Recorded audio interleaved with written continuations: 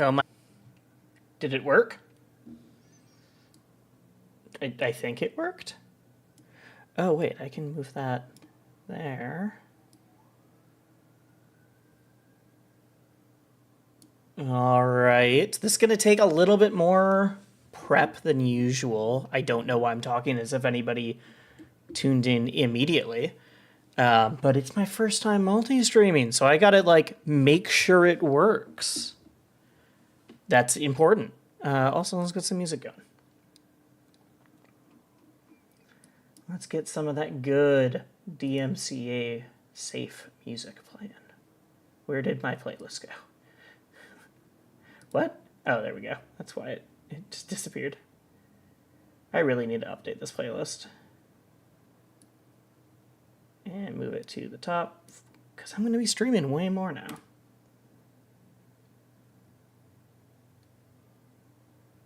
I forgot I added a bunch of stuff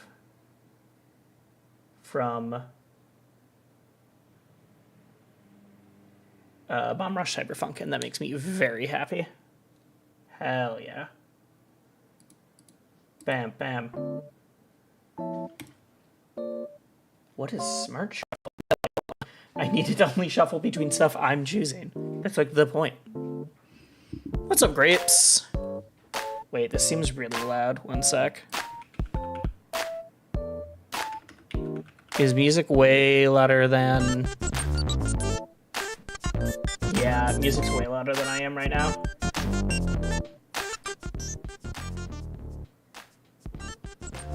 How do I adjust this to make it work correctly? Sorry, I fully like reset up a bunch of stuff, so I have to double check it all now.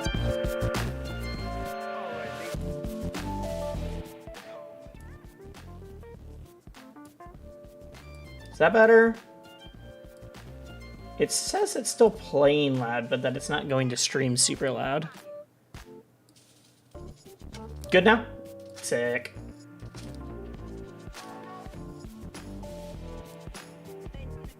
That's crazy. I haven't even posted yet. Oh, what's up, SSK? Oh my god, I have to watch 2 chats now. Okay, I will figure this out.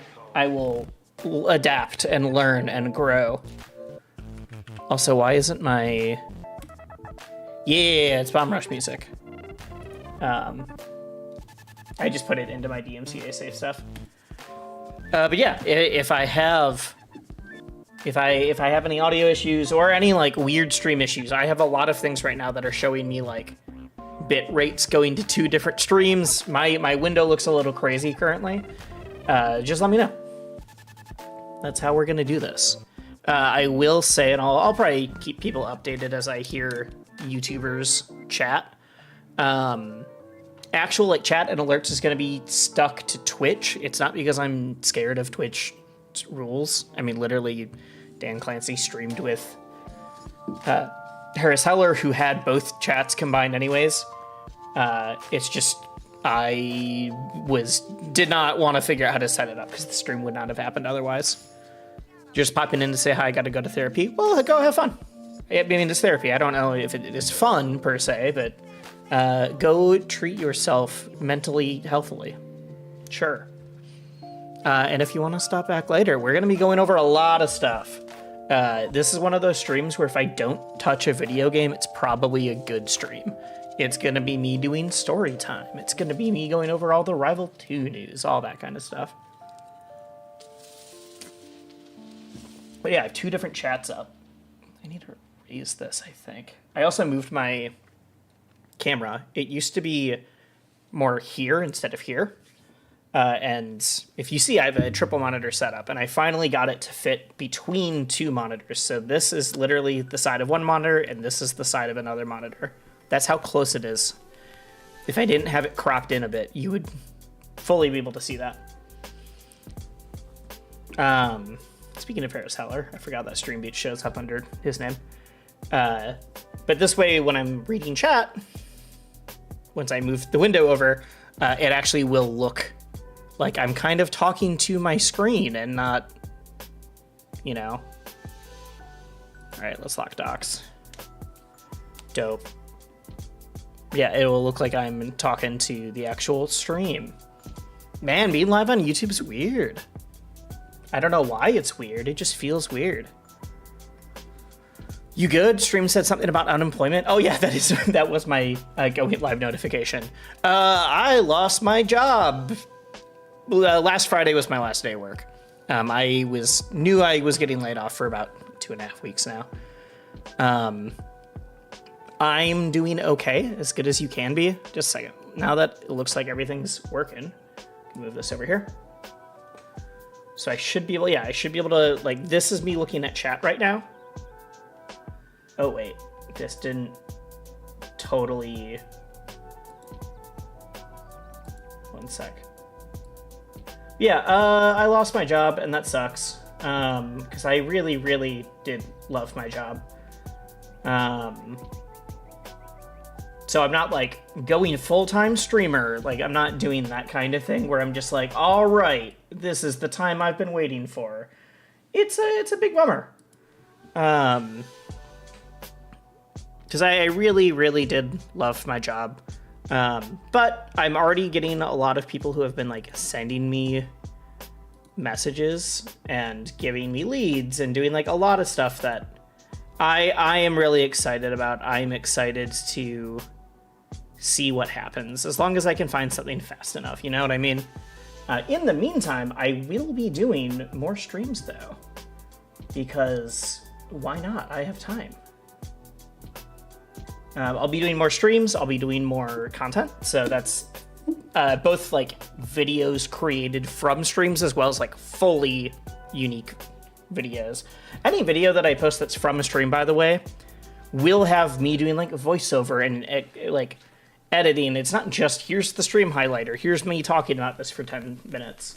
So if you ever see something you're like, I think I remember tuning in, I would like you to tune in again, but that's just me. All right, let me go post this, that I am live on both channels for the first time. Oh my God. All right, and I think, let me just double check that I can see everything well. I don't need this to be so wide. Why is this so wide? It's the one window I can't make smaller. That's annoying.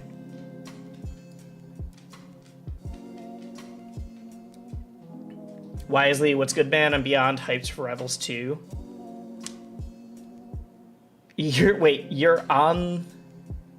Oh, you're on like a city bus going to Culver's. I don't know why that was so hard for me to parse.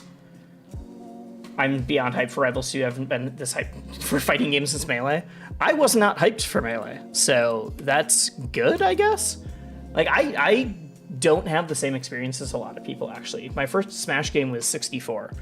I actually bought 64 with my own money as a kid. It was the first game I saved up my, not allowance, I didn't get an allowance, but I did like chores around the house and weeding and mowing the lawn to like get a couple dollars here and there. It's the first game that I saved up my own money for. Dude, Bingus, thank you. I gotta get some of these, now that I'm playing more Street Fighter and Strive, I need to get some of my notification alerts to have like Rashid and some stuff in them. That'd be fun. Rashid just flipping around. Right now they're all ice climbers, and I want to do ice climbers. I also want to add some from like I would love to add my like Rivals character and stuff like that. But I'll talk to my dude later when I have money to pay him. Yeah, I backed for $75. I don't remember what that got me exactly. I know it was for sure one of the ones that... oh my God, thank you. Holy crap.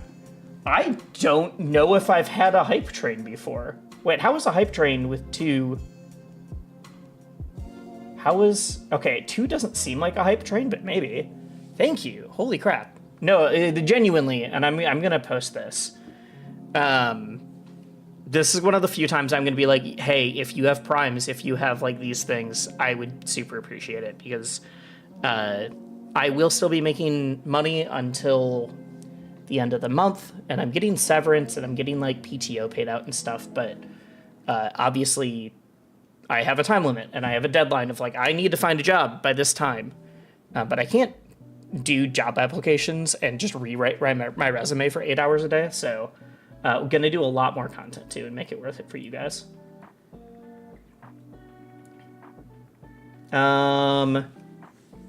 You haven't enjoyed anything remotely as close to mailing PM, but Rivals 2 is looking to change that. I mean, I will go down to my grave saying that at least the beta version or the pre-alpha, not even beta, the pre-alpha version I played really felt like PM and Rivals mixed. It's so good. I'm so excited for this game. And I've had some friends even say, like, dude, you kind of seem like a shill. I just really, really believe in this game. I don't know if you guys just saw. In fact, I will pull this up. Let's see. Oh, nope, I don't have the... Come on. I don't need it to do the whole display. Whatever. Like... One, Leffen saying, I just put $2,000 towards the Kickstarter. I only got to play a little bit at Genesis, but it instantly made me a believer. It is the only game I've ever thought to have the potential to be a true Melee successor. And you know what I want to say to that? There was 3 people on that Rival setup doing rotations. And it was me, Leffen, and DeBuzz, which was weird. And you know I smoked him. You know I'm so much better than Leff and DeBuzz. I genuinely have a weird history of beating professional Smash players and Rivals. That's what the story time is going to be about later. I think this is really funny and I'm going to keep this up. I'm a proud shill, not... See, I need to be paid for it if I'm a shill. You know what I mean? That's what I mean. That's what I mean.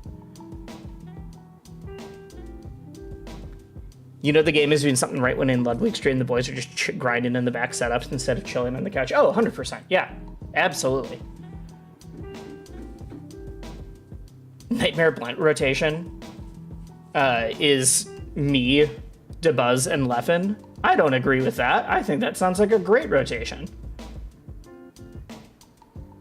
Yes, so something you just mentioned that I do want to talk about, because I'm in a couple of content creator discords, and one thing that someone asked was, what sets Rivals apart? And I really want to actually just make that a video, just like what sets Rivals apart, because I think it's the mechanics, but it's not like ledges or shields. Those are on the surface. I think what makes Rivals feel like Rivals is the characters and the character-specific mechanics. So I really want to talk about that. That one I think I will actually just make into a video. There's going to be several. If this goes my way, there's going to be several videos made from this. Yeah, no, I read the slime thing. Wait, let me catch up on Twitch chat because y'all are being amazing right now. Again, thank you for the subs. I put that in as a joke, but like the go live notification of 1 sub equals 1 job. But it really is it's a joke, but I did genuinely get laid off with over 20% of my company getting laid off at the same time. The Nightmare Blunt. Well, yeah, you just take any combination of banned assholes, and there you go. There's the Nightmare Blunt rotation. Leffen Stone sounds like an alternate timeline sort of situation. I can imagine that very easily, but maybe it's because I don't think Leffen knows who I am. Like, Leffen doesn't follow me on Twitter. Leffen doesn't we've not talked outside of quick thing at an event. But I feel like I've interacted with him enough to be I could imagine him high. Definitely drunk. What the heck, wisely at 4 p.m.? Yeah, it's the unemployed friend at 3:30 meme. Except I'm streaming now. Of unbanned people, probably Cody, Tweak, and Wizzy. I feel like I'm not in a position to be able to talk about what I think. 1 second. I'm trying to balance YouTube chat here because I'm not used to having that. You guys can't see YouTube chat on screen. I know that. There was somebody. No one's in there right now. That's fine. Let me tweet this out, though. I have not done that, and since it is my, like... Yo, thank you. Inclined Realtor? Is that how I'm pronouncing that? But yeah, let me tweet this out. That I'm, but one, doing this, that two, I'm going to be doing more content and more streaming while I'm in between jobs. In any case, enjoy the stream, take it easy. Well, thank you, Bingus. Also, I didn't answer your question. Mixfest was great. I didn't do well, but I feel like I learned a lot. And now I'm leveling up in Street Fighter Ranked again. Though I definitely am hitting that spot of, like, who you play, what's the phrase? I'm doing the, like, oh, but a good player will do this, and then I run into the person who's like, oh, you're just gonna wake up DP every single time. Or you're just gonna play as aggressive as possible and never block, unless you are forced to. And I'm not good at handling people who don't play the way I expect them to, which is me needing to be better. Wait 1 second. I need to save some of these tweets so that I can talk about stuff, because I'm going to be a real streamer who pulls up Twitter and reacts to it. You know what I mean? All right, let's actually post this. Going over all the Rivals 2 news.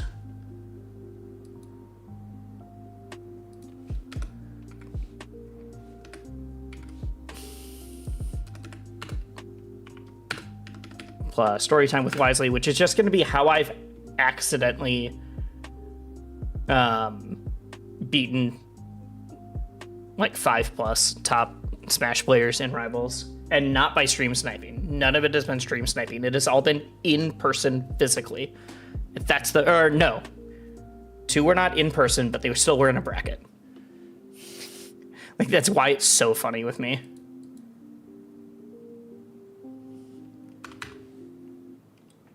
All right, 1 sec. Stop distracting me, everybody, by being very nice to me.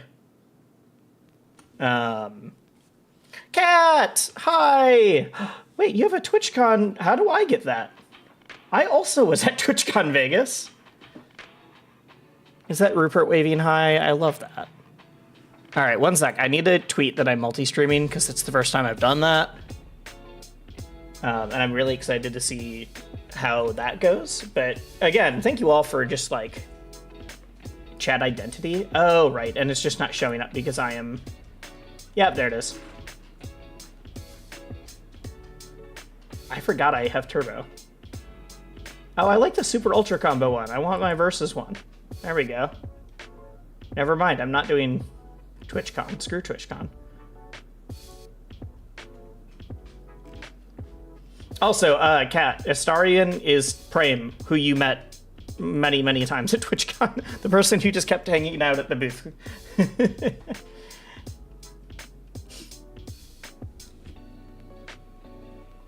1 sec. I need to actually... This is why I try to post before I go live, and then y'all are distracting me. Rivals 2, yes! Twisted Logic.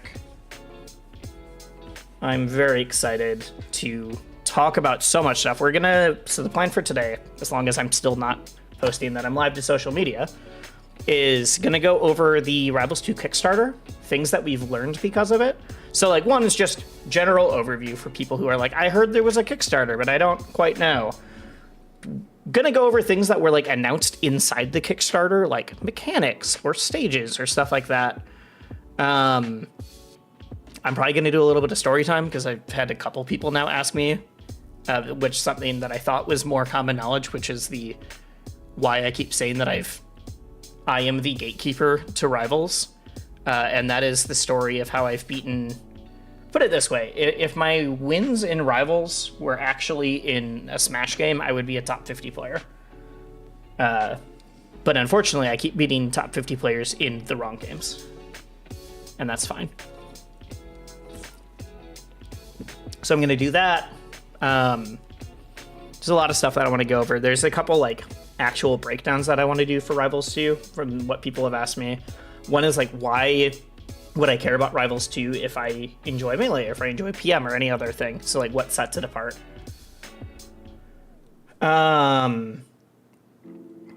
And then if I have time, it depends on how long I stream, because I'm not used to starting midday. It's my first time doing this. I also do want to like work out later today. I am going to do what I was going to say. I'm going to do... I just need to start this whole sentence over. If I have time, based on how long like just Rivals 2 stuff goes. Oh, yes, I was also literally just going to pull up the AMA and point out stuff that I thought was interesting. I started reading some of it and realized I'd rather talk about it on stream. Also, I'm going to go over the highlights of the Rivals 2 tournament. Not the Ludwig one from yesterday, but the Heatwave one. I have not watched it yet. I've been holding off because of this. And then finally, if I have time, I will be playing some games, but that's like... Maybe if you're all lucky, you'll get to see me pull out a controller. And the big thing for that is I got a code for Nickelodeon All-Star Brawl 2, because apparently I'm an influencer, which is weird. But yeah, they gave me a code. So I downloaded it and I've not touched it yet. Downloaded it this morning. So we will do a whole first impressions of that at some point. But for sure going to do a first impressions of it at some point this week, but I will, if I have time, I'll do that today. Okay, now let me, chat, I need you all to entertain yourselves. Twitch, you can talk to YouTube. YouTube, sorry, it's not going to pull up, and that's fine. But Twitch, you can say hi to YouTube. YouTube can talk, and I can pass the word on to Twitch chat from YouTube chat.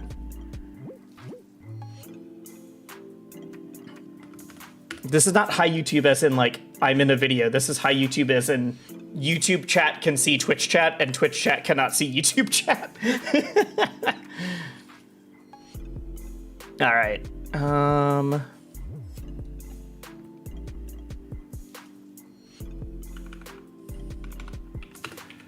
Want to be Eon. Hello.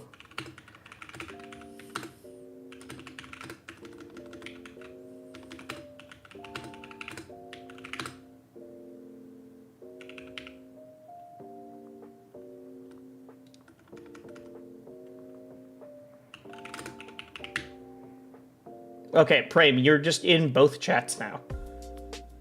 You're talking to yourself. This is, and I'm the only one who can see that. So that doesn't even, it's just a joke for me, not even for the rest of Twitch chat. People who don't realize that Astarian 404 is also Prem. All right, one sec.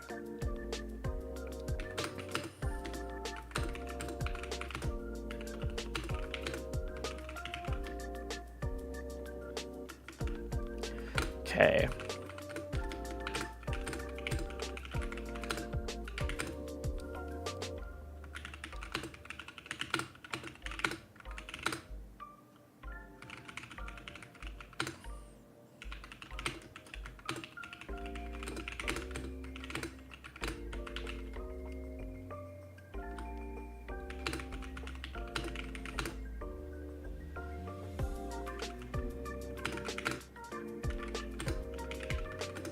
One sec. Because it's just taking me forever to type.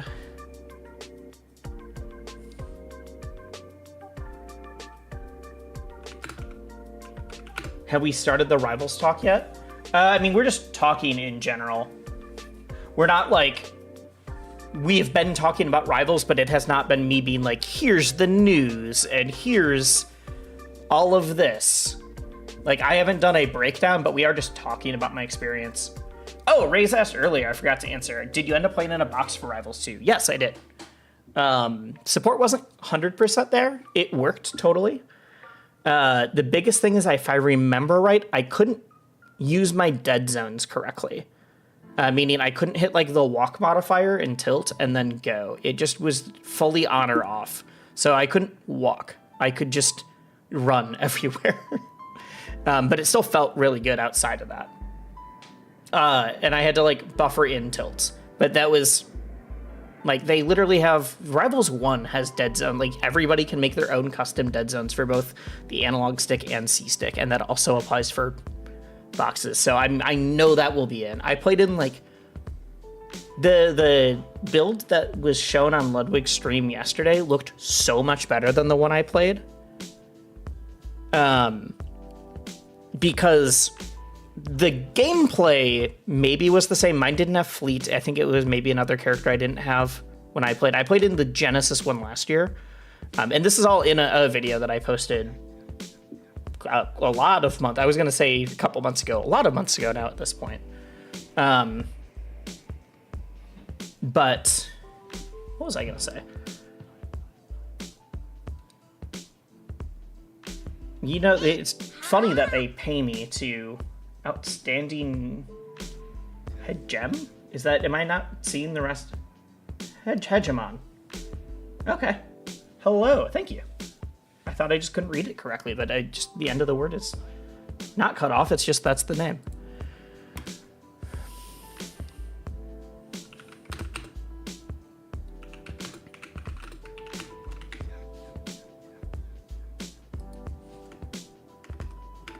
Okay, I wanted to make a post that was like, I'm talking about this today.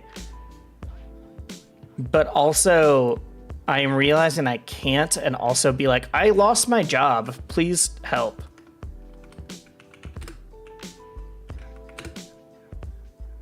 One second. We will be going over the AMA. I was reading some of it that I thought was interesting. I think a lot of it is stuff we kind of knew, but it's interesting having it all in one spot and like fully laid out.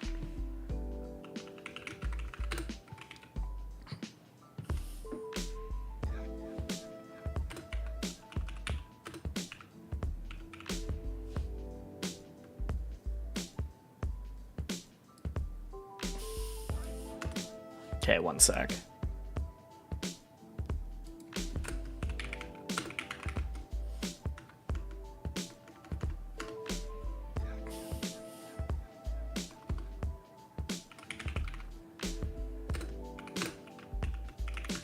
Twitch and YouTube. Sorry, I'm being quiet. I've been trying to type my I am live, and it's also the first time I'm doing multi-streaming. So I'm watching two chats, and there's just a lot that I'm trying to, I will get better. Only one chat is popping up on stream, and that is kind of intentional, but kind of not. It's not that I was scared of YouTube or of Twitch, but I just did not want to deal with setting it up because every system felt kind of messy to me, especially with the way I already have chat designed.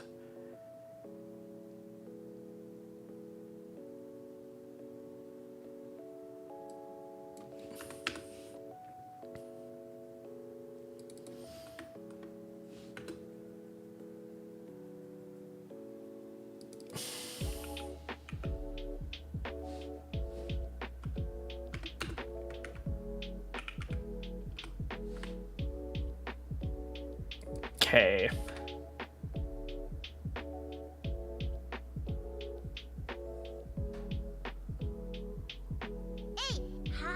I heard a noise again. OG Mocha. Hello. I do like mochas. I haven't had one in a while. That's the easiest way to distract me, is get me talking about coffee. Okay, one sec. I'm way overthinking this. We're just gonna let it rip in post, and then I'm just gonna quote retweet what I'm actually talking about.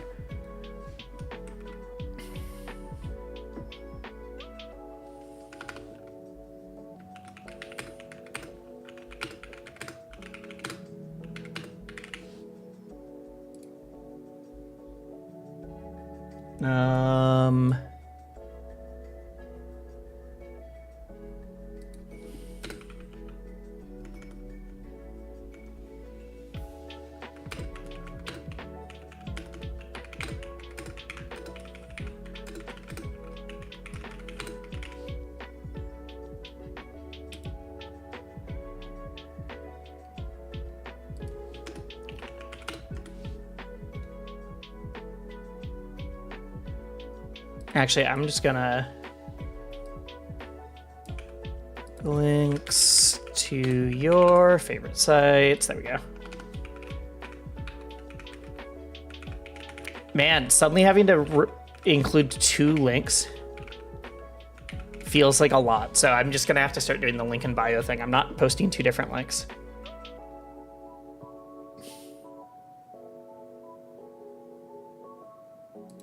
Bam. All right, there we go. I'm gonna ignore Twitter again and talk and hang out with you guys. Oh my god. Nintendo, thank you. Also, Wicked Leak, hello. OG Mocha, thank you. Holy crap. All right, let me get caught up on stuff. I need to take this song out. I'm not a huge fan of it. Of my DMCA safe playlist. All right, did we start talking about Rivals yet? Kinda. I was just answering a lot of random questions, both about current and new Rivals. What did you miss? If you aren't sure, when you say, what do you miss? Did you see any of the news from yesterday? Hello, bud. Yesterday, for anyone who's not in the know, Rivals of Aether, or Aether Studios, announced the Kickstarter for Rivals 2. Something that I will be honest, I knew about for like 2 weeks. I was not supposed to. I was working on a project with the Rivals team. And the project kept getting pushed back as George was just like, we have something really important, but I can't tell you what it is yet. And I just need to, like, you don't know. It was this very awkward, like, clearly they had something very big they were going to be doing, and so they had to keep pushing it back. Because the thing we were going to do would have ended up, like, overlapping with the end of the Kickstarter is what I found out. So I've known for, like, 2 weeks. I knew they were going to be doing a Kickstarter, but I didn't know, like, any details. I didn't know prices. I didn't know tiers. I didn't know, like, anything else. I just knew that one would be announced. So it was funny because, like, I didn't know that a crew battle was happening, but I did know Off-Brand was involved. Like, it was a weird level of, like, what I knew and what I didn't. Sudachi, I have genuinely no idea what that sentence means. I can't believe Wise doesn't, like... Okay, whatever. $500,000 in funding in a single day is a pretty damn good effort. I'm so proud of them. I messaged... I think the only person I didn't message is Dan, because ironically, I think I know him the least. I just see the activity feed. I will comb my beard, and then I will give Hobbs a treat. He's already right here. Perry, not the platypus, thank you so much. And Perplex DK, holy crap.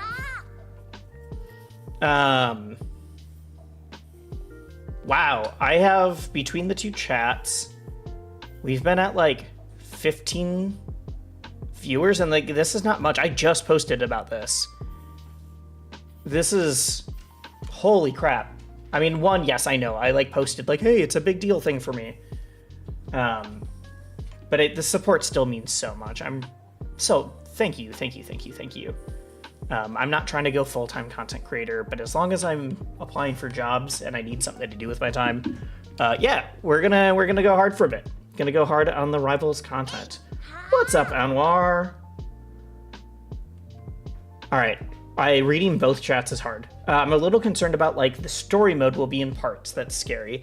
I mean, the way everything was worded, and I'm gonna go over this later, is clearly the Kickstarter was designed where they want to do these things for sure.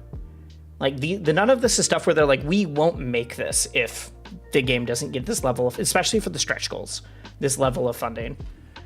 But it is if we get the stretch goal, it will be out on launch because they will literally just hire more people for it. They're trying to make this a games as a service game. And that's something I'm going to talk about a bunch. Before I get into that, because I think that's where we're basically gliding into the breakdown. Saber has redeemed the Twitch points to give Hobbs a treat, so we're going to do that real quick. Hi, bud. Hi.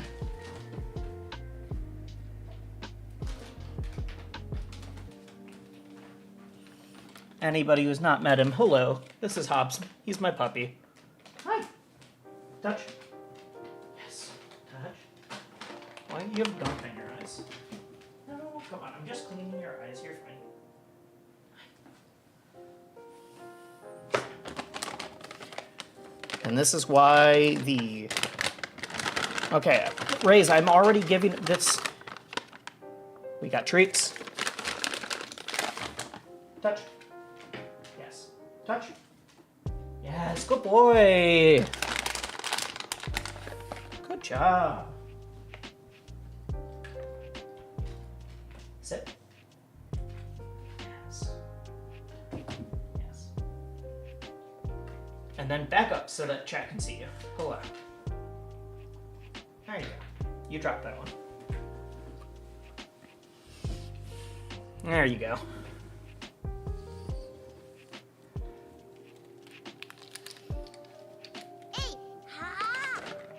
Chopper, what's up? Thank you. All right, let me get caught up with chat. I have had chat pause for a sec. I gotta head up to class, but I add everyone in my Discord. Oh, thank you. You TA the class?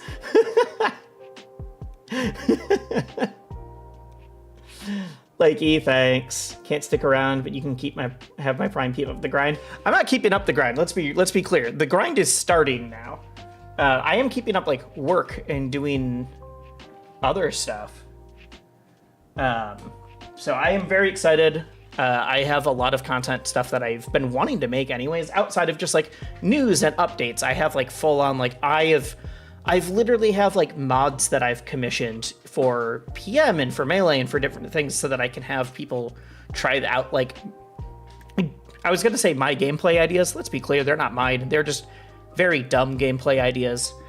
But there's a lot of stuff, both news and just fun things that I'm really excited to make, as long as I've got some time. Pledge $30 to get Rivals 2 early. I didn't know you liked Rivals 1. Hell yeah.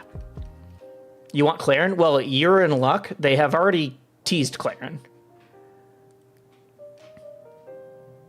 love the beard, by the way. No, they've already teased Claren. I don't remember if we saw a... What do you call it? It was either a, like, we saw some renders or we saw something. We haven't seen Claren in motion yet. Story content post-launch to coincide with character releases feels right to me. Yeah, okay, that actually does get me back to what I was saying before. Things being... I wish it was just one long story mode as well. I agree. But I think doing it in this way makes sense still. They're trying to make this... They literally say in the Kickstarter, and this is something I'm going to put more emphasis on later, is... The Kickstarter, they literally say, like, we wanted to do free to play, and because we couldn't find a publisher we felt great about, we couldn't do it. So they want, and they even said if sales and then like cosmetic sales go well, they want to parlay that into potentially making the game free to play down the line. Like they straight up said that in the Kickstarter, is if cosmetic sales go really well, they would love this to be free to play, and then like go down the line. And that includes like when they're gonna get all the Rivals 1 characters in, and when they're like, this is down the line kind of long terms games as a service type thing. And so if they're willing to add to the story mode through like, here's this character launch and then we're getting a new story mode through it, like I'm kind of okay with that. I've seen some like hot takes that I don't agree with about like, they're asking for money. It's like, no, this thing would still be in the game someday. It just, now stuff is going to be on launch. I completely skipped over your comment? What comment? I didn't see one. I literally don't see anything before that other than like the stuff we were talking about earlier. Saw the Kickstarter vid. Okay. Clear modeling is literally listed. Very interested in trying out those mods. Yeah. I'll give some sneak peeks. I was trying to hold it off to like when I could bring it to a tournament.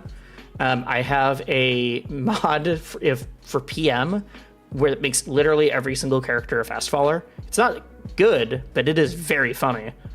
And so like that's the kind of stuff for some of those types of things. In addition to like news, and I want to do some content that's like, I think it'd be really fun to do the, you know, have you seen fighting game videos that are like, this is what a Shoto is, and this is what a grappler is, like that kind of thing? I think it'd be really fun to also do some plat fighter versions of like, this is what a spacey is, and why we call it that, despite now spaceys also include things like El Tigre from All-Star Brawl 2, and like, what is the... Because it's not like a Shoto where you need a Tatsu, you need a Dragon Punch, you need a way to get around projectiles, and you need one for yourself. Like, I think archetypes in Smash are really interesting, and so I want to make some videos that are like, yeah, this is what a swordie is. They have a sword. Yes, that kind of stuff. Would surely be in... I don't know if we're going to get all 6 on release. I have no idea. I have no clue. Because I would like it, actually, if they're like, hey, if we're getting characters on release, which I don't know where we are at right now. I feel like one of the stretch goals was to get like up to 10.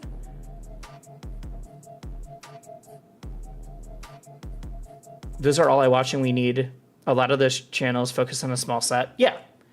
We're at 8. Okay, I'm going to go over, like, that's some of the stuff I'm going to go over. It was really fun last night. I was in an album club, which is shout outs to SSK, who was in here earlier. Different SSK than the one Saber's talking about. Somehow I know 2 SSKs.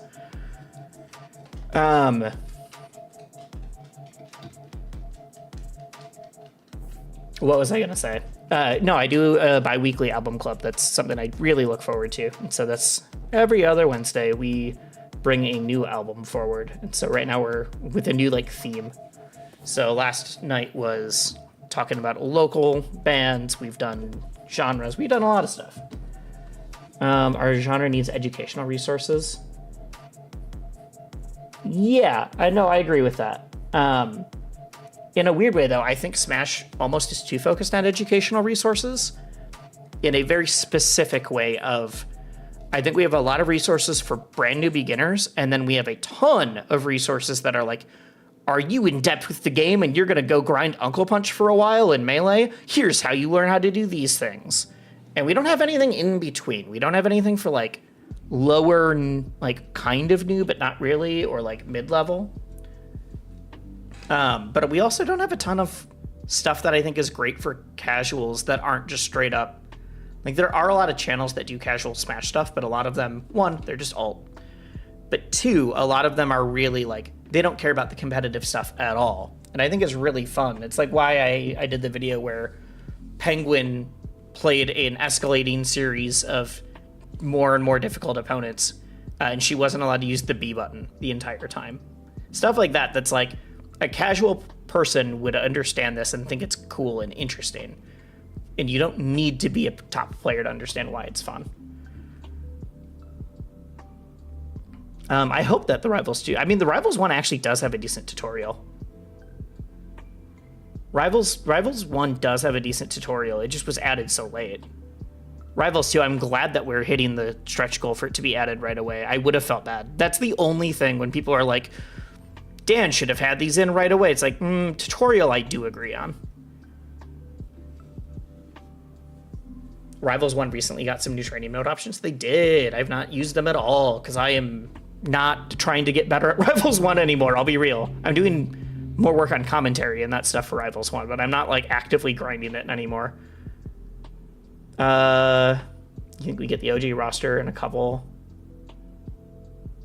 I don't agree because we already have some characters. Like, I think we're going to get Clarin before we get maybe like there's some characters I think we get. Like, we already have Rano, and Rano isn't OG. Rano was not on launch. Stuff like that. You can search up how to play fighting games. I mean, there are videos about dash dancing and wave dashing. I'll push back on that. They are game specific. They're not genre inclusive. Usually they are... okay, can someone Merc Perplex DK, please? I'm sad that I congratulated them on following me. If a mod can do that quick, or I can.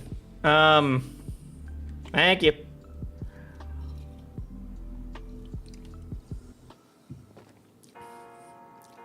You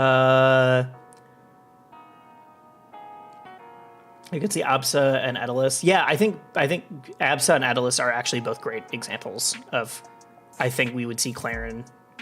I don't think before Arcane, not because Arcane is like more or less complicated, but Arcane's so popular. Arcane is very popular for casuals, actually. Despite no one knows how to play him, something about a whale puppy. It's just good character design. Like, not a ton of people play Arcane. The Arcane plushie is sold way more than any other character. I have one. It's over there somewhere. Super OGs, and then, yeah, which I think is what they're doing. I think that's what they're doing. We've also, seen Arcane's Eyes and Teeth. Hi, bud. Speaking of puppy. You're not getting more treats right now, though. Touch. Pops, touch. Yeah.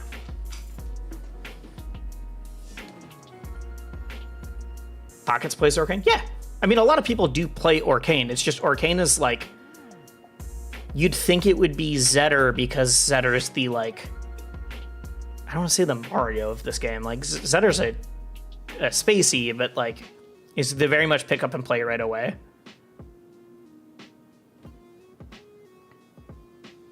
Saber said, oh god, no, because Saber doesn't want to have more responsibility than he already does. Your hell is biased to the latest characters. Yeah, I feel that. I mean, I'm biased. I'm an Ori main, and Ori's just not being in the game. So I'm waiting for us to add a new character that I can play that's like a duo character. Lots of crossover already. Yeah, I mean, yes, but that's not crossover like to an outside audience. Yo, Saber's there. Maybe I should switch to Twitch. I mean, Twisted Logic. I'm still gonna read your stuff here. I'm just learning how to balance both. Maybe someday I'll figure out how to get the chats on both sides to work out to be displayed on stream. I found a couple of ways to do it, but it was like, it felt really finicky. It also didn't, like, it changed the fonts, and they didn't. This is how you know you're using like weird plugins and people who are good programmers and not graphic designers. So I'm like, you gave me like 3 font options and they all suck. Like, let me use my own font, like whatever. And I care about design and look too much. But yeah, if you're on YouTube, you're just not going to see. You're just not going to see your stuff on stream, and that's okay. Sorry, but you'll still be able to watch. We've been going from like 15 to 20 viewers the entire time. That's amazing. Thank you guys so much. And a bunch of subs. Holy crap. Bunch of subs. We got 1, 2, 3. That guy doesn't count. 4, 5. We literally got like 10 followers immediately within an hour. What does this button do? Can I make, what is this? Hit the, oh god. YouTube chat, I lost you. I hit a heart button and it's freaking out now. I didn't know what the button did. I'm sorry. YouTube chat, I will save you. I will be able to read your comments again. 2-step verification. Why did it sign me out? I was literally reading chat. That doesn't make sense.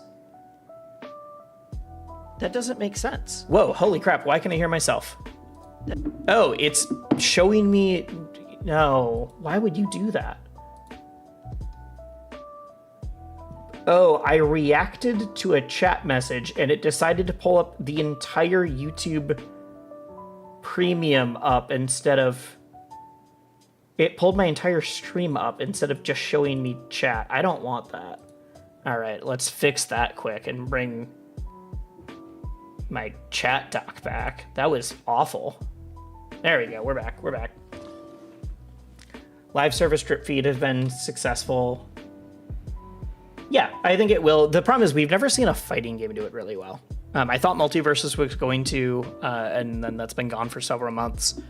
We're hoping, fingers crossed, but we'll see. I'm hoping that they pull an Asby 2, where I've not played it yet, but everyone is like, holy crap, this is so much better. What's up, JT? And then like, there's other games that have done free to play, like KI and other stuff, but the drip feed of like, this is going to be, I thought Street Fighter might have done it, but now we're doing, what was I going to say? Now they're just doing $60 things and like $20 stuff. So who knows? Also, I might play some Street Fighter later after Nesby. Haven't heard anything via Devin in a while. Yeah, I need to bug Reslived again. I know Sharpie wanted to do commentary with me again when it's back. So I'm hopeful. Don't get it on the Switch though. No. So I became a fancy influencer. And by that, I mean, I found their influencer stream key application and I sent it in and they were like, yeah, here, go. So I downloaded it. I have not touched it yet. PL gonna be free? I don't know what PL means here. Tofu, I did not ignore your comment. Yeah, no, I think I didn't totally ignore it. I just, when I was like, yeah, Slime loved it. Like other people, especially Melee players who like, some people are gonna be like, I'm gonna chill. I'm gonna chill for this game while they're paying me and then I'm never gonna touch it again. Like, dude, so many people are like, bro, how do I get the code? How do I put this on my own computer? How do I do whatever? Apparently Astarion is just leaking stuff everywhere right now. I won't comment on that because I didn't hear anything. But I played it at Evo and it was fun there for all like 4 minutes. Rivals won more than doubled its one. Yeah, exactly.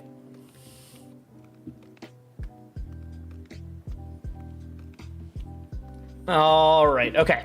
I think I've caught up with chat and I'm learning how to balance both sides. YouTube chat is a little slower and that's just because I've never streamed to YouTube before and so people literally aren't ready for me to be live there. I'm curious. I'm excited for Project L. Yeah, Rivals shows me more hyped because I'm a platform fighter dude at my core. But yeah, I knew that Project L was just a placeholder. But like I've been really getting into traditional fighters lately and Project L is really fun. You saw that on YouTube now? You're like the third person who said that, so I'm cool with that. I mainly consume content on my TV over there. It's just a smart TV and I'll do, yeah, no, I'm totally fine with that. If a bunch of people are like, oh, you're live on YouTube? Cool, great. I was thinking about streaming to YouTube anyways. Like, part of me was like, what if I do platform fighter stuff on YouTube and then I do just general gaming on Twitch?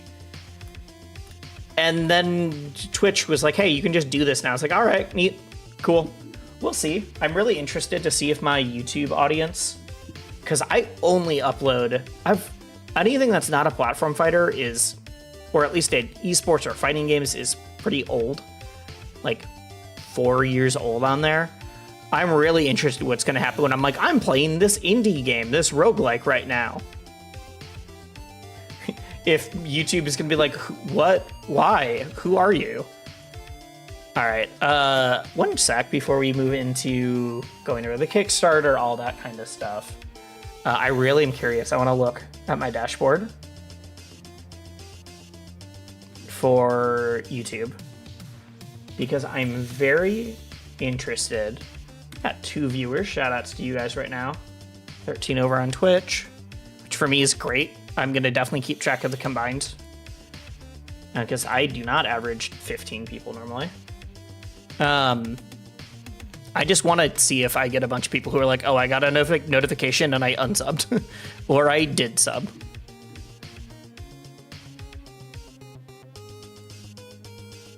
I don't remember adding this very chiptune song to my DMCA Safe playlist. Holy crap, I got a lot of views at 3:30 today when I went live. That makes sense. Yeah, it's a bunch of people who all jumped in. That's funny. I didn't know that I could see that. I didn't realize that I could see active live views. That's neat. Hello, Venom Turtle. Hello, JT.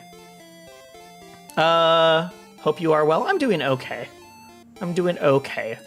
I'm personally doing well. I'm feeling good. I've been working out a lot more lately, eating better. Finally back on medication after annoyance stuff. But also, like, I lost my job, which I mentioned. I don't know if you were here when I... It's in the alert stuff. Like, I'm doing the best I can, all things considered, if that makes sense. I'm feeling good, though. I've had a lot of people send me good leads for jobs. We're feeling good. I've applied for, I think, 3 or 4 jobs already in the last week. And we're going to see what happens. And I'm feeling happy about, like, being able to make content and being able to, all things considered. Yeah, exactly.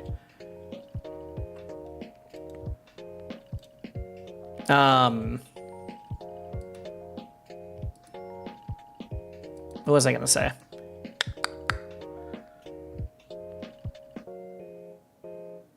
Yeah, I'm going to make content.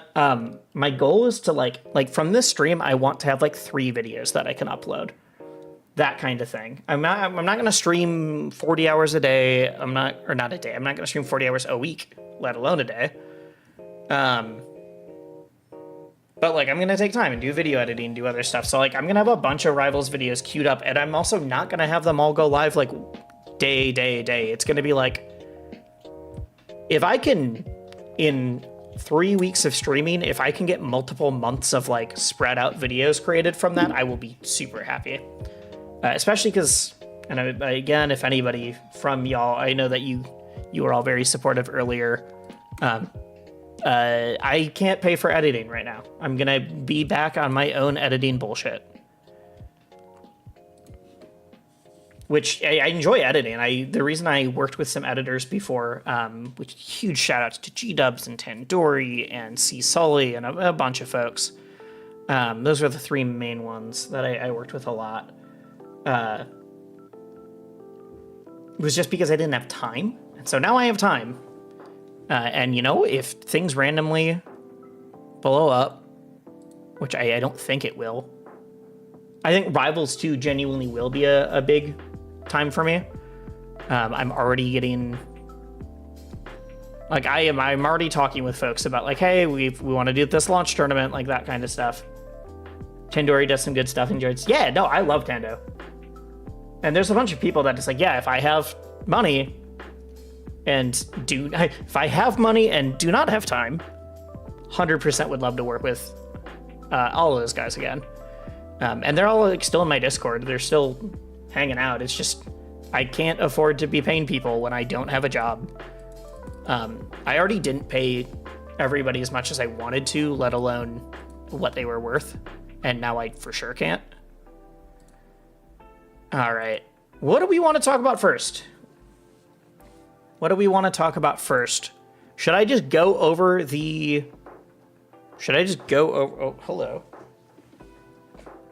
Oh, I thought I saw, okay. That was weird. I thought I heard Hobbs. Should I just go over the Kickstarter right away and then we'll go from there? I think I'll do that. We'll get story time later.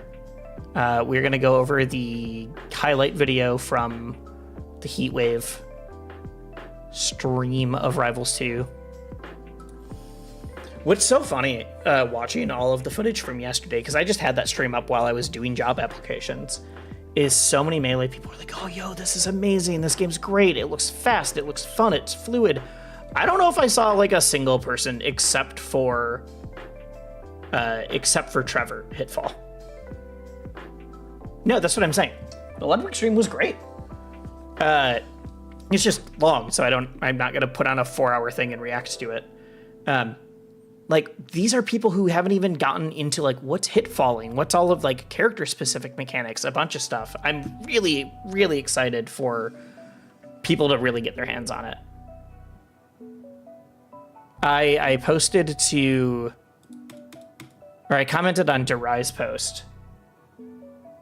That I was like, I'll give 10 gifted to the first person who hit falls on purpose. Not like, oh, I accidentally hit fell, but the, oh, I'm using hit falling in a combo intentionally. Did not have to pay anybody, because I also clarified that top Rivals players or devs do not count.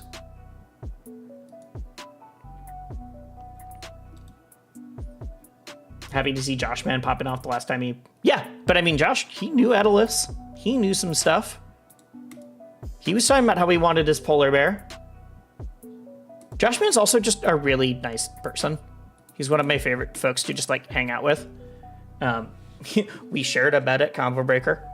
Not on... It was a weird... He was not supposed to share a bed with me. He just didn't have a bed that night.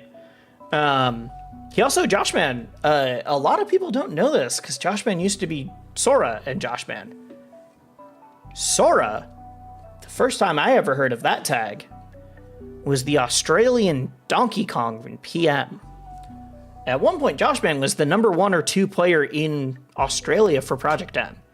Like, dude knows his platform fighter stuff. He is not just like a Fox player who only can play Fox and thinks in terms of Shine.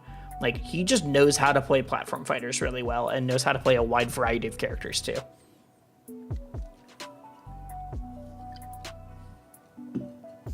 In fact, I think it was like when I met him at like BOBC 2 years ago, I was like, yo, I really... Well, oh, I didn't know you were Australian. Okay, cool. You came back to Aus and broke the win streak of our current number 1, Rizul. Rizul the Ness? It's either Ness or Zelda, and I don't remember. I'm getting 2 people confused, I think.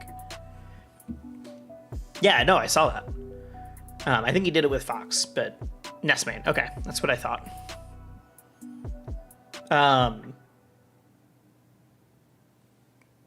Oh, this is SNC. Okay, got it.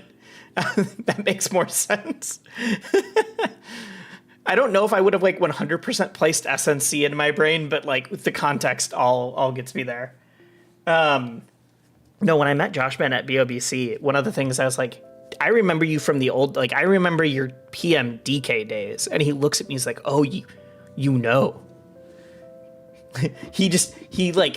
Because he had a lot of people that are like, yo, Josh, I saw you at Summit. It was great, whatever. He's like, yeah, thanks. When I was like, yo, I remember the PMDK, he just looks at me. He's like, oh, you were in the mines.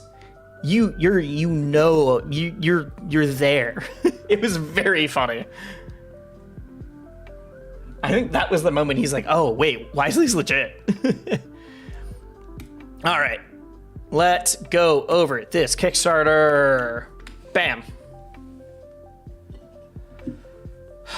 Holy crap.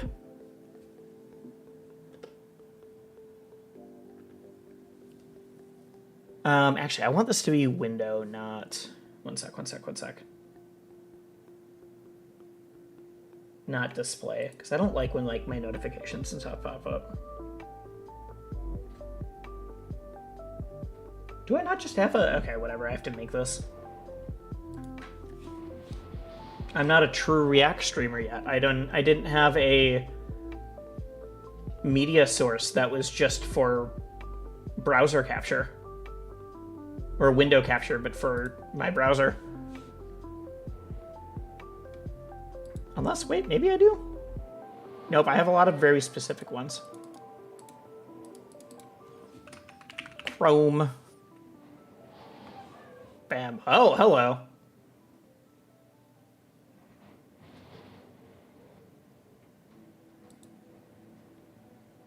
Ah!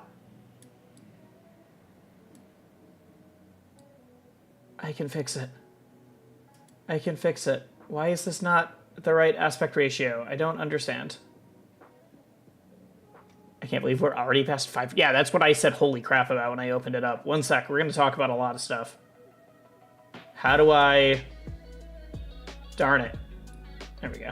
I found it. I changed where all of my things are, and now I couldn't find my stuff.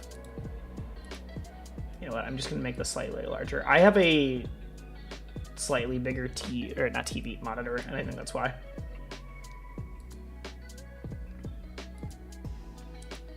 $31 supporters? What? Where do you see 31 supporters?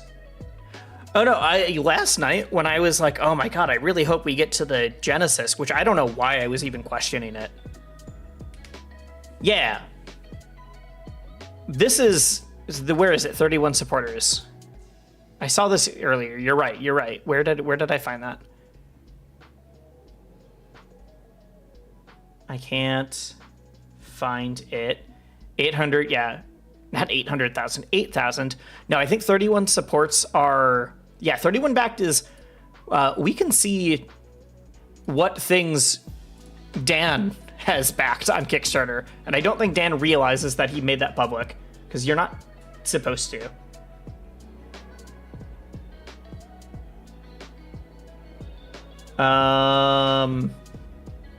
Like you can hide this. Pumped to see him compete in America. When is he coming to? Oh wait, Rizel's coming to bigger Mile High Club, whatever it's called, even bigger, even miler high, even higher club. So we can see Dan has backed Collie Defense, a tower defense. Hello, my dad is calling. We're not gonna answer right now. A tower defense game for the Game Boy Advance. The Cancel Panda controller. Recursor, a roguelike platform fighter. Huh, I don't recognize that one. Frame Makers makes sense. Don't know Lunark. Spy Fight, got a good card game here. Indie Pogo makes sense. That's cursed. That one's cursed. An indie game zine. We do love Last Stock Legends in this house. A live cinematic puppet show about death and technology. Okay, wait, Dan, what is this? Premiering at the Museum of Contemporary Art, Chicago in 2015. Oh, this also tracks? Not that, but that it's 2015, because I definitely backed way more things on Kickstarter in like 2015. It's not as popular as it was.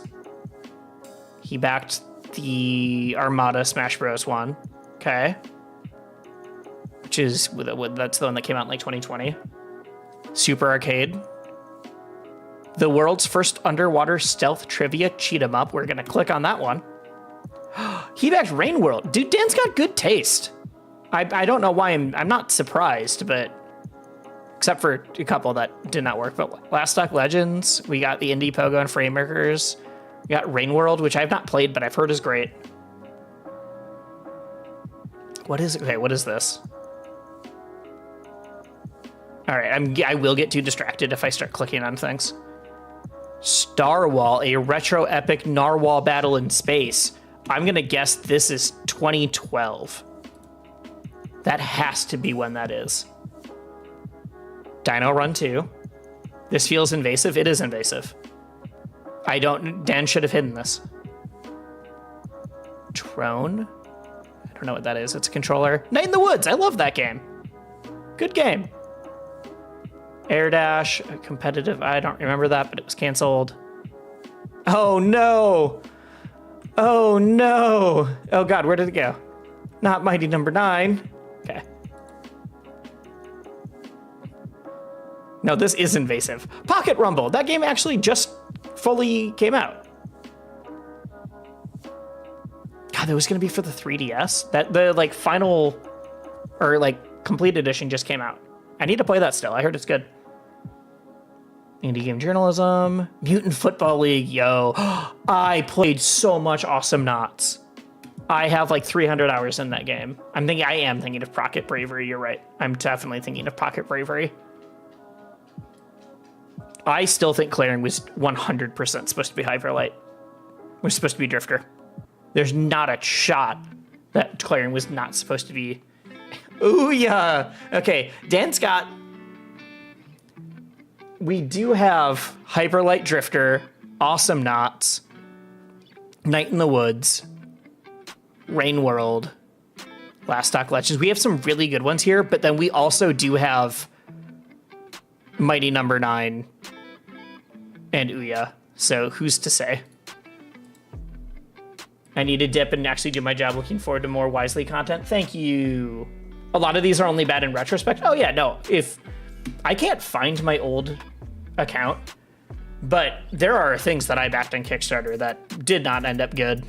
Especially like different, oh God, I forgot I clicked on this. Oh wait, I was gonna say, I guess this was 2012 because it was a retro narwhal themed game. Last update was 2015. When was it launched? Oh God, European Wii U releases ago. 2014, wait. How do I just see campaign? This made so much money. Oh my God. Did it? Okay, it didn't make as much. It just had a lot of stretch goals. I can't find it. No, I 100% don't bet 100, and there's games that I thought were going to be great. I bought Icons. 2013, I was so close. I thought 2012. Okay, anyways, Rivals 2. Do we watch the video? See if there's... This just keeps going up. This keeps going up. Yeah, I think we watched the video. See if there's anything immediately. Plan for this is we're just going to go over the video, or we're going to go over the Kickstarter. After that, I'm going to go over the gameplay from Heatwave. Talking about things that we didn't know, things that we now know concretely, like we didn't know what the payment structure for this game was going to be beforehand. All of that, and then I'll be chopping this up, putting it into a video as a like what you need to know about Rivals 2 pre-release type shindig. So I'm going to pay more attention to this because I will respond to chat, but when I'm doing this, it's more to record for YouTube. So everyone, say hello. Say hello, YouTube. You can't see chat on screen, but say hello, YouTube. And actually, YouTube is here now. It's hello edited YouTube. I forget that I'm multi-streaming now. If you're tuning in on Twitch, but you're like, hey, I prefer to watch on YouTube. Like, genuinely, I watch more streams on YouTube because I just have YouTube up more often than Twitch.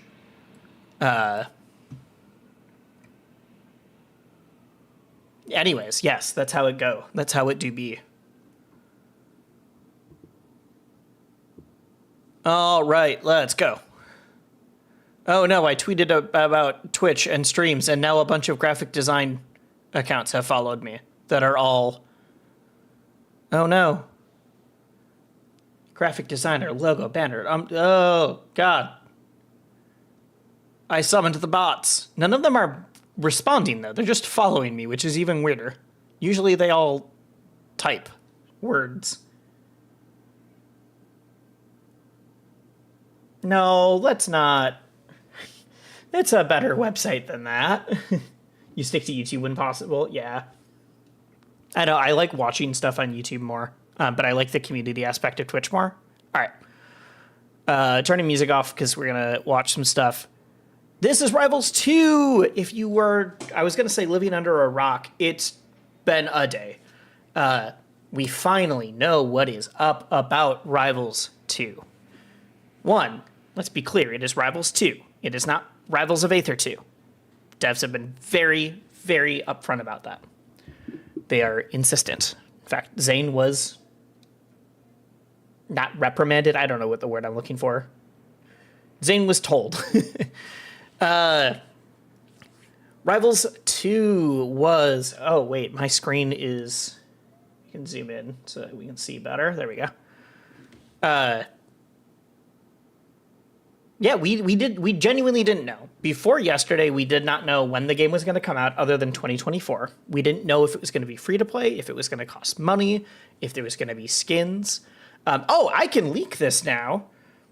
If you watch my video about I played Rivals 2 and I got a hands-on look at it from last Genesis, one of the things that I say is that there's a couple things that I just was not allowed to talk about. And that was skins. I could not mention how sick the skins were in this game. A lot of the ones, if you watched yesterday, and we're going to see them in here, like the Robot Raster or the like Egyptian crag. Those weren't in there. I did see Soccer Crag. I saw like Toxrano. I saw a bunch of different ones that were great though. Yeah, the Egypt crag is so cool. There's way more in here now, but I just couldn't talk about that. And the reason, and I was straight up told this, is because anything that was tied to monetization, I just couldn't talk about because they didn't know if they were going to be charging for skins or if they'd be free or if, so I just couldn't mention that skins existed. But yeah, off the dome, and we're going to go over where it says all of this. The game, I don't know how much it will cost. They're trying to keep it lower than a full game. They're not going to do your $60 game or even a $50 game. But you can pledge right now $30 and you will immediately get the game when it comes out. Probably shouldn't have used the word immediate there.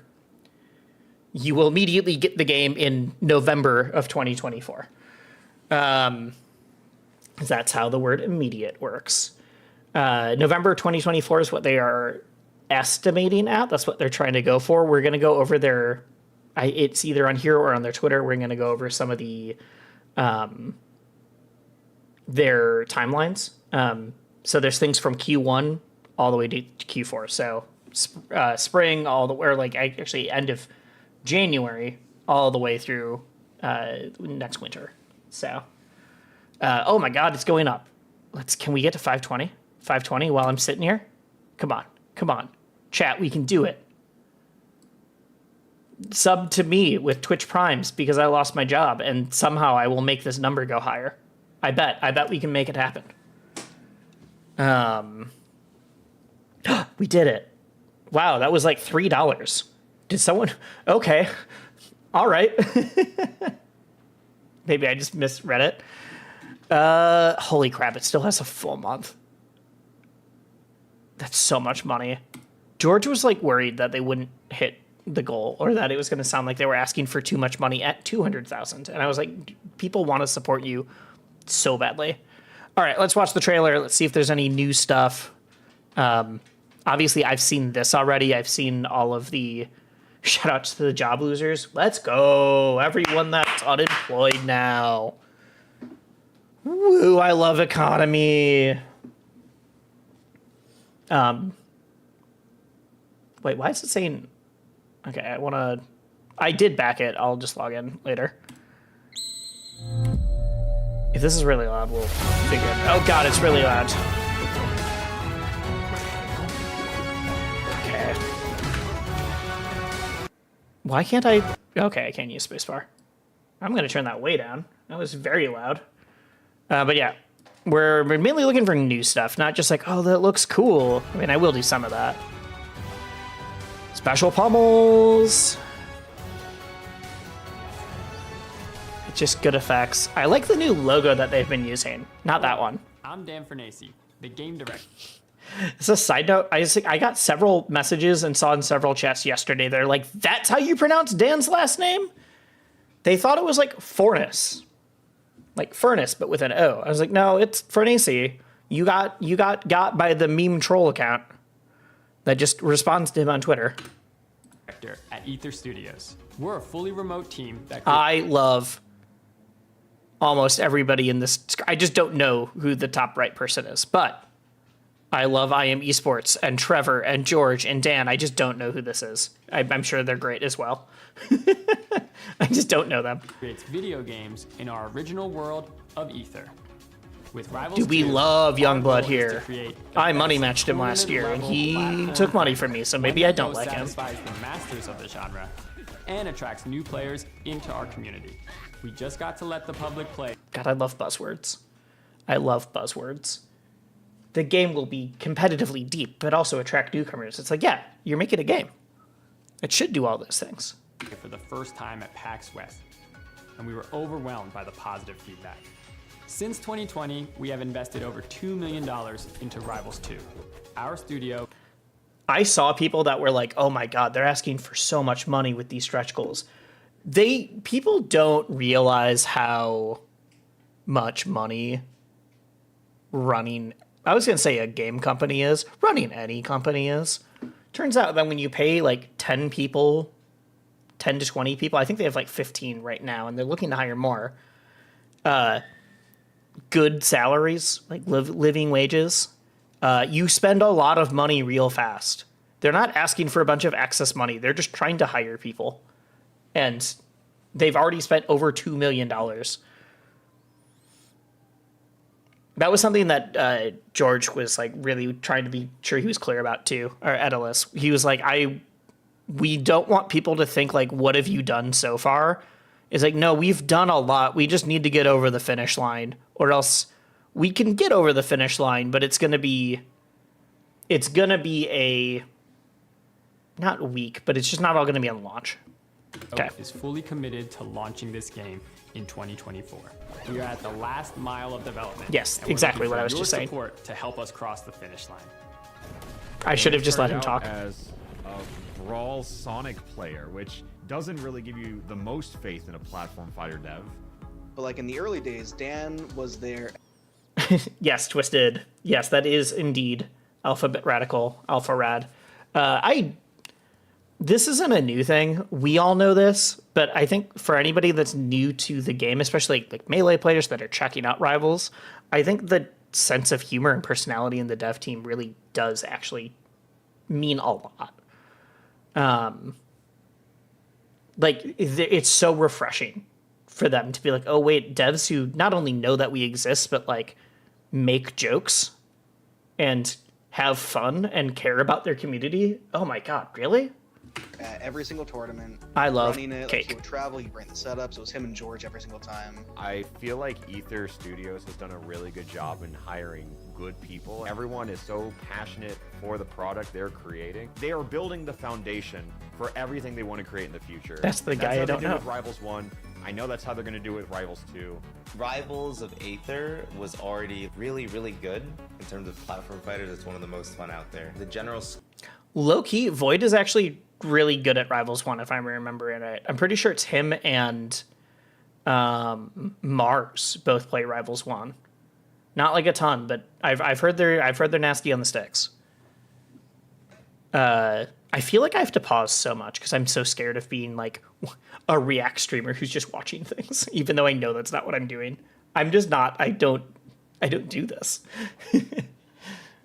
Also, extremely funny that there's literally stuff from Heatwave. Unless this was from 2 years ago, Heatwave in the video. Presentation and humor was a hug thing that kept you coming back. Yep.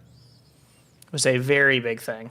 I mean, I look forward to April 1st like it's a national holiday now because of the directs and guessing what is going to be shown, what insanity. Was still flabbergasted by puppets. Skill level of characters and like expression that you can do just feels very unique. All the things that I think Rivals 1 is amazing at, Rivals 2 does 10 times better.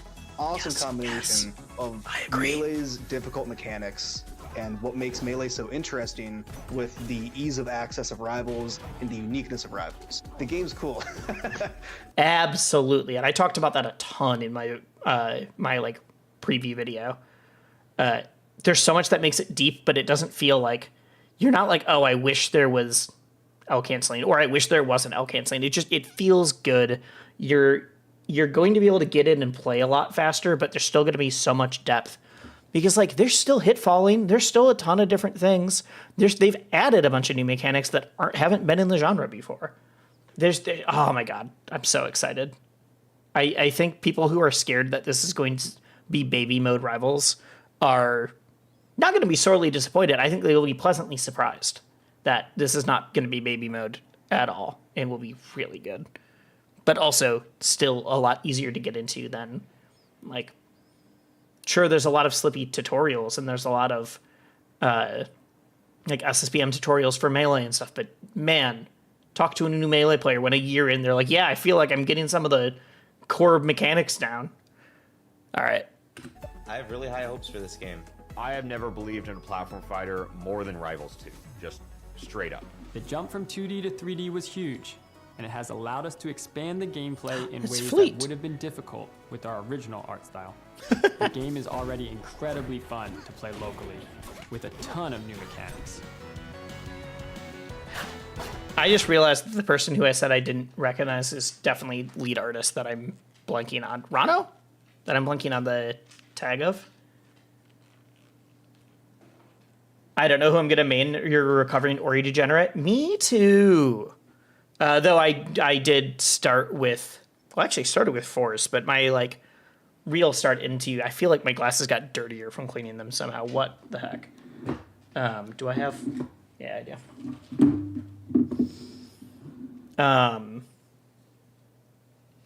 My intro to Rivals was with Force. Hello. And then that was like in beta. All right, whatever. I've dropped my phone like 4 times. Because I like puppet characters, and so I played Force when you could just make clones all the time. And then that got nerfed, rightfully so. But I just didn't click with anybody, and so it took. Came back a couple years later in like 2016, 2017, and playing Zetter. And then eventually picked up Ori as a counter for the patch that Claren and Rano came out, and suddenly Zetter couldn't recover it all. Because 1, I was bad at the time, but also 2, they were overtuned, and it was a real rough time to be a Zetter main, because I'd get sent off stage and just die every single time. And now I play Ori. But when I played the alpha for this, like those characters that I usually don't play in Rivals that I was really enjoying, actually. I don't really play Craig much. I don't really play Rano much. And they both felt really good in Rivals too. Zetter obviously still felt great because it's just PM Wolf. But with fire. But yeah, everyone felt really good. Rano, I think, is cool, but I always, in Rivals 1, I tend to, something about his dash distance feels weird to me, because I try to play him too much like Melee Sheik, and his like spacing is off, so I just whiff a lot of attacks. But in Rivals 2, the way the movement worked, I just felt great while I was doing it. Only one I didn't enjoy was Raster, and that's because I'm just bad at playing Raster. Raster does not make sense for my brain. All right. Yes, we have wave dashing.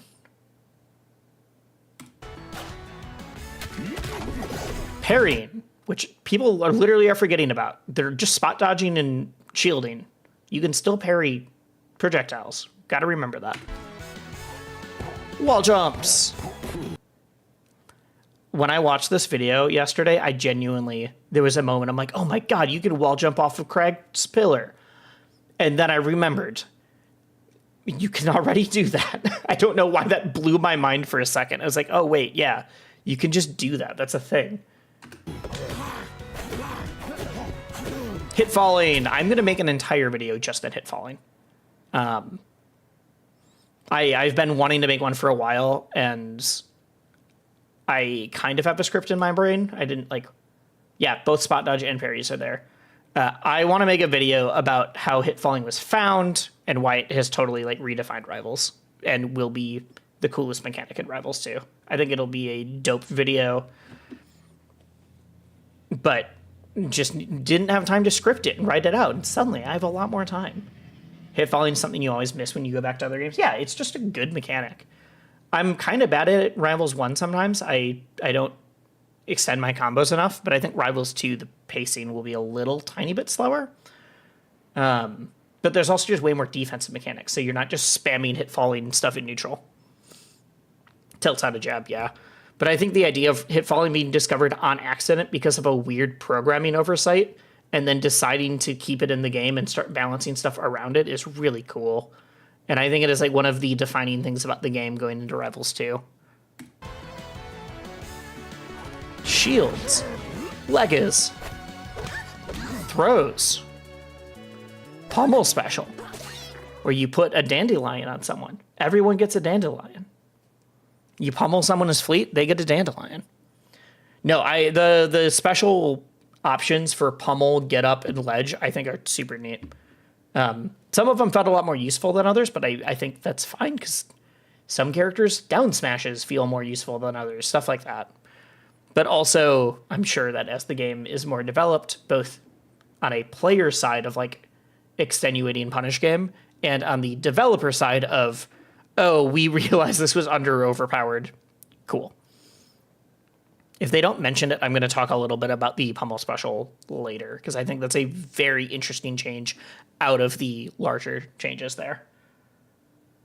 What's a comp for Fleet? What do you mean by comp? Also, I was joking. Fleet does not get a Dandelion. Everyone gets their own special. Everyone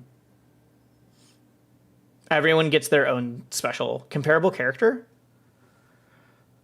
Maybe Pit from PM? I don't think that's a good comparison, though.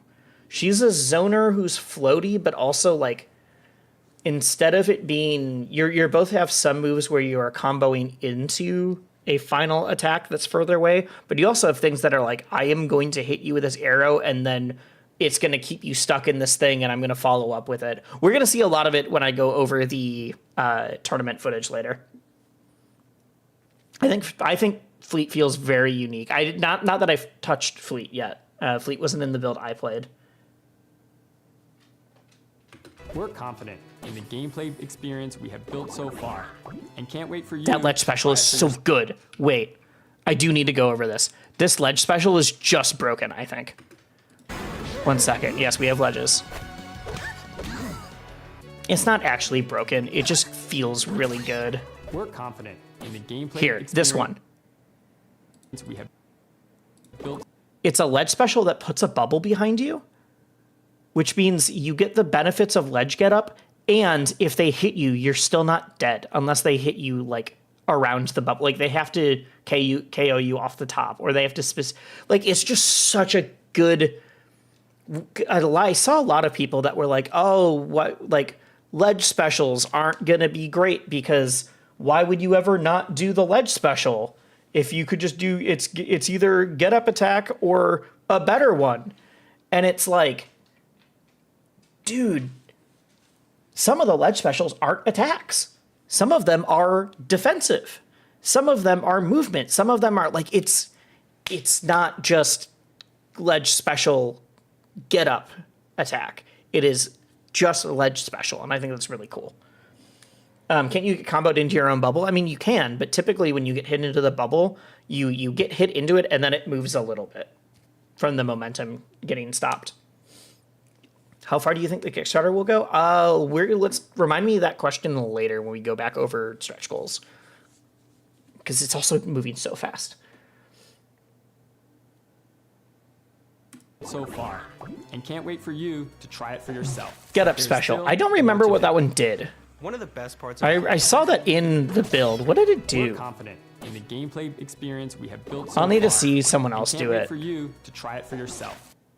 Is that the one that effectively acts like a spot dodge and then hits? I pressed this ledge special while playing in the demo Riptide and my brain expanded. Right? But there's I wish I still could look back at the more to do. hourly. One of Yep. the best parts of Rivals 2 is how fun it is to play with friends. We want to support that, whether And it's true because I'm one of Trevor's friends. That's why it's so good to play with friends. It's specifically because he likes playing with me. We haven't played Rivals 2, but we've played a decent amount of PM together. you're a new player just looking to have a good time, or a veteran wanting to climb the rank ladder. That's why we're completely overhauling our online infrastructure. We're moving to server-based online matches that are powered by SnapNet, a rollback netcode solution built by High Horse Entertainment. We were blown away by what SnapNet Thank was able to do in our testing, you. and can't wait to deliver best-in-class online play in Rivals 2. Not that I know what this rollback is. I have said this to Dan's face. Well, especially Dan. SBS straight up agrees with me. I don't have as many hours in Rivals as I do a lot of other games even the ones that I like Rivals more than. If Rivals 1's rollback, I mean, rollback currently is still better than its old netcode, but if Rivals Online was as good as like Slippy rollback, oh my god, I would play so much Rivals. When I left the demo, I said like the make or break for this game is if the online is good, and Trevor, I mean, he's a dev, he's got to upsell it, but Trevor saying that the online is going to be great. God, fingers crossed. Fingers crossed. I need this so badly. I will never leave my room. I will just play this game for a month straight. The rollback is still pretty dog shit, though. You mean the current rollback? Yeah. I'm saying it needs to be up to like the rollback needs to be up to like Slippy levels of rollback, and then I will just mainline this game straight into my veins. Trevor's always so fun to play, even though he kicks my ass. How did we do? We money matched at? What was I gonna say? We money matched at Mile High Club. I think we went to game 5. He beat me. I don't remember if we went to game 5 or not, but I know that every game was close. But he's very fun to play with. He was doing stuff that I did not expect to see, which is, I think, good praise to a Falcon main. I genuinely lost motivation for playing Rivals 1 after going to Ghost Town because, I play, when I'm at an in-person tournament, I will play a bunch of Rivals 1. Unless I'm playing with a couple of people I know I get really good connection with, I just don't go online for Rivals 1 all that much. I just don't. Which is sad, because I wish that it felt better even with rollback. But I play the couple people when they hit me up on Discord. And that's also the reason when I'm like, I'm just not grinding the game to try to get better right now. That's part of it. Love the game, but I wish it felt... When I could kind of force myself through Rivals 1 online, or I could just play good net play with Slippy, I'm just going to do Slippy. It's the same reason I don't play as much PM right now either. Or I'll play Street Fighter. There we go. Also Cat. Thank you.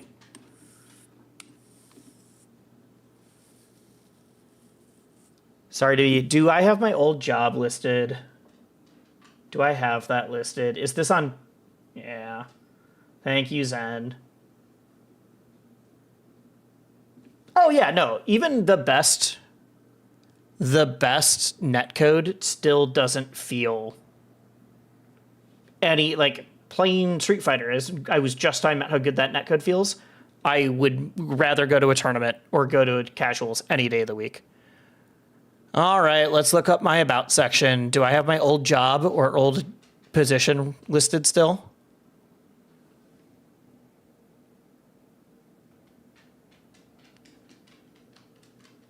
Wait, where? I don't see this. Oh, it's down there. It's not in my about. Oh, I should also change my about, though, because I don't... Now I'm going to be streaming just to stream. Now that I, have more time. Sorry, folks. Let's fix things quick.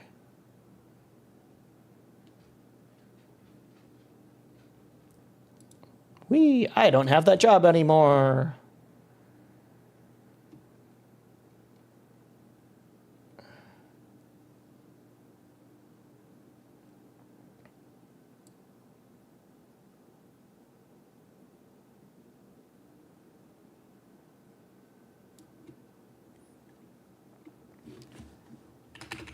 Let's make it really generic. What's up, Bill Chippa? How are we doing?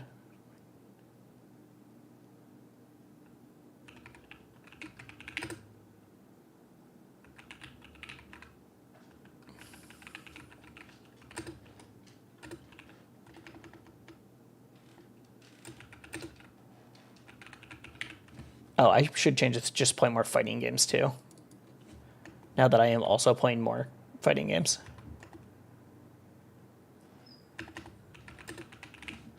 Boop. There we go. Thank you. Bam. How do I change that without leaving?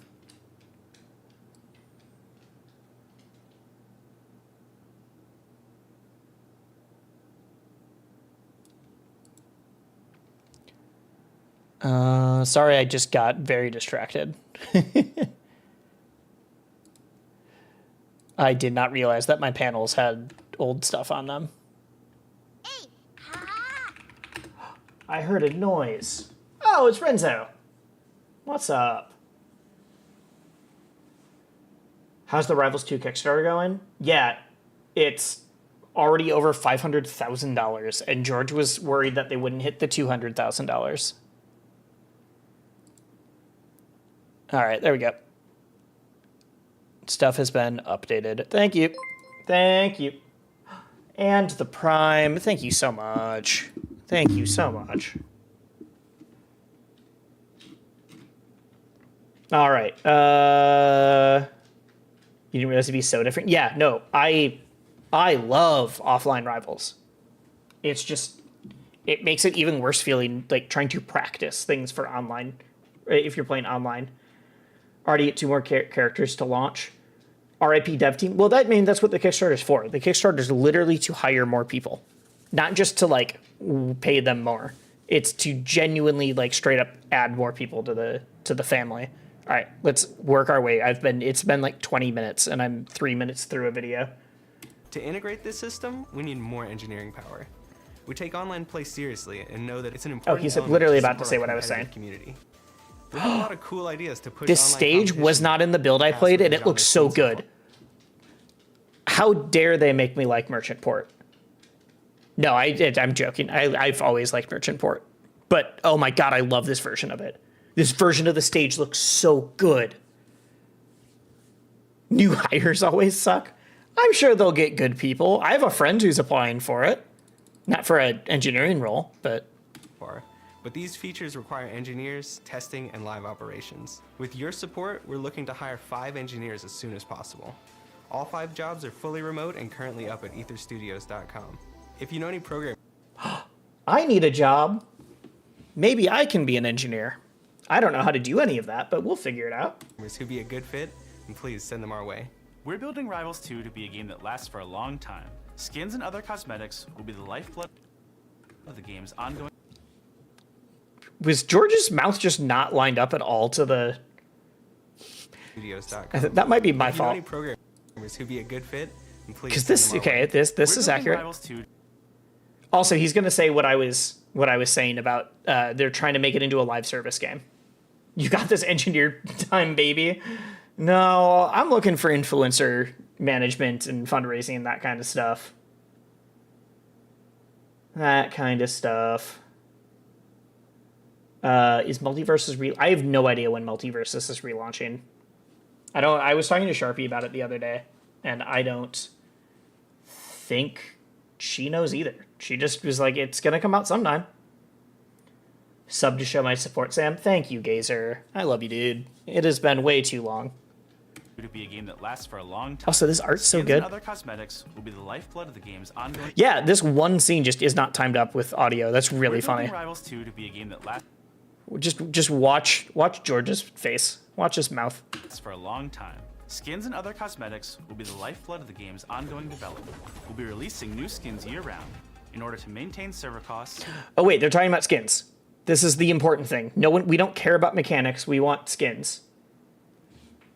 Right, you didn't get an I love you. I've known Gazer since like 2014. I'm sorry, Renzo. I've known Gazer for so long, and I haven't talked to him in like 8 months. Gazer genuinely may have been like the second fest I ever went to. Okay, we're looking at skins. We're looking at skins. I did get a woo. Okay, we have like Beach Fleet, which is great. And we have Mecha Raster. You did get a woo. And other, yes. Oh, hey, Wojo. Zetter was never the same since they gave him a loincloth. I need to double check what some of the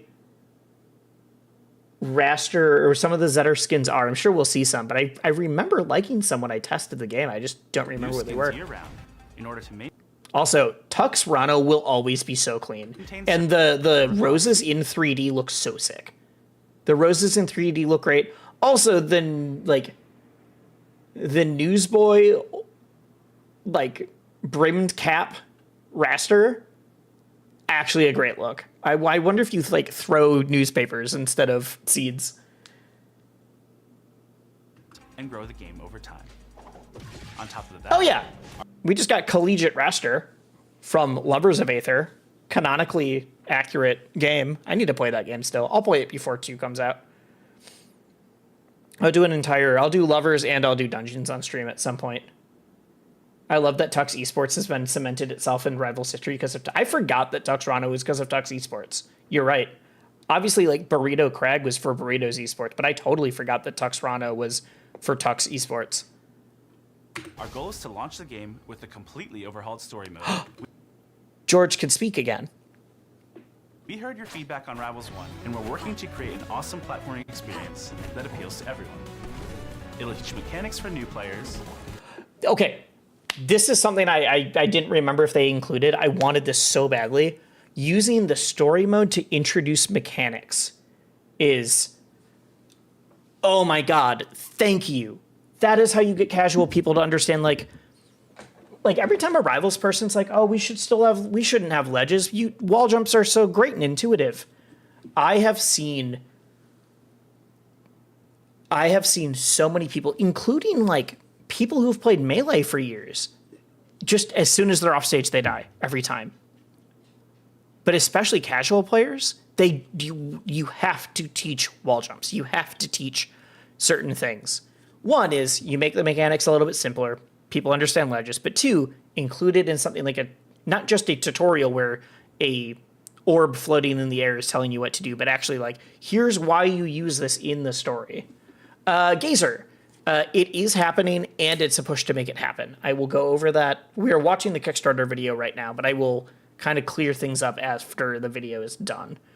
Suffice to say, they've already crushed their initial goal though. I can do a little recap for people that are just popping in. Have skillful puzzle platforming for veterans. Holy crap, there are over 20 people in here right now. Thank you all so much. Oh my god. We're almost at 20 in just Twitch, but between Twitch and YouTube, I haven't had a stream like this that wasn't like, oh, I'm running a game show or I'm doing something that's a very specific thing in so long. I'll leave, you wouldn't want me to get too big of an ego. I mean, I know that this is like people that are like, oh, I'm sorry you posted that you lost your job and I want to support, but also like, it still feels good. I have been fully honest of like, I'm going to try to ride the Rivals 2 wave as well. I'm not going to drop other games. I'm still going to do PM, Melee content, but like, and commentary and everything else. But oh my god, Rivals 2. Okay, let's see here. And an engaging story for fans. So that was an air dodge to get through. I want to see. Let's see here. We heard your feedback on Rivals Also, 1, and we're working to... He's not joking. The Rivals 1 story is just dog water. It's so bad. I have not even touched it. It's not even like a classic mode speedrun worth. Awesome platforming experience. But I want to see what stuff is introduced here. I think if you do a platform fighter, you could almost do like a Celeste style. Like you will not get past this fast enough if you don't waveland or like that kind of thing. That appeals to everyone. Okay, let's see. Mechanics for new players. So yeah, this is just you can attack rocks to break through. Puzzle Air dodge through to teach that mechanics. An engaging story for fans of Ether. Whatever's down there is no match for the Armada. I like your style, but I don't trust you. Okay. I'm not saying I don't like the voice acting. It just feels weird. It's so weird to hear Maple and Raster talk. You were so disappointed with Rivals 1 story that they were hyping up as a big 1.0 feature that you dropped. Yeah, if I was excited for Rivals 1 story, I would have been very disappointed too. In my head, I was like, I don't care. I do want to... Whoa, hello. Okay, there we go. I don't know if you just all saw my computer freak out. Yeah, the Rivals 1 story just is barely a story. I do want to read the comics. I wonder if I could get permission from Edalus to do like read-along comics days for people that haven't watched or haven't read or bought them. It'd be fun to just have the PDF open on my screen and I can get some friends who are like voice actors to read it out. I don't know. I'm just spitballing right now. Never trust a bird. Ooh, I do like Craig's We are voice. extremely grateful to everyone who helped make us who we are today. If you were able to contribute, or even just share this Kickstarter, We did just see Maple with pants, you're right. with your help, we look forward to taking the next big step in the platform fighting genre with Rivals 2.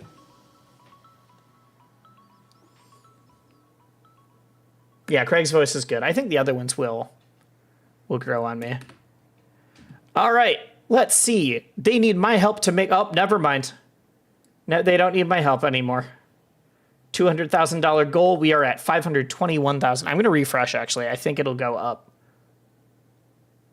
Nope. Okay. That was right. I'm just not logged in right now. I did back it. So that was the video. That was the, like, you got 4 to 5 minutes. Here's what you're watching. Let's go over everything happening now, though, because there's a lot of news that's just hidden. That is like, oh, you just leaked that? Or you just really casually dropped it? One, I really like this logo. This isn't... Okay, there we go. I like this logo with the rocks more than I like just the one by itself here.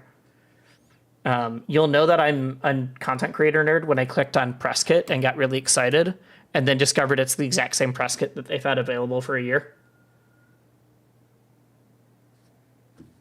I was so excited to have like new assets to use in thumbnails because I'm a nerd. I didn't back it since they met the goal, but definitely picking it up. I mean, we'll go over some of the stuff. One of the things is literally just $30 and you'll get the digital copy on release. And you'll get extra, like early backer only live streams and skins. And I think $30 is what the game's going to cost anyways. But obviously that's like your own financial situation. I think that's super worth it. But if you're not a giant Rivals fan, then maybe not. I backed it at...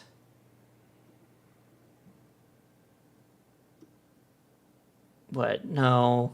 Dude, the retro skins, we're going to show some of them later. The retro skins look so good.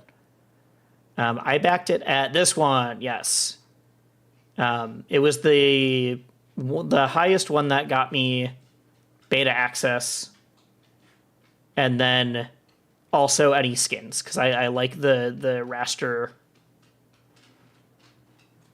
I just don't like paying up for yeah, okay. Limited run games would do that. I get it.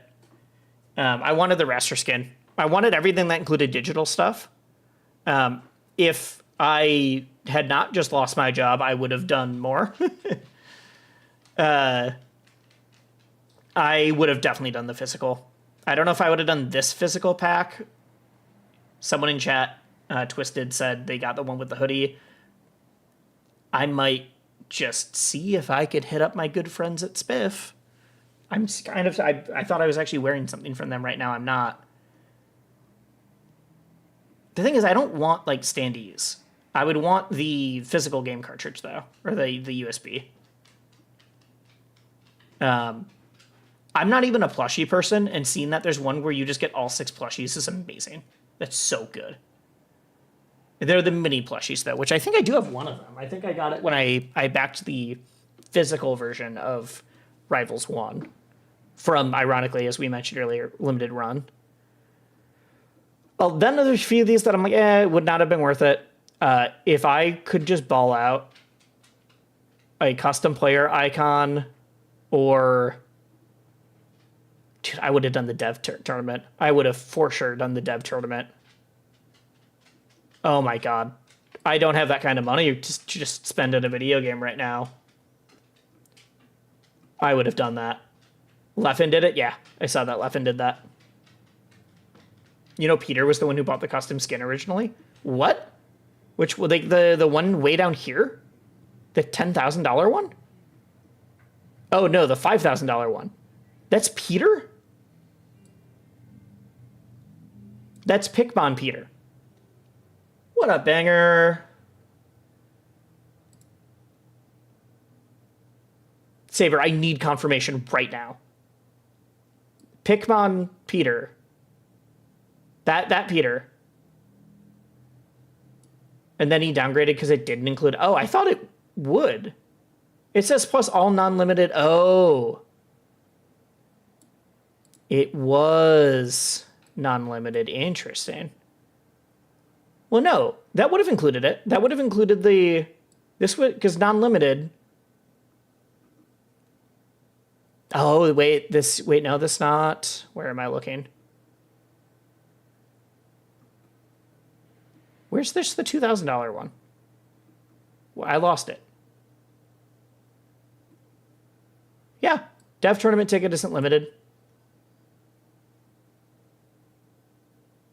The dev tournament one's right here.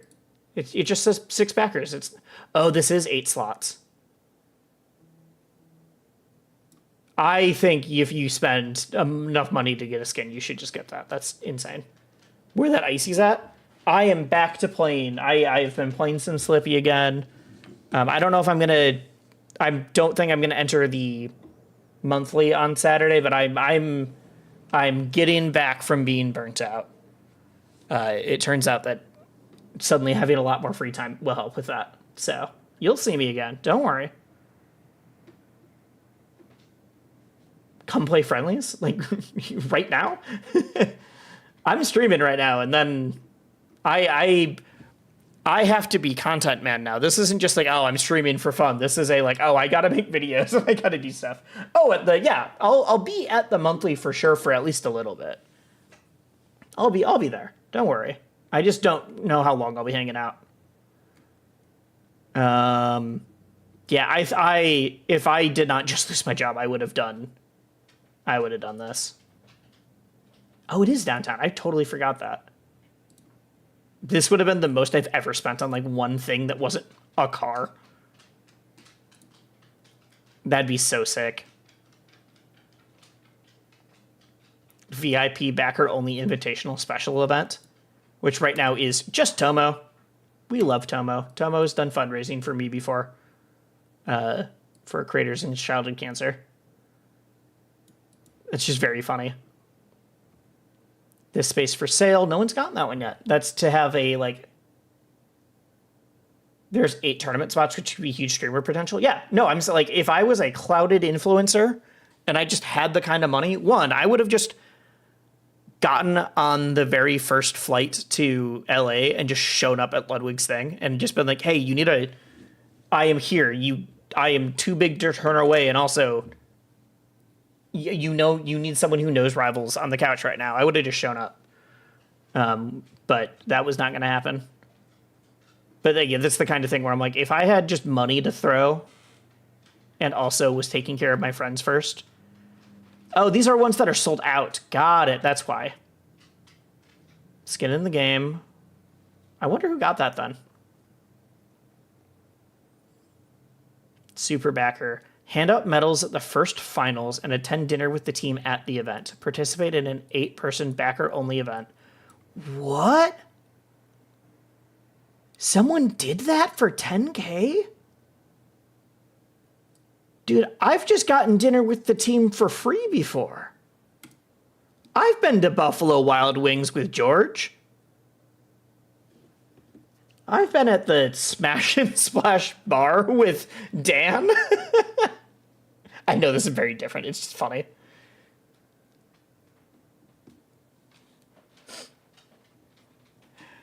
I've commentated top 8 and had to do hosting for medals. They need to pay me more money for that now. Only USA? Well, yeah. Yeah, because I think that includes your flight. Okay. Wisely with the deep Rivals connections. I mean, honestly, yeah. Like, there's some things that I'll be humble about. I've been doing, like, nationals for the Rivals team since, like, 2017. I know them all well. Like, I think SBS has, like, been on my, like, job applications before. Like, I just know, I don't know. It just happens when you work with the same people over and over again. It's like when people are like, networking's a weird, dirty word. It's like, no, I'm just friends with people because I work with them a bunch. Okay, let's go over some of this again. Oh, I can put on music now that we're not watching a video anymore. Okay. Let me know how the audio levels are, by the way. I had to change a lot of stuff for when I was doing, like, to make duo streaming or multi-streaming work. Because if anybody is not aware, I'm now streaming to both Twitch and YouTube right now. Just dope. Excited about that. But I had to like fully redo all of my OBS stuff the other day. I'm gonna make chat a little bit bigger actually on my screen. But yeah, like, I'm not gonna lie. I do have deep Rivals connections. I will be real about that. Like, that's just actually facts. There's a reason I can just message and be like, yo, do you want to be on a podcast? And I'm like, yeah, sure, fine. All right, Lock Docs. Okay, cool. Wishlist or Steam. I have left that. I don't like any Discord that's like more than 100 people. I don't understand. And this is nothing against Rivals Discords. There's nothing that anybody. I mute Discord so quickly. I can't, like, even communities that I really love, I will be like, nope, this is overwhelming. Because my ADHD brain wants to, like, make sure I see every single notification. So especially Discords that are like 30,000 people, I'm just like, I can't. I don't know how you do this. Oh, we are gonna go read this later. They're doing a Reddit AMA while we speak. Every single one is muted for you. I don't mute every single one. I used to be super active in EXW, but it got too much. I don't know what EXW is. I probably do, and I just am not recognizing. Like, I'm not making the connection. Let's skip the stretch goals because that's actually a huge topic by itself. Look how many people work here. I love them. Oh, the Rivals Workshop Discord. Yeah, got it. I didn't know it was called EXW. The 25 people are working on Rivals. I don't think they're all full-time, but yeah.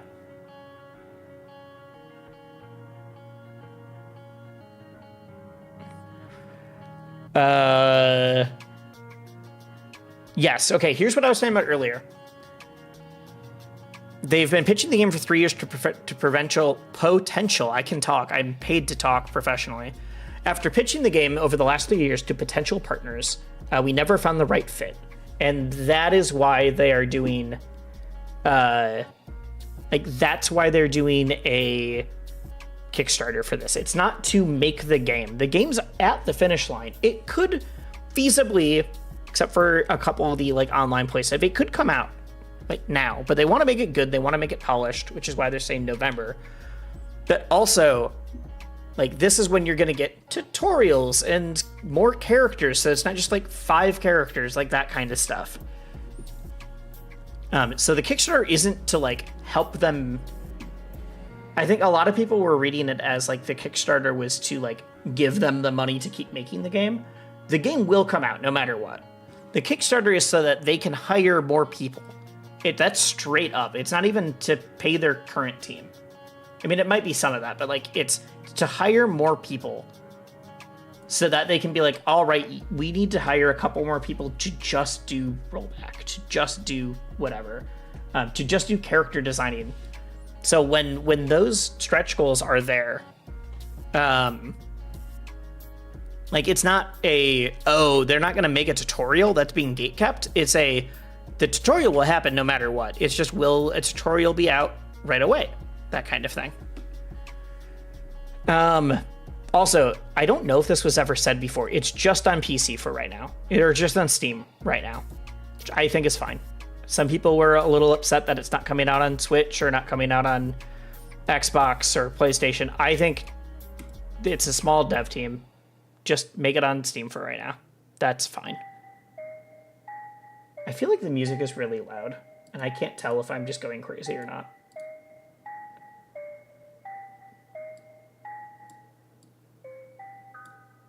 I just want it to be like way in the background.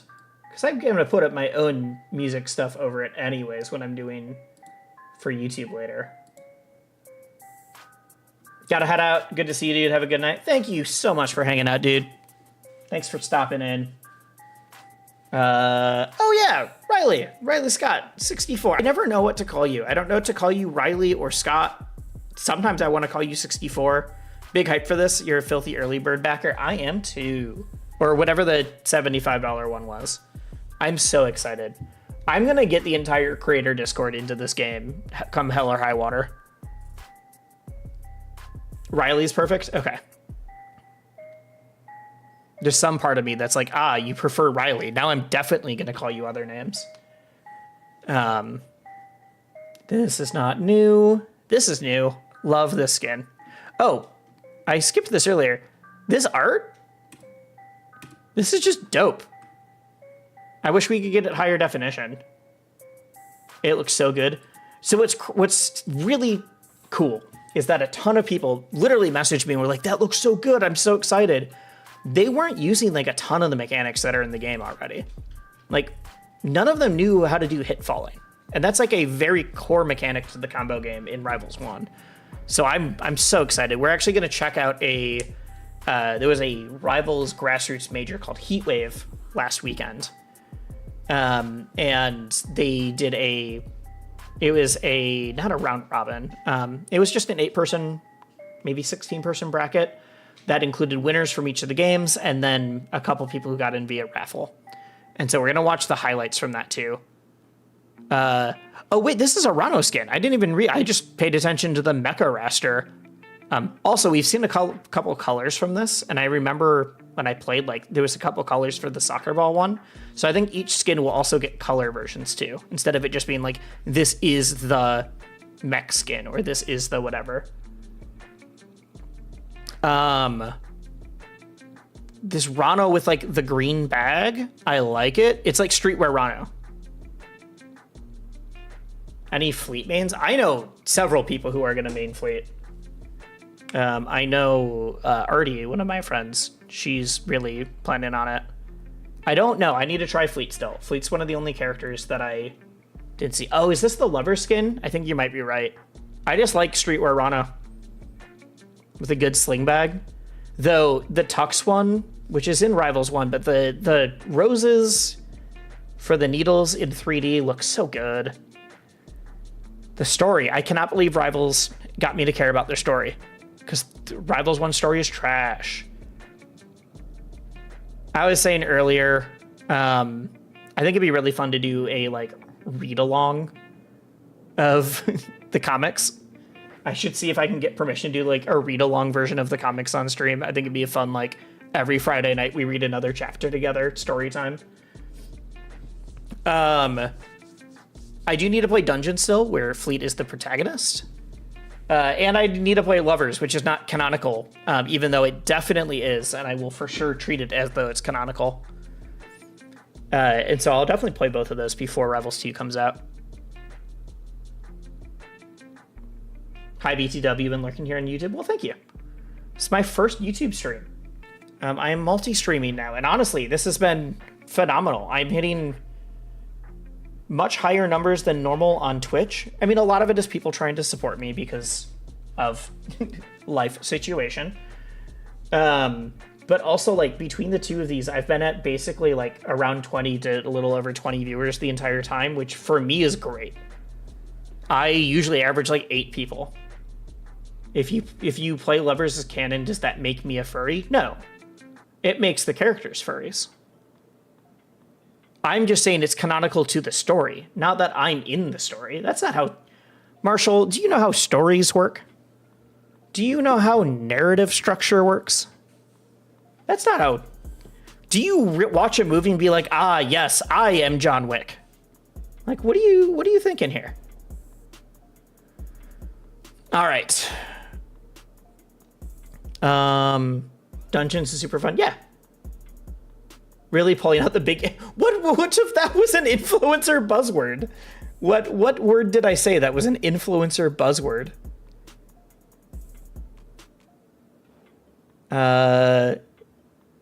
In Rivals 2, okay. Whatever, it's story. All the ones you can't spell, right, that's true. I forgot that most words are influencer buzzwords for you. Overhauled story mode, we already talked about that a lot. I really like that they're going to focus on having the story mode teach mechanics to people. Because I don't know why, but that is, like, that's what Street Fighter did. Weed King, what's up, Wise? What's up? We're going over all the Rivals 2 news. Right now, going over the Kickstarter, but then we're also going to watch a bunch of gameplay and talk about new stuff, or just geek out about how dope it is. And then I also have some storytime stuff I want to do. So that's kind of the plan right now. If I get through all of that, I just got a code for Nickelodeon All-Star Brawl 2, and I've I've downloaded it, have not touched it yet, so we can do a first look. Though I think I might save that for a stream like tomorrow or this weekend. We'll see. Rivals 2 is coming out? It's not out. It will be out. We'll get to that. It'll be out likely in November of next year. But they launched the Kickstarter to finish up the game. They've already put a ton of money and time into the game. Like, clearly you can see this is from the like single player story mode. Which they like, I do like. It'll actually have good platforming. Like, it'll be like Celeste or whatever, where you're actually having fun puzzle platforming, not just a fighting game story mode. But beta will be out earlier in like Q2, so more like spring of next year for like weekend beta tests, that kind of stuff. But yeah, they announced a Kickstarter yesterday that was, what was it at? To a $200,000 goal, and then within an hour they hit it, or within an hour they were at like 100,000, something like that. It was wild. And they're already at like 500. When I scroll up, also place your bets. No one pull it up. When I started scrolling down, it was at 520,000. What do we think it's going to be at? It's not going as fast anymore as it was the other night, where you could watch it go up by the thousands. I think that by the time I scroll up, you think it'll be 60,000 more? Okay. We got a $580,000 guess. I think we're going to be at like 560. That's my guess. Also, the story mode's going to come out in releases, which I don't know if it's by... I don't know if that's going to be tied to character releases, but like the story mode will come out in chunks. Which I wonder if like will each chapter of the story mode have stuff for new players and experienced, or will it get harder as it goes on? I have no idea. Game mechanics. Signify is dumb. Thank you. Thank you. Also, I know I said it earlier, but now that I'm doing multi-streaming, you can check it out on YouTube and on Twitch. What was I going to say? I just have alerts and chat on this feed. Whoa, Stream Deck, come on. On this feed, chat. That's just showing Twitch right now. I'm not having it go up. So if anybody's followed me on YouTube during the stream, if anyone's gone and subbed over there, still huge thanks. This game looks lit. It does. Yep, I mean, I play Apex, so Twisted, you're totally right. The drip feed style live service models worked out for others. We'll see. It's been a little bit trickier in fighting games. There have been some free-to-play stuff that have worked, but we're going to find out. All right, returning. Wall jumps. Hit falling. Wave dashing. I like this graphic. This, like, animation in general. I'm going to make a whole video about hit falling later. If you don't know what hit falling it is the big mechanic that totally blows open the combo game for Rivals. It's in Rivals 1. It was found on accident and then just brought into the game. This is why I think it's so sick. That's why I want to make a video about it, like how the most important mechanic in Rivals was a total accident.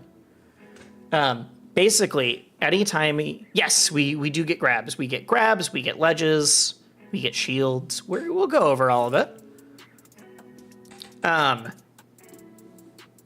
But for hit falling, anytime you hit your opponent, during that hit stop where both characters freeze for a second, just for like emphasis, you can immediately input a fast fall. And so you don't need to get to the top of your jump as you see Raster hit and then immediately land.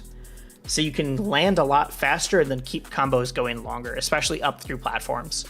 It's like fast falling in Melee or PM, like shuffling, except you don't have to just be the apex of your jump at the height.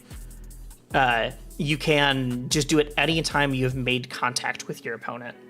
It's an emergent mechanic very similar to wave dashing. Yeah, exactly. So wave dashing was just like, well, we need something to happen when you air dodge towards the ground. And so they're like, well, maybe you just slide.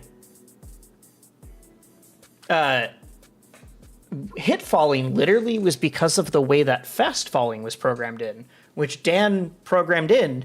You can fast fall if your vertical momentum is at 0, because that's when you're at the top of your jump, and then you can move down again. And forgot, and I don't even know how long it took to be found, because I think it was, well, I was taking a break from the game in like 2016-ish. Didn't realize that because when your momentum is 0 also is things like when you're in hit stun. Or when you're, hit stop. So you're the person doing the attack. You pause for a second to like really sell the impact of the move. And then it turns out you could input fast fall then too, even though you weren't at the top of your jump, because your character had stopped in the air and your momentum was at 0. Your vertical momentum was at 0, and so you could just hit fall again. TBH in the graphic. Yeah, I think it's slower to make it more obvious to new people in the graphic. Also, I think this game is just slightly slower because of the defensive mechanics with shields, parries. I mean, parries were already in there, but it's still fast, but it's not like Rivals 1 where you're just gonna spam moves in front of someone and hope that they run into it. And because of that, it's just not designed to fit the same way either. That's at least what I got from playing it. It's still fast, but it's not like blistering pace. But yeah, that's why when everyone was like watching the influencer stuff yesterday with Ludwig, it was like, dude, this game looks great, and everyone's popping off for these combos, and none of them are even hit falling, except for when Trevor was playing, because they literally didn't know it was a mechanic. And no one, or when they hit fall, it was on accident, and you don't realize what you did, versus like you're intentionally doing. Oh yeah, no, if you play Rivals 1 and you don't know that hit falling exists, and then suddenly a top player's like, what if I just like lock you in place with Rano up air 1 over and again, and you're like, oh my god, I don't like this anymore. But yeah, exclamation point YouTube for the Twitch chat, or if you're just on YouTube and you haven't followed, go ahead and do that. I'm definitely going to be making a video that's like way more in depth of everything I just said about like why hit falling is basically the video title is going to be like how the coolest, like the mechanic that makes Rivals was found entirely on accident. New to Rivals, we got shields, we have ledges, we have throws. All right, that's it. Then the bigger thing is there's also 3 new special moves. So it's not just your B button for specials. I mean, it is still your B button, but there's now get up specials, ledge specials, and pummel specials. We're going to talk about that a little bit because it's actually not listed here. So here, get up special. I think that acts like a spot dodge and then attacks. Pummel special is you can pummel with A or B. So like when you're hitting someone, and then ledge special. So the big thing about pummel specials here, that was a pummel with a special instead of just like I'm hitting you. That's doing for Maple, that's adding the plant. For other, like think for Zetter, it literally just lighting the person on fire, whatever. This game has, I don't want to say throw techs, because it's not like a throw tech in the sense of a fighting game throw tech, but Rivals is going to have throw breaks, similar to Killer Instinct if you've ever played that game. If you grab someone and pummel them, if they guess which pummel you're doing, so you hit special pummel and then they also hit B, you immediately get out. You get grab released. And so now it is the game of, do I do the pummel that gets me my like special, like I set them on fire or I added poison to them, or do I take just straight up damage? So now it's the 50-50 of A or B. They're also trying to figure out, like, how greedy are they? Like, what are they going for? What is their win con right now? But also sometimes you're like, I don't have time and I'm scared that they're going to throw break. So I'm just going to up throw, or I'm just going to do a regular throw instead. Seeing Raster kill with get up ledge special. I think it was the ledge special is the one that can kill at high percents, but I'd have to double check that. But yeah, throw breaks are really interesting.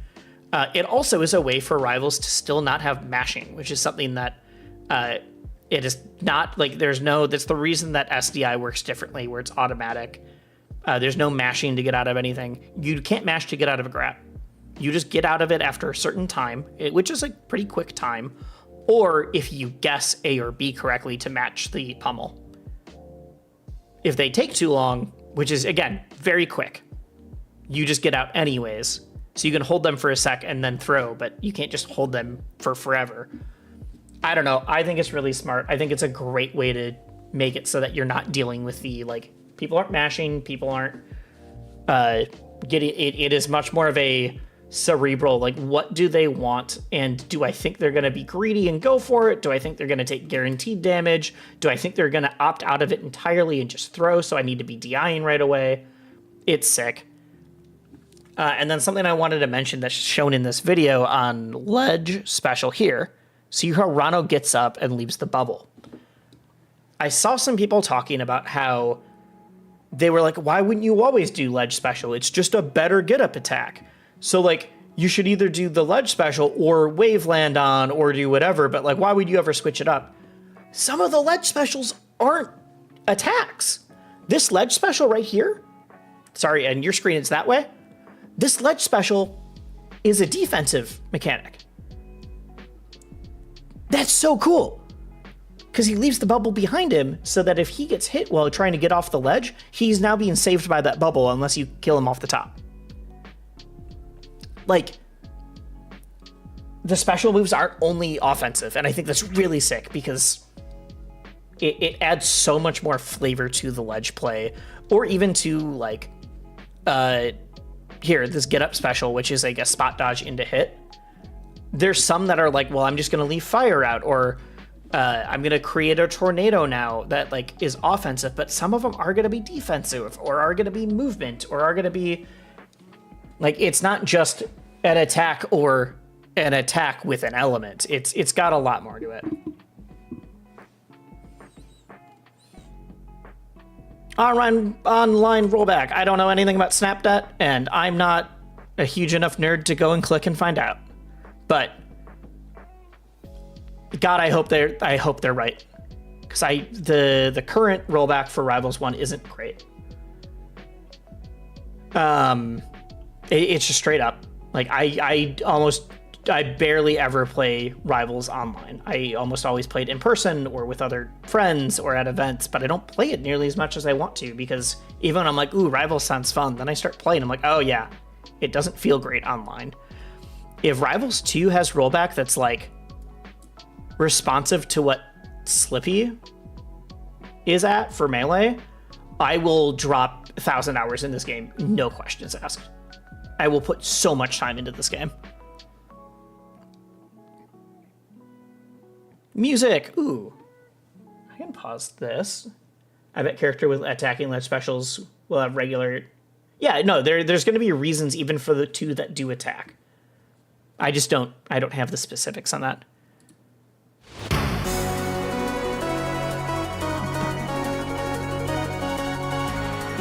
How long is this preview? Like, what did I click into? Ooh, I like that. The big chords. This is really loud.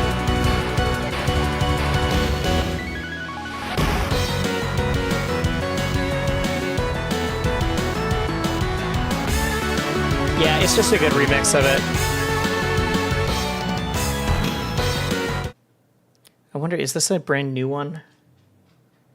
I'm confident the rollback will be good. Yeah, no, I'm very confident it'll be good too, but I do think it's the make or break. Like, I don't think there's any way around that. I think it's the make or break of, like, does this game have staying power is the online play.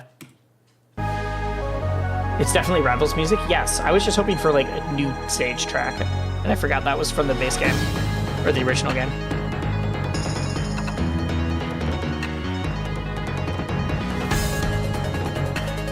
Rivals music is so goated. Yeah, it's so good. I like this one a lot. Oh, it's the sun. Got it. Yes. It's just a different version of it. All right. and 2 more on the preview tracks playlist. So the funny thing is that I play with music off in Rivals 1 because I've listened to it so much. And then I'll like hear Rivals music come on like a YouTuber that I'm watching. Like they'll use a Rivals track in their video. I'm like, oh my God, I love this. It's so good. It is. Even if I don't always listen to it now when I play, it's so good. And when I'm like playing in tournament, then I definitely want the Rivals music. I don't listen to my own music or anything like that in tournament. The music in Rivals is one of its greatest strength, and we're happy to have the same musicians back. Absolutely. Absolutely. 2 more preview tracks. Tempted, but we're not going to. We've got Zetterburn, Rano, Raster, Craig, and Maple. Those are the 4 that were in the build, or the 5, sorry, that were in the build that I played. No, Maple wasn't. The build I played just had these 4. Because Maple's, I didn't know that Maple was getting new characters, or the new plants. And then Fleet also was not in the build that I played.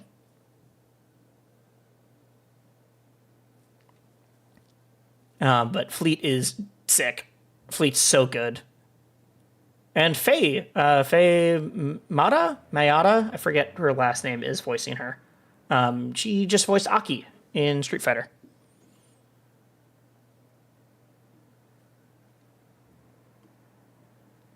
Okay, I'm not just going to go over everything, so we're seeing if anything's new. Special attacks. Oh, wait. Here. We can see the pummel specials. We can see these specials, though. So pummel special is you bash, it lights them on fire. Okay. Oh, right. He's got, like, the race car ledge special of, like, look at this. Oh, that. Meow. I'm just going to make race car noises the entire time I play this game. And then get up adds the fire to the sides. Right. I'm remembering this from when I played before. God, how far in am I zoomed now? 250%. Also, can we just talk about how cool this art is from sketch to concept, or concept to like early design to final character? Like this art's so good. How big is it's clean here, but it's not like a larger design. Okay. Let's just go over the new stuff again. Pummel, right. It's got the dagger to add poison. I don't remember how many times you can pummel. I don't remember if it's just 1 or if you can pummel a couple of times before it forces you out. I know that it doesn't let you infinite the person, though. Like, you can't just be like, well, you guessed a 50-50 wrong 12 times in a row. You took 200%. Like, it's not going to work that way. I don't remember what you get from there, though. I think it's just you get 1 and then you have to throw, but I would need to double check. You believe it's 1 if it hasn't been changed? Yeah. That's what you said back then in my first video. I'd spent so long since I've played. That does sound right. Yeah, here's the ledge, which is when I realized that you could have defensive special attacks. And then get up just adds a bubble as well. Actually, both of Rano's are defensive. I wonder if this almost works as like a spot dodge. If the person tries to attack here, I wonder if they get caught into the bubble. I feel like I saw it and I just don't remember. All right, pummel. Oh, right. This one sets you in the air. The pummel is a tornado that goes up. And so now you're already like where you want to be comboing someone, which is terrifying. That is terrifying. Oh, Fleet might be your main because you played a bit of Pit in Smash 4. Yeah, I was saying that PM Pit seems simple, but like no one feels exactly like Fleet. Oh, you're just realizing this? What's the ledge one? Oh, the ledge is the giant, you zoom up and then smash down. I think that one can kill if you're at high percent. And then get up. I don't remember what this does. I don't remember if you get caught in a tornado or how that works. Like, how is that different than just a regular get up is what I'm trying to remember. Feel the weight of every punch is Craig. Pummel. You cube him. That one you can for sure only do once. You turn him into a cube. That's how you get, not cargo throw, but that's how you get the like even bigger one. Actually, that might be cargo. So I think Craig is the easiest one to explain that 50-50 of like, oh, he for sure wants me in cargo to pick him up and throw. And so I'm going to start mashing B, and he's like, I'm just going to take free damage every time. I saw some people ask why you would ever pummel if you can just pummel tech to get out. I saw that, but I also saw people that are like, why wouldn't I always do special pummel? Why would I ever do it? It's like, because then you just reset to neutral instead of, it's because Rivals people don't know what it's like to be grabbed. Literally, that's it. I know I play Ice Climbers, but also like fighting Sheiks and fighting Marths and fighting, you get grabbed, you are in for a world of pain. You're taking a huge combo route, or you're taking a kill, depending on the game. And I don't know exactly the philosophy they're going here. I remember some having combos, but it wasn't like Fox up throw up air. But yeah, like there's a good reason to do all of them. It's gonna be fun showing Rivals players how fucked up grab is. I mean, I'm sure Thunders will do fun stuff. Are there Rivals players that don't also play Smash? Yeah, there are. There's some that started in Rivals and now play Smash. I think it's BioBird. Rivals was his first platform fighter. Just a lot of them that play on keyboard are started with Rivals. A lot of people got into Rivals because it was more accessible to them. They didn't need to get a console. They could just play it on their older computer. Okay, this ledge is that. And then get up is you just immediately have a rock upon getting up.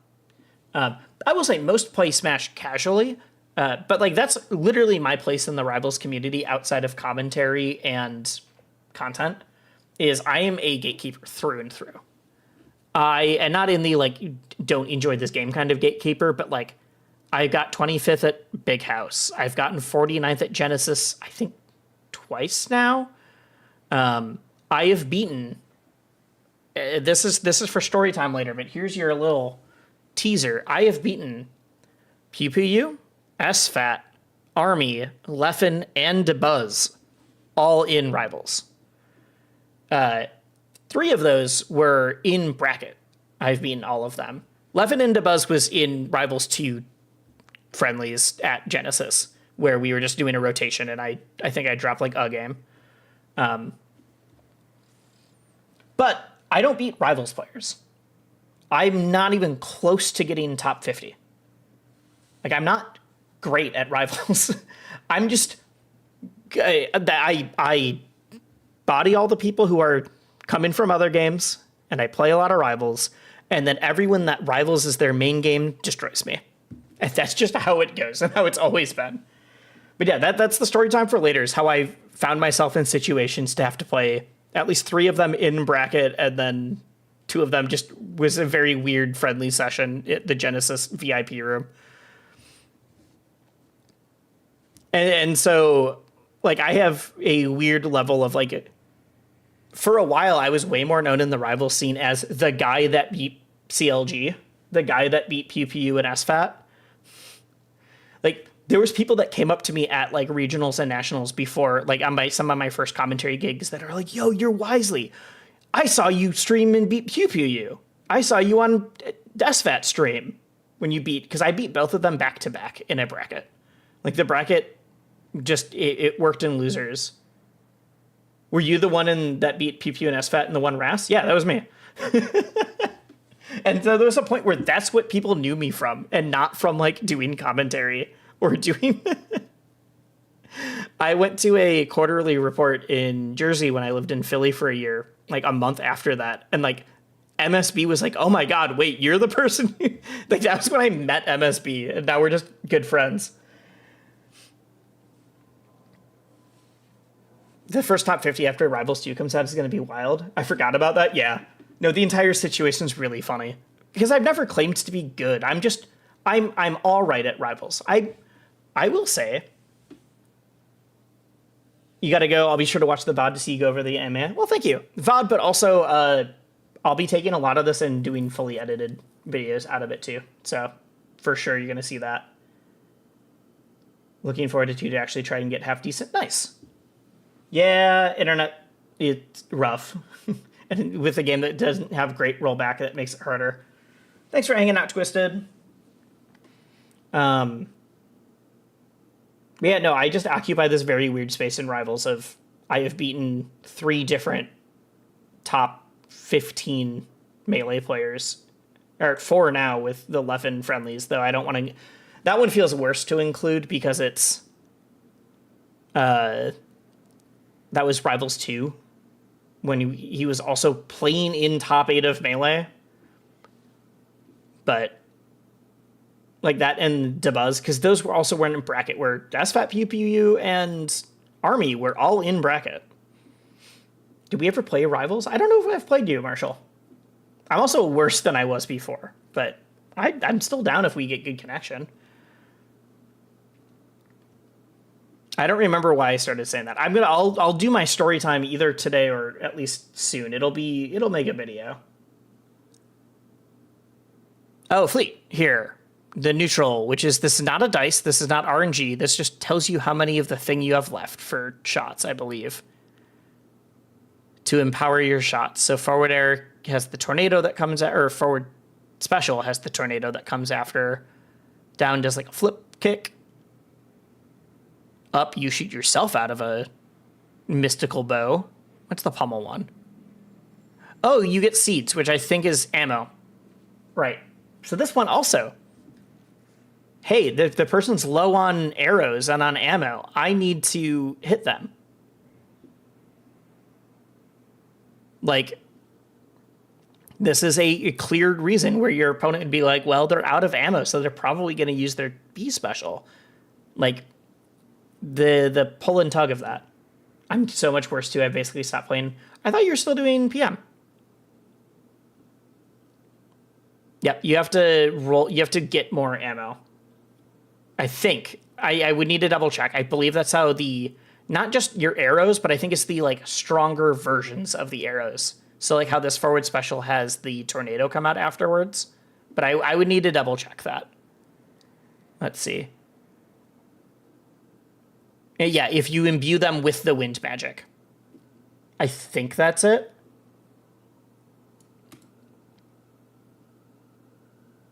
Ledge, you shoot an arrow up. I don't know what this is useful for, but I'm sure we're going to find out. It looks cool. Blacklisted was the only time you played since September. I mean, yeah. I don't know if I guess that probably tracks for me as well. Though I didn't go to Blacklisted, but I meant like that same time frame. Get up, and this time you're throwing items out, which attack on both sides. This literally might be better for doubles. I don't know. Some of these get-ups might be better for doubles or free-for-all. I don't know. Maple, Lily, Poppy, and Terry. It's not just Lily anymore. I'm going to have to remember Poppy and Terry's names. Neutral, same. Forward, same. Down is same. Lily got an upgrade, though. Pummel puts Poppy, which I think... Yeah, here, if you wait a sec, and then it explodes. So it's basically a... Oh, wait, do you have to... Is how far can I zoom in? Oh my god, that didn't go to the right thing. I'm scared. Is this Pummel? Is Maple throwing another item there? I can't tell. It might, like, work as almost like a C4. She's got a whole posse now? Yeah! We got the squad at our backs. You don't fucking mess with Mother Earth. Okay. I can't tell if Maple's throwing another seed here or not. I think she is. So it looks like Poppy, when you do the special pummel, it puts that on them. If you tag them with another seed, they explode and then they are wrapped. Windows Magneto. I tried to zoom in and it's literally showing me the wrong things now. I can't find where I was.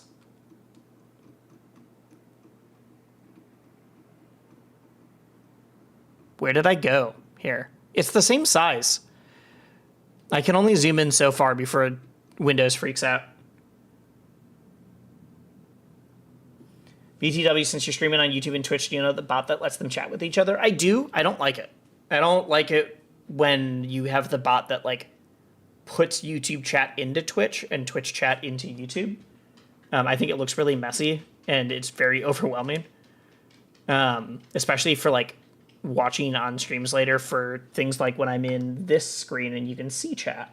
It looks even worse there. Right now I'm just having it where only Twitch chat can get stuff and where only Twitch chat is seen. There are some options that put it together more seamlessly, but I didn't like the way they displayed it, so I want to take more time to figure it out before I would potentially do that. No, I mean, I like YouTube chat. There's a reason I'm talking to both sides right now. One was already fully set up. If YouTube chat starts being way more poppin' than Twitch chat, I mean, I'll let the people decide. I also didn't know how to set up alerts on YouTube chat and didn't want to do that right away. That's the other thing. Okay, back. Anyways.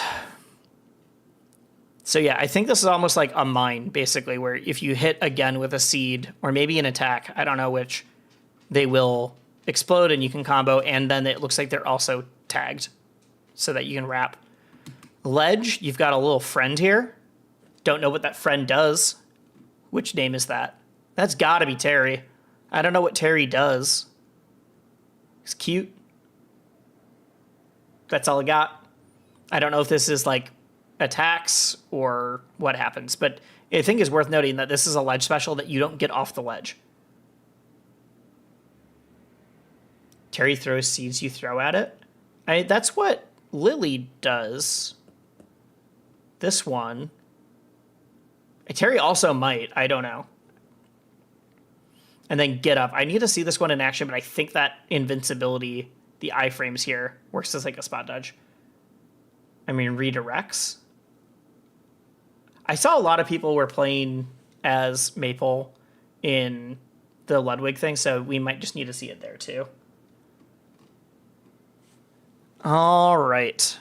But I believe you. I just want to see it. It sends it back to you in an arc. Oh! Got it. Okay, I'm having two different people tell me I'm wrong, so I do trust you. Thank you, Dreamer. Wait, how do I say that? Arizel, Dreamer, Arizel, and Hero. I didn't watch as much. I was doing job applications yesterday. Arizel. Nice. So I didn't watch as much of the Ludwig thing as I wanted to. I watched it, but it was just like up on the side. I'm planning on doing the... I just realized I didn't put my music back on. I'm planning on watching the Heatwave highlights today, but we'll also see, because I've already streamed a lot longer. Not longer than I expected, but we're almost at 3 hours. And I'm just not, literally, I don't have the stamina. I'm not the kind of person who can stream for like 12 hours and be like, yeah, this feels good. Like, I feel tired after like 3. I study the Maple information video closely. Nice. Natty Solo, thank you. Thank you. Ooh, I should see. I'm just curious. Since I've never streamed on YouTube before. Do we want to look at analytics together? I got one new sub. A lot of new views are all from this. Yeah, or not all, but a lot are. I'm scared I'm going to like leak something on Act. I don't care though. I don't care that you see that I made $4 in the last 28 days. You could even go $3.60. I've made $75 this year and spent more than that on paying editors. Lifetime. What am I at lifetime now? 307? Yeah, this channel has costed me money. Though, now that I don't have a job, I do have more time, so I'm not going to be doing... I'm just going to be doing editing myself, and I talked about that earlier. Unless things pop off suddenly, but... Anyways, what was I was going to look at live. I've never done live before. I feel like I should hide this just in case. I will. I'll pull it up in a sec. How do I look at my live thing? I've never actually looked at my live data before. Analytics? This doesn't seem useful. I can see chat messages. Oh, concurrent viewers. That's fun. There we go. Oh, it's not showing. There we go. So I can see that it's ebbed and flowed. peak 9, average 4, and then we've also been above 10 almost the entire time. It paid for your Kickstarter pledge? Exactly. I really want to main Maple. I tried to in Rivals 1, but I could not. Maple's hard. Maple's weird. Maple's fast. I can play Maple, but my Maple is like all fundamentals. My Maple is not good. It's not like Rivals good. It's just I have good platform fighting fundamentals. Wait, why is YouTube advertising my video? Suggested videos, that's cool. Browse features. Nice. It's already showing that a bunch of people have found the stream through suggested videos. Neat. We love it. Click-through rate's bad, but that's fine. I expected it to be bad. I thought it was showing negative for a sec. YouTube doesn't show you a lot of data until after you're done. Or like the day after for a lot of things. Customization, what does this do? Sorry, I'm learning how to do YouTube streaming while we're all talking.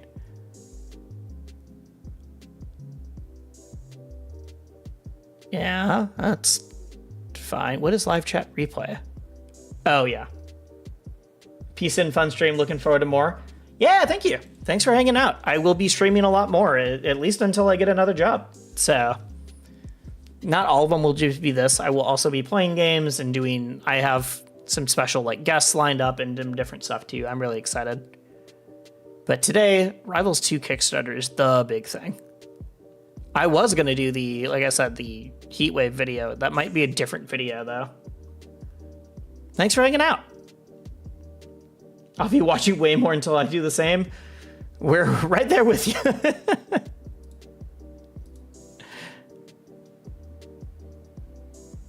It's my first time here, but I know you from your videos, and I believe in you. Well, thank you. Yeah, no, oh, hello. I forgot I was showing that screen. I mean, that's just the AMA that we're going to go over. Good luck on employment. I just got laid off, too. Yeah. Yeah. I was just, yeah. From a job I really liked. I'm sorry that you're going through it, too. I feel like every time I refresh social media, it's somebody else. It's hard. It's really hard right now. Okay, I'm gonna zoom back. Oh, there we go. So, okay, we've seen Ethereum Forest, Rockwall. Yeah, I luckily have some leads. I'm feeling. Oh, I also did pledge. I would have. There's a good chance I would have pledged to do one of the dev tournament spots if I didn't just lose my job. But I did pledge. And honestly, I think this game should give me a lot of cool opportunities too, just even in commentary. The Aether Studios has always treated me really well as talent. They haven't been able to like pay for like flights and hotels, which I'm pretty open about my commentary rates and the kind of stuff that I ask. And so usually it's a like standard rate for the weekend, flight and hotel. I don't do that for PM events because PM events don't make money. And I'm chill about that. Like I just don't require the same things from PM. Rivals has always been like really open and accurate though about like, hey, we can't afford to fly you out, but we can pay you this much for this much time. And I've definitely made more commentating in Rivals than I have Melee. Even though I've gotten that like full rate a couple times in Melee. But if this game is doing really well, I mean, SBS literally was like, yeah, if Rivals 2 does well, I want to treat our esports stuff, like work with talent more and work with like that kind of stuff. So I'm really excited. I mean, I'm not willing to do that for games that I don't like anyways. So if I was like, well, thanks, but I don't enjoy the game, that'd be different. But like, this is so good. Is this just, I don't remember this stage. Is this just two plats at a weird spot, or do they move? I think they move up and down. Oh, they got Rockwall is now like at a, like there's an outcropping here. I mean, this is just Green Hill Zone. We've seen that already. Merchant Port looks so good. I love this merchant port. Look at... Why did that get less zoomed out? What the heck? All right, whatever. Look at the Orcane, whatever species that is in the background. Oh my god, it's so cute. Also, I just like that one of the the platforms are actually naturally built into the stage. Which is like a thing in platform fighters, but like one's on the crane and one's on, like, I don't know. It's good. Orca puppy? Yeah. Whatever the Orcane species is. Are Orcanes just called Orcane? This is not Merchant, Fire Capital, Armada. These we've all seen. Okay, cool. Is there anything else new? Oh, here, this is really important. So Q4, which we are in right now. Kickstarter Live, digital DLC. I should see if I got that. Is that out yet? I don't know. Maybe that's like when the 30 days for the Kickstarter is done. Q1, if you're unfamiliar with how fiscal quarters go, it's not quite tied to like winter, but it's basically seasons. So Q1 would be like January through like March, end of March. And then it's 3-month periods. So new engineers, pre-alpha streams and developer updates, special event at Genesis 10, which we've unlocked. I'm so excited about that. That one I will need to figure out because I registered for it before I lost my job, but we'll see. I think I will make it work. I literally might just do a, like, not even a streamathon thing. They said that in the Kickstarter comments. No, I have not gone through that all yet. We're going to do that here. Literally, I might just do like a stream thing to help me get to Genesis, or, I mean, if they're streaming Rivals 2, that might be one where I'll be like, hey, I know that you guys haven't been able to fly me out before, but I would absolutely love to be here, and I cannot make it if this doesn't happen. Internal testing of online servers and matchmaking, closed beta, that's me. So that'd be like March, April-ish. April to May is like when I should start being able to play closed beta. I don't know if I'll be able to record or stream. I just don't know. God, I hope I can. I would love to stream the closed beta weekends. Larger beta tests for backers and email lists. Nice. So that's people who backed and also people who are just getting lucky, or content creators probably. Or like influencers, players, whatever. PAX West 2024. Interesting. I wonder what they're doing for PAX then. Physical rewards start shipping, and then Q4, which is like November's the earliest then. Or October, November, December. Rivals 2 in-game digital rewards sent via email. Launch it on Steam. Take over the world. I love it. Current team. These people are all great. They do not have a job that works for me. They're all programmers and artists. Our community. I'm the community. I mean, they're right. This is literally like the largest indie esports league ever. It's not the biggest. It depends on if you got like Brawlhalla, stuff like that. But Brawlhalla is also owned by Ubisoft now. It might not have the most money, but the fact that they've run 8 seasons of an esports league for an indie game is absolutely bonkers. Rocket League was indie, but was it still indie when they started doing like RLCS? I would need to double check that. I don't know the timeline on Rocket League. Or were they indie all the way up until they were bought by Epic? Yeah, that might count then. That might count. Psyonix, I don't think of as indie because they're big, but I don't know when you would be like, oh, they went from being indie to being large. No, I think you're right. I think it's Rocket League then. Rewards. I got this one because I wanted all the things that counted as skins and the Kickstarter exclusive DLC, which I think Dan said they aren't for sure on it, but they're thinking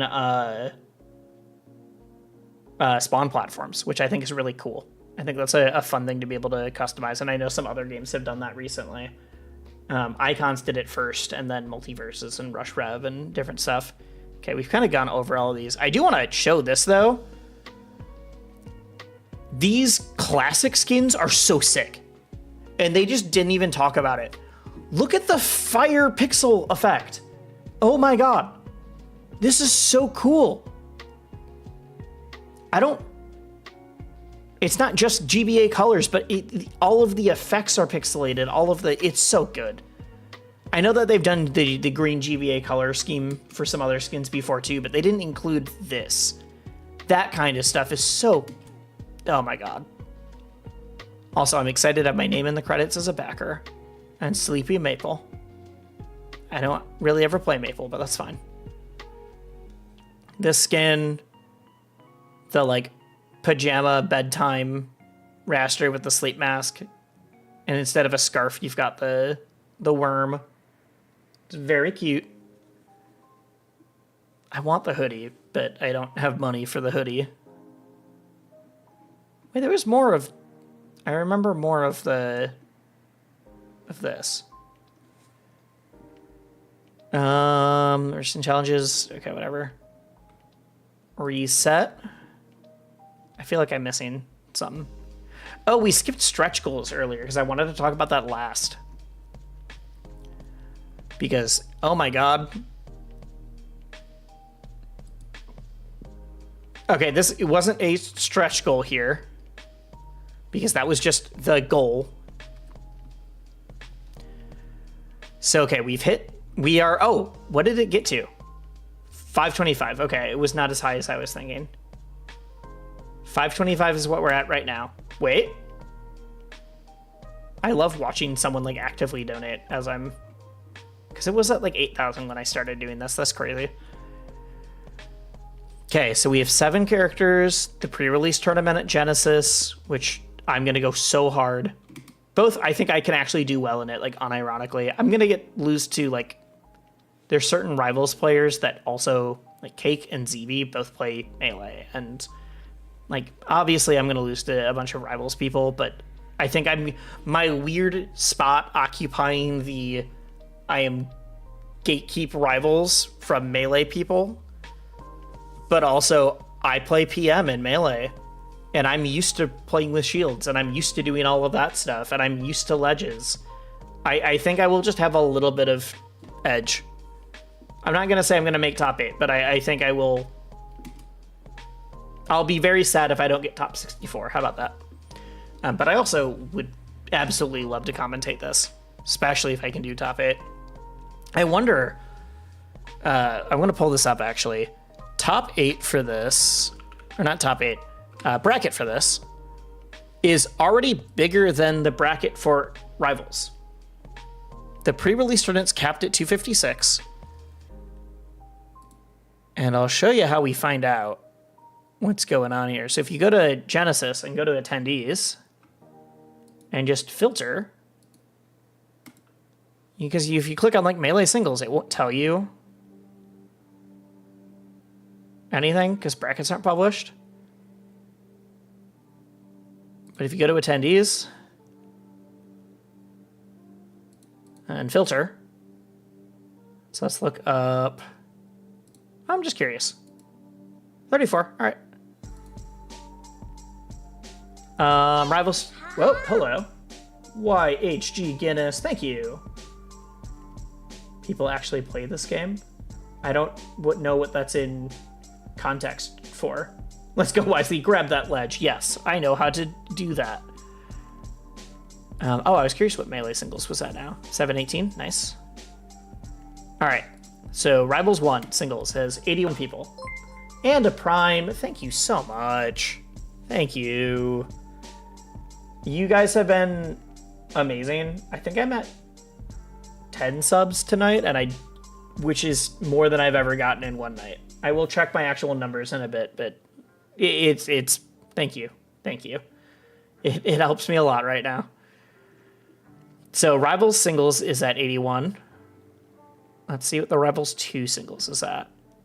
Like, will Rivals 2 singles be on Sunday? Oh my god, it's almost capped.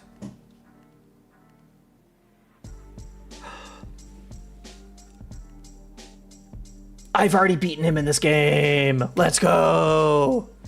I can beat Leffen for real. And I've beaten DeBuzz in this game already. I can beat DeBuzz for real. There are just two people that I played friendlies with when it was in the VIP room at Genesis 9.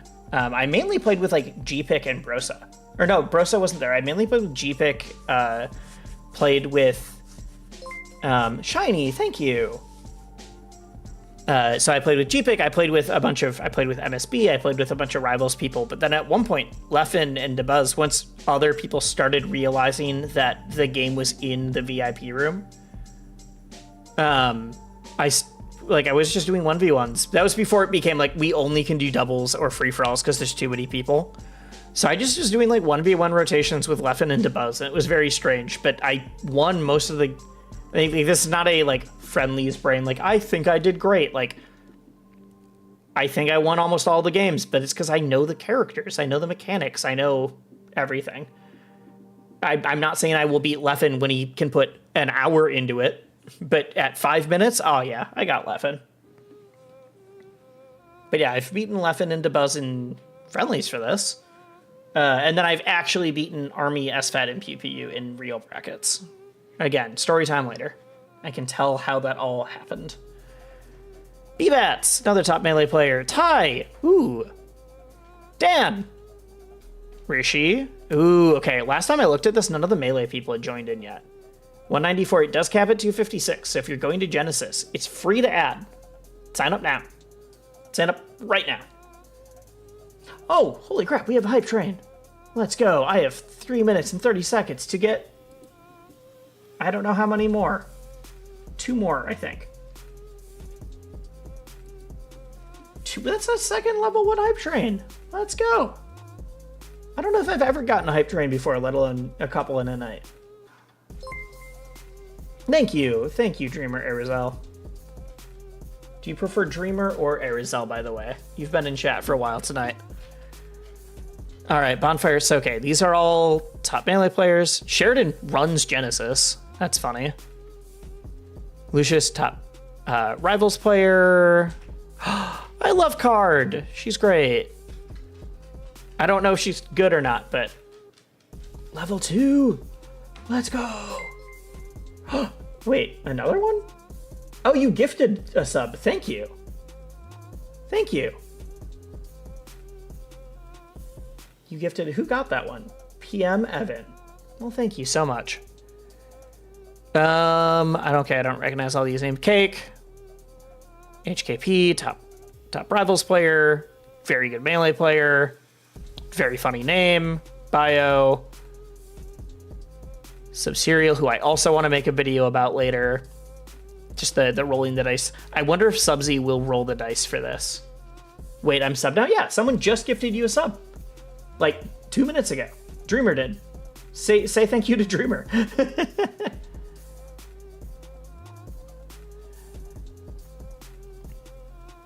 Yeah, I want to make a video about Subsy rolling the dice at last Heatwave, but I wonder if Subsy will do that for this one too.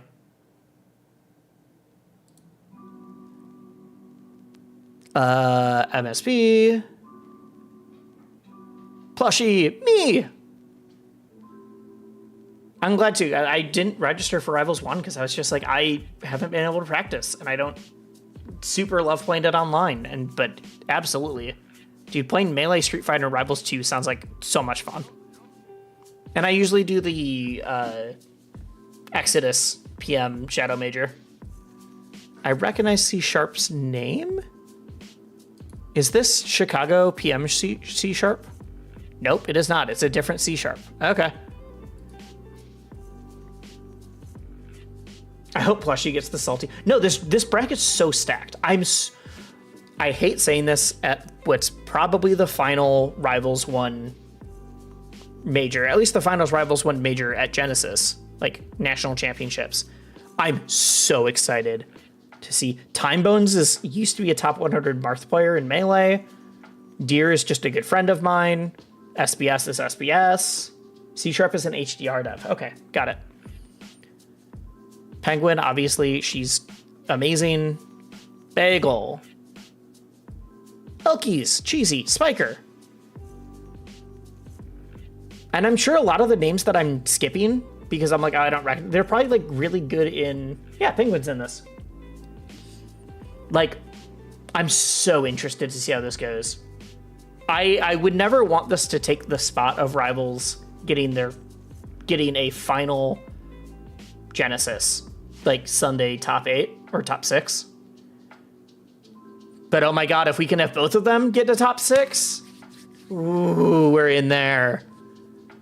I got into Rivals 1 pretty late, but I'm ready to go. I've been in Rivals 1 for so long, and I'm slowly getting worse because I'm not practicing enough to keep up with everybody, but I'm so excited. I'm going to be really good at Rivals 2 for like 2 weeks as I beat all the Melee players who don't know the Rivals stuff, and I beat all the Rivals people who don't know how to use shields and ledges, and then after like a month and a half, I will go back to being commentator, content creator. I'm not even like gonna say Jut was one of the top NASB players. Also very dope person. He's great. Denzello, top 50. I think top 50 was Denzello top 50. Am I thinking of someone else? Yeah, 27th in season 7. Cool. Durai, Uda. I feel like I recognize this name. I do not. Follows more people. Oh, it must be a. Oh, it's that Ion. This is a newly PR'd player in, or not newly, like last year got PR'd in, yeah, right here, in NorCal for PM. Literally got like 5th at a PM national before they had won a local because NorCal is so good at PM. Yeah, Ion's very good. That's gonna be fun. Choppers, Kusi, Rose J. Someone who's playing Alt, Tetris, and Rivals. Cool. Oh, it's Kryzen. Okay.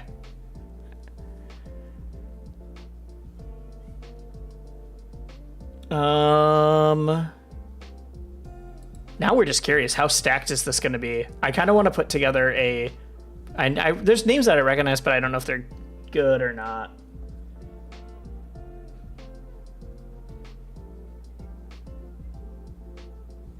Thank you for the hype train. Thank you.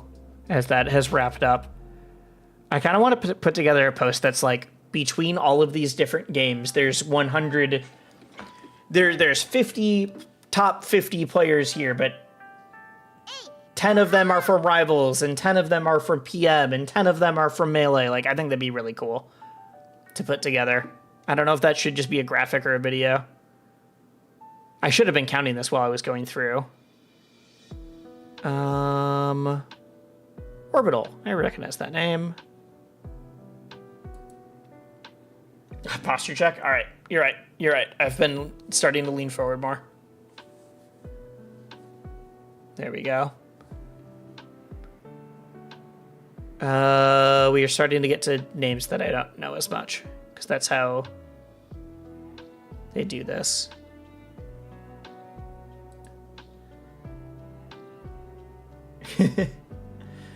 Oh, and Hobbs. Actually, Hobbs should eat. I should do that too. Tac. Tac's one of my local PM TO. And they do alt TOing as well. Jerix is a homie. Yeah. Oh, Rosebloom.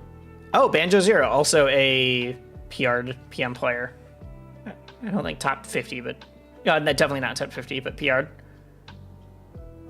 I'm looking for like big names. Guinness, who just subbed? Or I did at least just followed. Yeah, just followed and subbed. Thank you. I'm assuming that's the same. Yeah, it's YHG. It has to be the same Guinness. Man, a good stout sounds so good right now. You've now made me thirsty. And I'm hungry. Sad that you haven't seen Giga Dragon anywhere. Is Giga able to go? Botmat was messaging me. Botmat is a great content creator, actually. does TikTok mainly for Melee and has like over 100,000 followers on there. But is really excited about Rivals 2 and has been messaging me trying to get like advice and thoughts on stuff. Oh, Lucio. If that's the same Lucio I'm thinking of. Anybody else? Toma! T. Richard. Now we're just named. Oh, Heel's good. Okay. Shake Drizzle. That's funny. Shake was in at the Ludwig thing yesterday.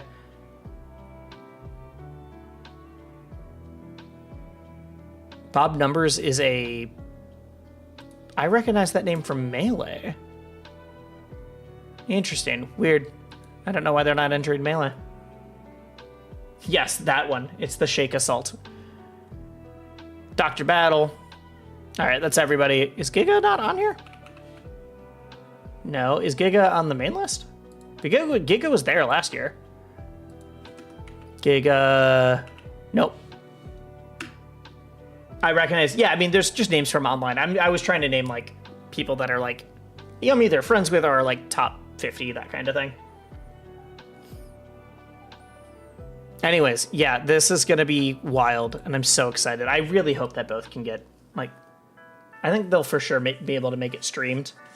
But the crossover and how big it is, I really, really want it to get Sunday. But I would be worried that they're not willing to give 2 different Rivals games Sunday top 8. They're not going to do, like, Rivals and Rivals 2 and Alt and Melee. And I really, even if Rivals 2 is more hype, I would really hate for like the final Genesis for Rivals 1 as the big send-off to be like, well, we gave it to Rivals 2. Even though I think people would get it, but... Alright, one sec, I'm gonna feed Hobbs. Be right back. Thank you, Marshall. Hi, man.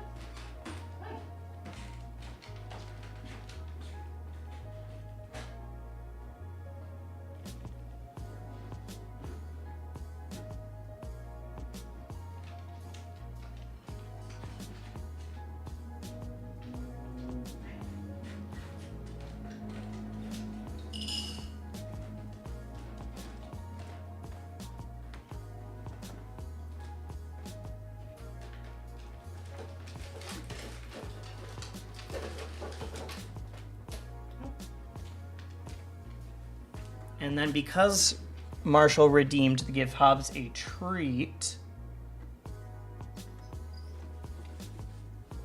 and it's dinner time, I'm not going to give him a normal treat. I have a doggy D20.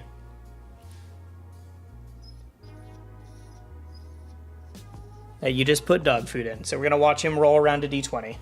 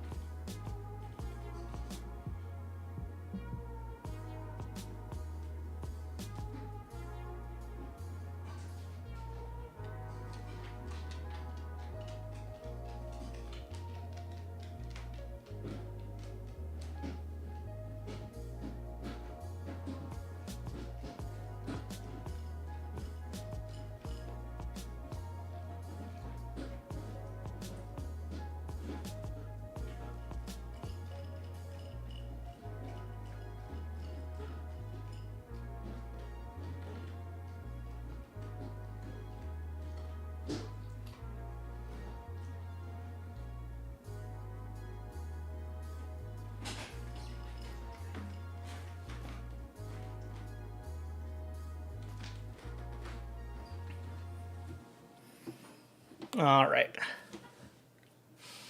I hope they do allow a Rivals 2 stream. I mean, I think they want to do a stream. I think that's pretty clear. We just don't know what the, like, if that Rivals 2 stream would be like, hey, with the top 6 is being treated just like Sunday top 6 because it's the 3rd biggest game kind of thing. Yeah, give him like half of his food in here and then half in his actual bowl. So I'm just gonna set this and we'll see when he comes over. Hi, he's just looking at me. Also, I didn't realize what time it is, and I've been streaming for over 3 hours, so I think I will be wrapping up soon-ish once I get through probably the AMA. And then we'll watch some of the footage and other stuff on a different day. I was hoping to do it all tonight, but it is almost 7 and I haven't had dinner. And I still want to work out tonight too. But bigger thing is, all right, he's gonna go play with his dice. Bigger thing is, like, I'm just tired because I'm not used to streaming this long yet. So I gotta build that up, genuinely. It is a skill. You have to build up being able to stream for like 6 hours. And since I always streamed when I was like doing work and doing other stuff, I would make sure to take care of you. I will. I'll take care of myself. I'm for sure gonna go to the gym tonight. I just like going to the gym. I've been getting into better shape and better health, which is cool. Bud, I'm gonna... Okay, one sec. Let's go that way. So that stream can see you. Instead of knocking it off stream. Hobbs is so big now. He's been the same size for a bit, but he's like 45 pounds. He's a good medium-sized dog. Whatever he's mixed with in Black Lab. But yeah, no, I'm just like tired. I also realized I hadn't been drinking water during this stream, which is my bad. Yeah, I gotta learn how to stream longer and build up that energy. But I can literally do daily streaming, though it'll be cut between days that I'm gonna do more content creation or doing more like video editing. I'm not gonna be trying to do 40 hours of streaming a week. One, job application, stuff like that. But the other is like, even if I'm saying like, I'm gonna do 20 hours of content creation this week, that might be 5 hours of streaming and 15 hours of video editing. Like, I don't know how that's gonna work out. But I will for sure be doing stuff. You think they're gonna be prime real estate for content creators doing pre-launch guides? I mean, I'm gonna do it. I don't know if it's, by prime real estate, I don't know if it's gonna be huge. I think my channel has the largest beginner's guide for Rivals 1 for people that are not, it was right, I made it for when Definitive Edition launched for Rivals 1, so it doesn't have the 4 workshop mains in it. It's like, maybe it's getting close to like 80,000. I think it passed 70,000 views, which isn't a lot, but it's still one of the highest viewed Rivals things that's not like a random BG bootcamp video or like a tournament thing. I think it depends on the staying power and the size of the game. I think you will see a lot of,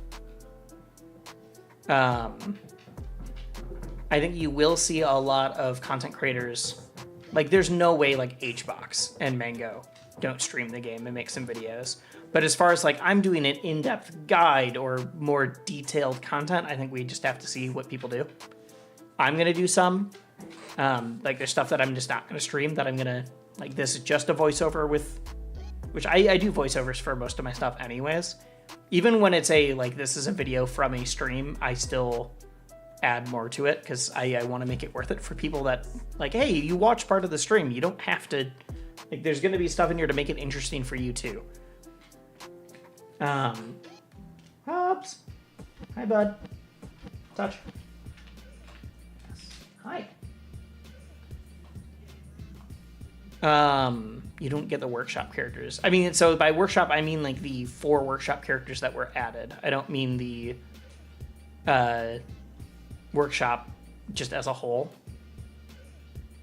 Rival Ether. Oh, what's up, Durai? I read your comment before I read your name. I mean, speaking of the devil, like, I think Durai is going to be able to do stuff like that. I don't know if Durai wants to or not, but Durai does Rivals content as well, and you should check it out. But I think Durai also... I'm going to bring you up specifically because you were someone that, I don't want to say was talking a lot of shit about Rivals 2 before you got to get your hands on it, but you definitely were really...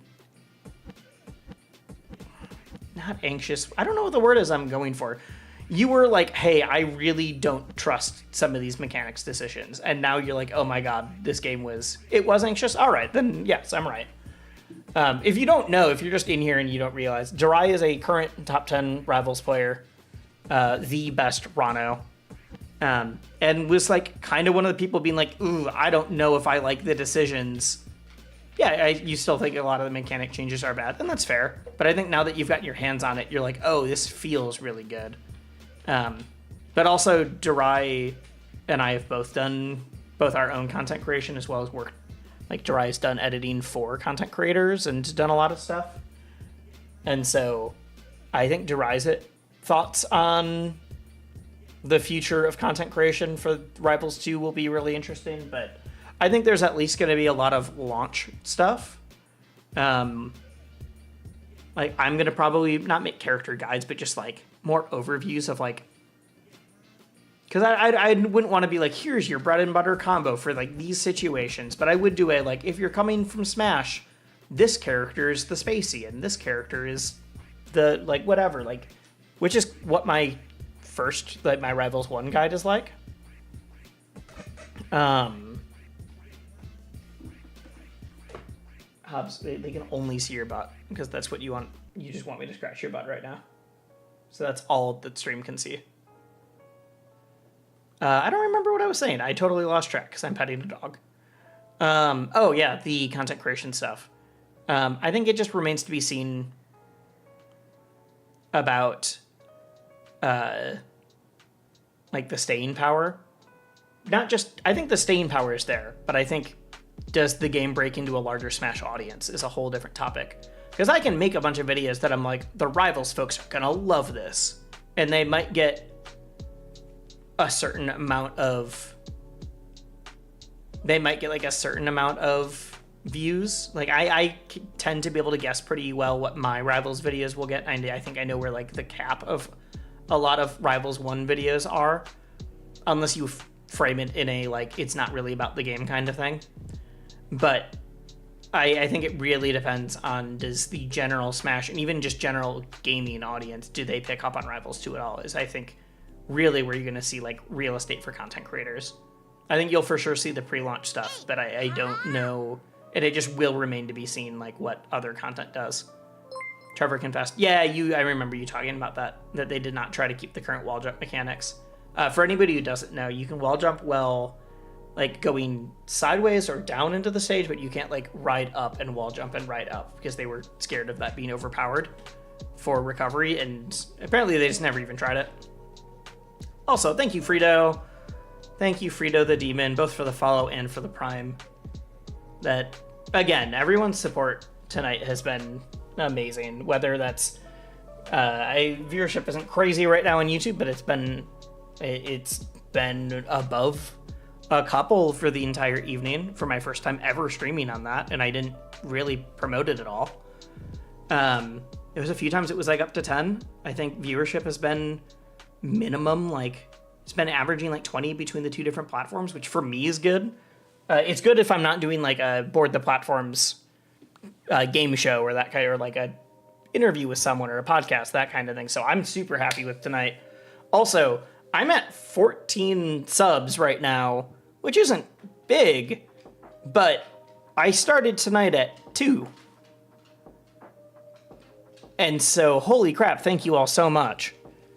That is a lot of money that you did not need to give me. And again, with I was talking about it throughout the day with losing my job. That has been one of my thoughts is like, well, if I'm going to stream and make content, I need to make sure that it's worth it for me. One, it's just fun and something to do with my time as I'm doing job applications, but also like, I want to give a go at it. I'm not trying to be a full-time creator, but it'd be really fun to like, in this couple of months as I'm looking for a new job, to build this into a more sustainable thing. Where at least then I can be like, yeah, even if I'm not a full-time creator, if I get to the point of like, I can upload a video and know that a certain base number of people are going to see it is really, really sick. Or I can go live on a stream and know that I will have a base amount of viewership would be amazing. All right, it is 6:46. I need to eat and go work out. I was going to watch the Heatwave Rivals 2 footage, but that's 30 minutes and I'm going to be pausing it a lot, so I just don't have time. I will definitely do that either tomorrow or this weekend. Let's go over the AMA on r/games, and then that'll be the final thing. I will likely make a video on this that's just going over Kickstarter news and updates. And then I will make a different video, also stream, that is on I don't want to say a react video, but me talking about like things that I've noticed as well as things that I just think are really sick from the gameplay footage. And since I won't be doing gameplay footage tonight, that probably means that I'll include a lot of the Ludwig stream as well then, because I just didn't want to watch 4 hours in addition to everything else. But if I'm just going to do a stream where I'm going over that. Not only that, but I also, like I've told people, I have some Melee videos in the works. I literally have some PM mods that I've had commissioned that I'm going to do some challenges with folks in. I'm going to be doing a lot of different stuff that's not just talking and, well, I mean, it is talking and hanging out, but like I'm excited to do a lot of different kinds of content. In fact, one of them is very similar to a video Durai made, except mine's going to be longer than 4 minutes, which I know is a style decision on that. Durai did a video that was very good, and I enjoyed it. I would totally react to it on stream if I had time, and also, well, I mean, it's like 5 minutes. I do have time, but if reacting to a 5-minute video doesn't seem cringe, I would not upload it. But it was taking gameplay and balance ideas from Twitter. I think it was just Twitter for Rivals, and then modding them into the game, or at least saying like what this would work out to be. And I'm literally working on that right now for Melee and PM. They will all be done in PM's engine because it's just easier to mod, but I did a thing a while ago, a couple months ago actually, where I asked people about like genuine real balance ideas, not just like make this thing busted on purpose, but like how would you actually change the game if you wanted to change one small thing. But then I'm going to put them all into one build, which I'm sure means that they're not going to be balanced at all together, which is fun. So we're working on that build. I'm working on a bunch of different stuff, and then I'm going to have people play and test them out. So we got some like gameplay dev type, but still comedic videos. We got some mods. We got some reacts. I'm going to even do some of like I said, I want to make a video that's just like why hit falling is really sick. I'm really excited for what I got going on. So thank you all for the support. I will, yeah, I'm gonna just see what happens until I get a new job again. But yeah, everything from like kind of more almost video SAE things for like why hit falling is sick to like funny challenge videos where I'm putting people through dumb stuff because it's entertaining. Like we're running the gamut here. I also need to figure out how to do stuff that's not platform fighters. I've been playing a lot of Street Fighter. I will likely stream just playing Street Fighter because I'm enjoying getting better at that. I'm trying to fight my way into Diamond right now. I'm in low plat. But I don't know how to make more casual content for Street Fighter. It's weird. I just can't quite figure it out. And I don't want to just upload here is me playing ranked. Like that doesn't seem fun. Whether it's for Street Fighter or I play Strive or like Project L comes out, whatever. I'm enjoying a lot of traditional fighters lately. So I'll stream them. I just need to figure out how to make videos about it. It'll also be really funny streaming on YouTube now that I'm doing multi-streaming. When it's like, I'm not doing a fighting game. I'm streaming Bomb Rush Cyberpunk, which was an amazing game. Or like I'm playing whatever. Twitch is more used to me being like, usually my viewership goes down, but Twitch is more used to me playing like weird indie games too. It's been like 4 years since I've uploaded a video about a strange indie game to YouTube. We will see if I get any viewers if I do that. Especially if I'm just streaming it. As long as I'm not losing viewers, I think we're good.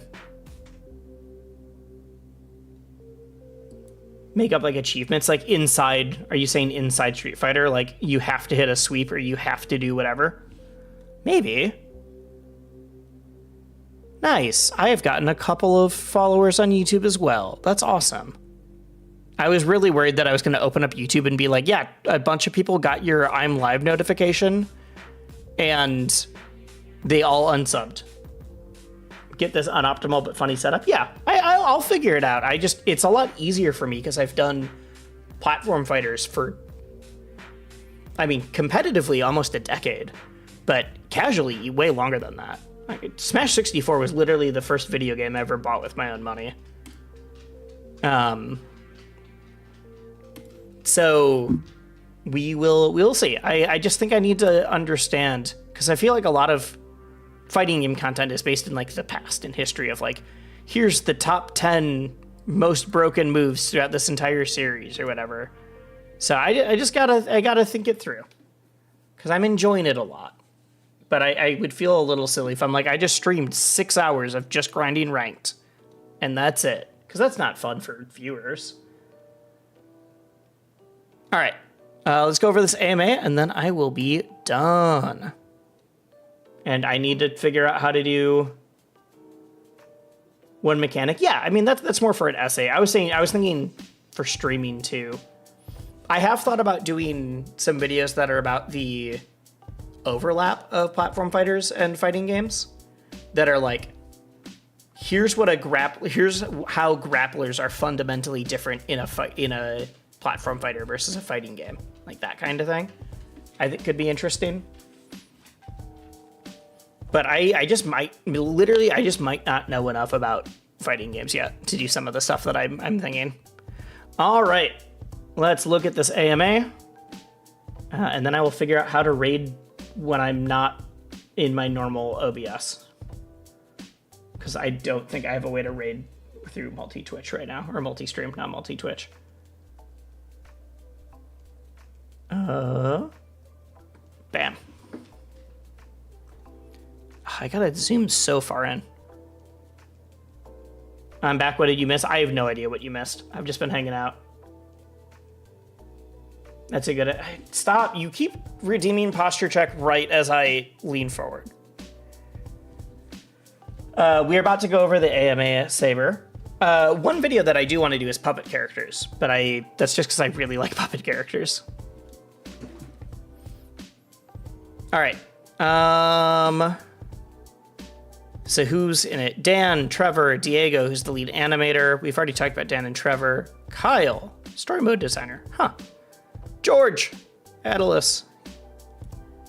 Fujisawa Mitsuki. Huh. All right. Let's refresh this, make sure we got everybody or everything, and let's go.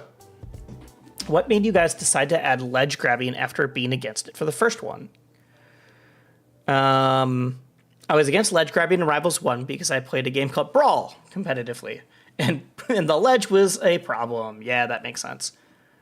And also had made a fan game that didn't have ledges. I assume this is due to scope reasons, as mentioned later. I liked how offstage worked in that. When I started Rivals 2, we knew we wanted to do shields, grabs, and throws. Those were cut from Rivals 1. Do I need to zoom in further? I think I do. All right, when I started Rivals 2, we wanted to do shields, grabs, and throws. They were cut from Rivals 1 for scope reasons and not particularly for gameplay reasons. Ledges were different. We went back and forth. Interesting. I knew that it was contentious. I didn't know they literally just like went back and forth a lot. In the end, we landed on doing ledges for a few reasons. They are familiar and intuitive to players coming from Smash. And with our addition of shields and grabs, we are improving on that front already. Yeah, making it better and more intuitive for people coming, even not just from Smash, like competitively, but Smash casually. Like I said earlier, I've watched people who are just casual gamers try to play Rivals 1, and as soon as they're off stage, they're like, oh, I'm just dead every single time. If my up B can't fully get me onto stage, I'm dead. They just wanted to have a new gameplay challenge to rework. Here, we'd already seen what Rivals 1 recoveries looked like when no ledge exists. We want to tackle the challenge. We think we can do it better. We feel that no single game in the series got ledge completely right. We thought that Rivals 2 could be our chance to make a ledge that takes inspiration. Nice. Is this... Okay, ignoring... I don't feel like going over some of the... Where's Orkane? Is he safe? Is he all right? We have seen Orkane a little bit. Orkane is very safe. It's getting colder now. He's mastered the war part in Rivals 2, so right now he's working on peace. Okay. I probably will skip some of the more meme joke ones. I've heard from Adam Kara. Is it Kara or Kara? I think it's Kara. Adam Carr's Twitch stream that all air characters need to have a unique double jump. I was wondering if the water, fire, and earth characters all have a rule they need to follow. I've not heard this. I know that they all do, though. So I guess. I answered this in another question, but I'll share it again here. For many elements, there are subtle gameplay differences, but there aren't too many hard rules. Okay, that makes sense. Like, you just kind of want air characters to feel different in the air, so it makes sense that their double jumps would be a little different. We mostly try to be inspired by the sub-element we're pulling from. Sometimes we come up with high-level gameplay first, like the deception design for Forsburn was aligned with smoke later. And other times we come up with a sub-element and then gameplay comes after. We knew we wanted to do ice, and then we created mechanics like slippery ice tiles and freezing people. Sure. Hobbs. Hey. What are you doing? I heard a weird noise. I think he needs to keep practicing war. You would think he needs to keep practicing war.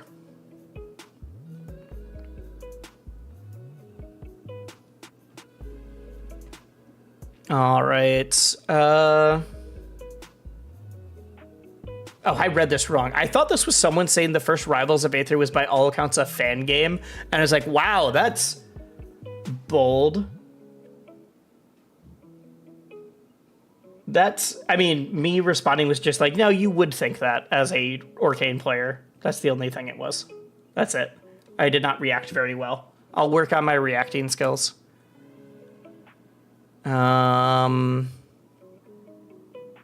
Is this... Oh, this is just, it's a hard game to play someone near your skill level. We have talked that to death in the stream. I'm not super concerned. I think just having, you need more people. That's just it.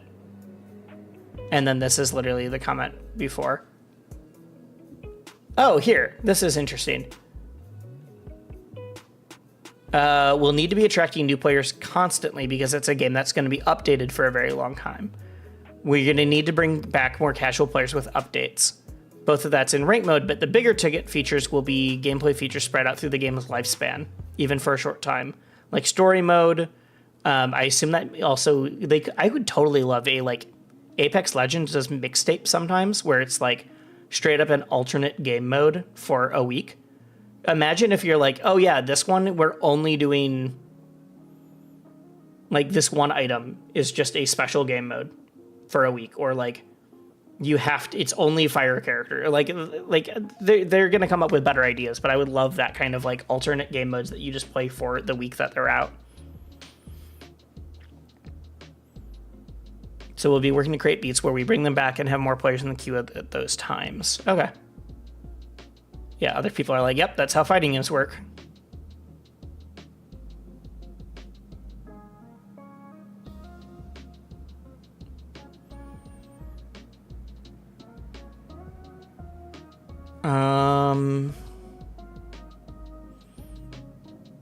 Oh, good question. Let's see if this is answered.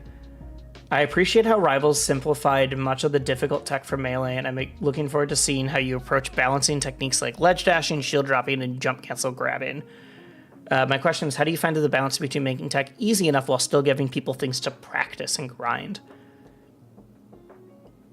And then how do you choose when to add old characters and when to add originals?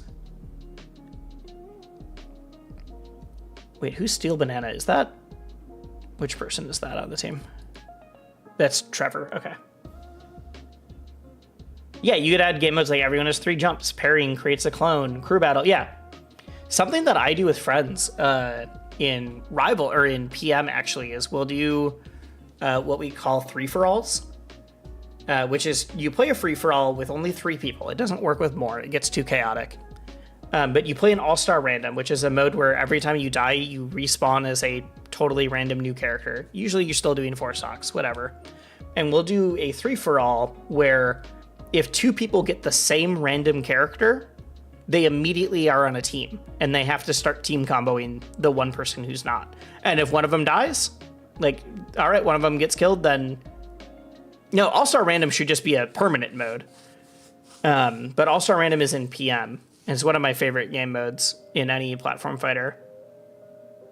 But what we'll do is 3-for-all, where we play in All-Star Random. You get new characters every stock, but if 2 people die and they respawn as the same character, or like all 3 are fighting, one person dies, when they respawn, they get the same character as someone else. They immediately just gentlemen's to being on a team together. It's just really fun because it creates like, it's fun for competitive players to still do a free-for-all because of this, because you're every once in a while you're suddenly either trying to do doubles combos with someone, or you are doing like you're the person trying to get away from it. And I like that kind of thing. If you could build it to be straight up in the game, is like if you random and you get the same person, you immediately are teaming. Yeah. But yeah, I think All-Star Random should just be in the game, or even like how Tetherball is in right now.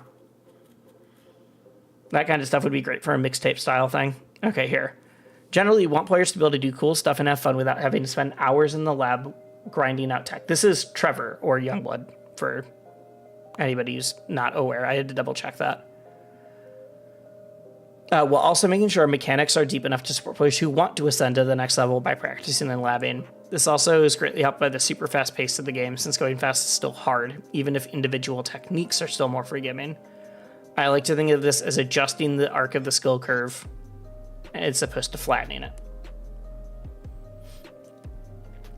Top level play will still be incredibly technical, but round 1 pools should be more interesting than it is with games with a more punishing skill floor. I agree. I think round 1 pools in Rivals are still pretty hard right now, because everyone that's still there is really good. And so even me, like, who's pretty good at Rivals, I'll still get, like, I'll go like 1-2. Or I've even gone 0-2 recently, where it's like, oh, I don't even think I was playing that bad. It's just everyone will immediately kill you off of one opening. For mechanics like ledge dashing, where it'd be way too strong if all we did was make it more lenient, we had to adjust the balance of the mechanic to compensate. We decided to remove ledge intangibility right when the waveland ends. Oh! I didn't know that! So you're going to waveland, and you're intangible during the waveland, but not during the attack. Interesting. That's cool. I didn't know that's how that worked. So now instead of an incredibly strong technique that's super punishing if you mess it up, it's moderately strong and only slightly punishing if you mess it up. Yeah, I like that. So you could like, you can't like waveland on grab, but you could waveland on just get away and then see what your options are based on where your space is. Thank you, Babatosh. Babatosh was told to come check you out. Well, thank you. Who told you to come check me out? We are going over the Rivals 2 AMA right now, when we just learned how ledge dashing works in this game. As for when we want to introduce returning characters versus adding new ones, Tiberius or Raze? Oh yeah, no, Raze literally said that he pinged his Discord earlier. So, well, thank you. Thank you. I play D&D with Raze. Oh, hello. What's my phone doing? Remind me later. Yeah, there's a handful of us that are all in a PM D&D campaign. We have not met in a while because it is hard to get all of us together, unfortunately. But it's Quan, if you're familiar with him, Luigi from California. I think SoCal. Yeah, SoCal. Saber, was in here. I don't know if Saber's still here or not. Teals, and myself. So it's all PM players. Oh, and Serb. Sorry, I was looking at the Discord that we're in, and Serb is the only one offline, so I just didn't see his name. So we're all just PM players from across the US that are in a D&D campaign where we pretend to be pirates. So that's how I know Raze. I mean, I knew Raze before, but that's much more how I've like gotten to know him. All right. As for when we want to introduce new characters versus returning ones, I'm not sure I can say much without spoiling. That makes sense. Creating a brand new character takes a lot more time than adapting a reoccurring one, because of the amount of testing and iteration that goes into designing movesets and testing animations. So we'll probably have to keep a balance. Yeah, that makes sense. I'm sure it will be a like new character returning, maybe even another returning kind of thing. What's the coolest new feature from Rivals 2 that you've seen? I mean, I was gushing about the ledge pummels or the ledge specials earlier. I think all the new specials are really sick. Because a lot of what people were doing was like, oh, why would you do a ledge special? Like, you should just, or why wouldn't you always do that? Because you could just, it's just a better get up attack. I think the fact that now we have specials for ledge, get up, and pummel, that not all of them are even offensive. Like, Rano's ledge and get up attack are both defensive because Rano puts a bubble, which is a protect, like, you can combo into it, but the way, like, on ledge, you get it from ledge and it puts a bubble away from you. Like, that's a straight up, like, that's so cool that you could do a thing that's like, oh, this actually gets me a, like, defensive option. It's not just offensive. I don't know. I think there's a lot of stuff. I think the game just feels really good. But that's a, like, new feature that I think is sick. Because a lot of people are like, oh, ledge specials, it's just going to be, like, a second get-up attack. It's like, they're not even all attacks. Some are defensive. Some are movement. Some are, like, there's so much you can do. Maple, like, just puts another plant there. I don't even know what that, like, it's not even, like, defensive or offensive. It's something in between. Like, that's, like, a small thing. Honestly, the coolest new feature might just be good netcode, but that's a much more boring answer. I think if you're looking for mechanics, I think the new specials are super interesting. I'm also really excited to see how people push hit falling in a game that has shields. I'm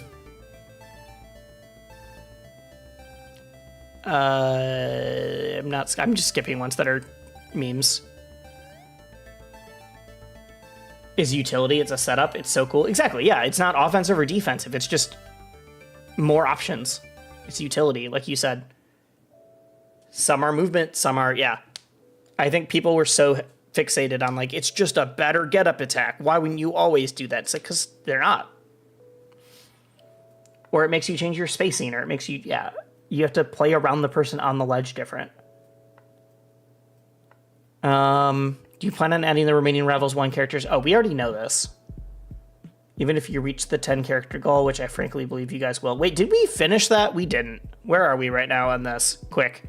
Let's refresh. 5265. When are we at? Oh, we have 8 characters. We have a ways to go before 9. This seems a lot. I really hope we get ranked or tutorial on launch. But I think as long as we get to the 10 characters, I'm happy. I mean, I'm happy no matter what, let's be real. I'm super happy with 8. We'll see. It's like tournament registration. Most stuff from Kickstarters, you get your huge burst of backing in the first day and then the final, like, the first, like, 2 days and then the final 2 days of a Kickstarter. It's like getting Smashers to register for a tournament. Who would have guessed? Yep, some stuff like Craig's Legs get up is a huge parry bait because it's really slow. Yeah, absolutely. It's timing. It's really smart. This person wants to know, we've already gone over this. They're planning on adding characters after launch as long as they can, but they're trying to treat it more like games as a service. So they'll just be adding in. We're already halfway to 1 million. Yeah, but I think it's gonna slow down a lot. Maybe not. Probably because we got to 400,000 yesterday, and we only got like 150,000 more. I say that like that's a small number. So a lot of the people who played at the Ludwig. Yeah, I mean, they just weren't used to it though. Like to Rivals in general, not just even Rivals to very specific parry times. I DM'd. Okay, I should share this. I DM'd Aiden yesterday, and I definitely phrased my message to him totally wrong. So I'm friends with Aiden. If you're unfamiliar, Aiden works for Ludwig as part of the yard. I'm friends with him from Smash stuff. But I DM'd him because I was just like, what do I need to do to take the first flight to LA and get on that couch? Like, what do I need to do? But the way I worded it was, where is it? I just did not word it well. I said, Aiden, I swear to God, what do I do to take the next flight to LA and explain rival shit? And Aiden's message back was, I've played for a collective 50 minutes. Let me be. I'm getting rocks thrown at me. And that's when I realized he thought that that was me taking a shot at him. Hobbs, you're fine. Hey. I didn't mean to take a shot at him. I meant I just want to explain Rivals things to the world. But I definitely said it while I sent that to him while he was on stream playing. And so he definitely read that as, oh, why aren't you good at Rivals in your first time ever playing the game? And I was like, I'm so sorry. That's not what I meant. Yeah, I've played for a collective 50 minutes. Let me be. I'm getting blocks thrown at me. And I was like, no, not a shot against you. I literally meant to commentate and explain stuff to like the general audience in general. And he's like, oh yeah. Oh no, that would have been really useful. Sorry.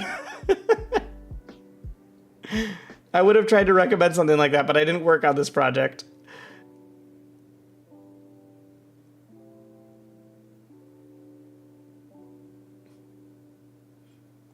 Yes, people play the game.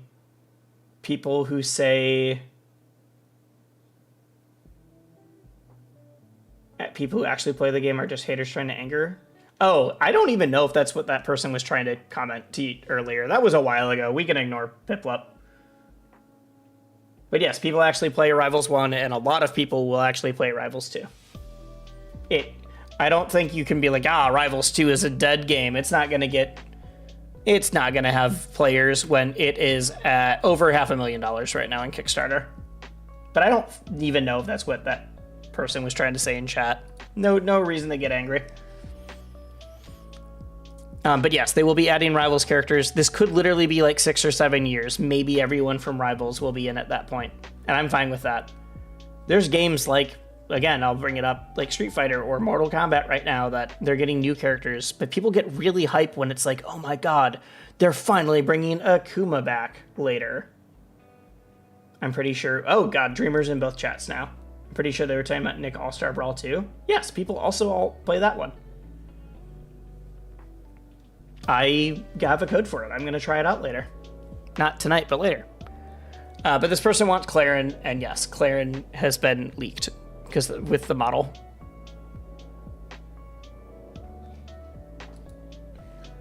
And Forest Burn has also been leaked. Oh, here. The Kickstarter exclusive skin is going to be something you can use with every character. I think I saw it in a different spot. Oh, here. We're leaning towards a respawn platform as of now. With the stretches being reached, what is your prediction? I'll go over that as my final thing after we're done with the AMA, before I close up shop for the night. The stock from Josh Man had me get my credit card out immediately. All right, we'll watch that. If you can share what the timeline for new characters. For post-launch, we're looking to release some... Yeah, I mean, if you're familiar with Rivals 1, they released like a character within a month or two after Rivals 1, and then another one like 3 months after, and then it started slowing down. So their high-level goal is 4 characters a year, but I think there's a good chance that year 1 is more like 6, as they release a couple more early on to just get people excited based on this response. Oh, also Chris, who was literally here earlier. Oh, literally the same thing here. 1 month post-launch, then 3 months, yeah. Here, let's watch the stock that... We're going to go over the world premiere here either tomorrow or Saturday, as well as the Heatwave bracket. But I do want to see what stock from Joshman they're talking about. So nasty. He got so good so far. Joshman is the Tux. It's crazy Josh is never first pick. Okay. Nice. I like it. Ooh, wait. Was that a hitfall? Did we see a real hitfall? Yeah, we did. Shoot. I'm glad Josh Man didn't see my post to Jirai saying that I would gift subs to the first person to do hit falling on purpose in a combo. Though that may have just been trying to be a fast fall, but it still counts. Bam. That's really sick. Okay, doesn't clean it up, but that was still good. And then went for the hardest read ever. All right. Okay, I think that was just it. Let's see that combo again. Bam, bam, bam. Hit fall nair. I love hearing. I think that's Yingling on the mic freaking out. Because that is like, you don't, even if you don't know what hit falling is, you're just like, oh my god, frog moves fast. Frog moves real fast. What's going on? There. Into the reset. Also a reverse bear. Like, you, this is not fake hype. Yeah, all right, I like it. I like it. I have a feeling that Rivals 2 workshop contest characters. Oh, you mean like the 4 workshop? I feel like we might get a couple sooner than you think.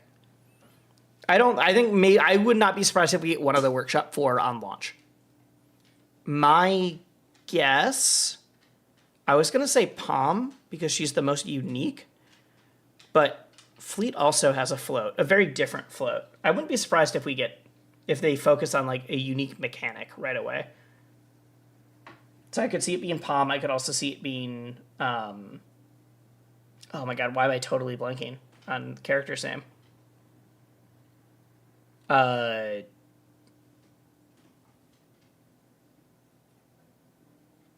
Not Hodan. I think adding a charge character will confuse platform fighters a lot.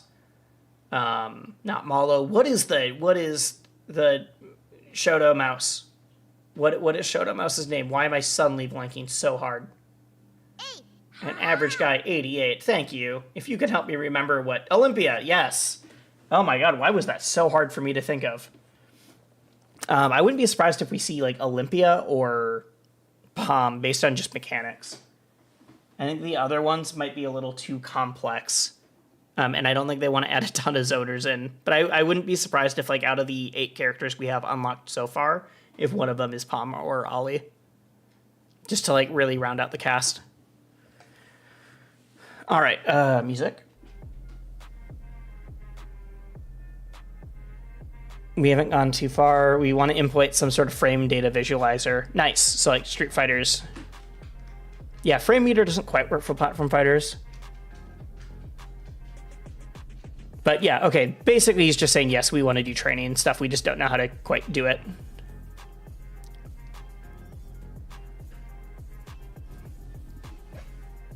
I mean, they've already talked about this a lot. They want to do workshop, and they want to do it sooner than they did in Rivals 1, but it's not a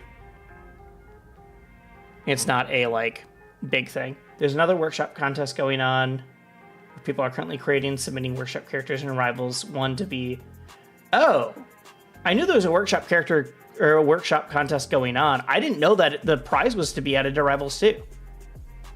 I thought the workshop one going on right now was just a, like... We're gonna celebrate cool artists and creators. I didn't know that the prize was being in Rivals 2. I knew it ended in December, too. Yeah. I just had no idea that that was to get a character in Rivals 2. That's super cool. I'm going to pay more attention to it now. I just don't pay a ton of attention to the workshop scene. So that's my bad. Okay.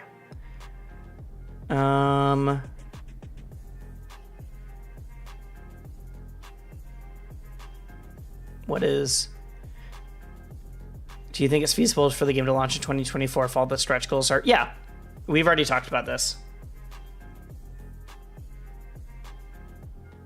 I think Workshop coming in later is better for the game. I think so too. I think if Workshop was in right away, I think that might be one of the issues with Framemakers, actually. Is Framemakers the one I'm thinking of? That had a super robust...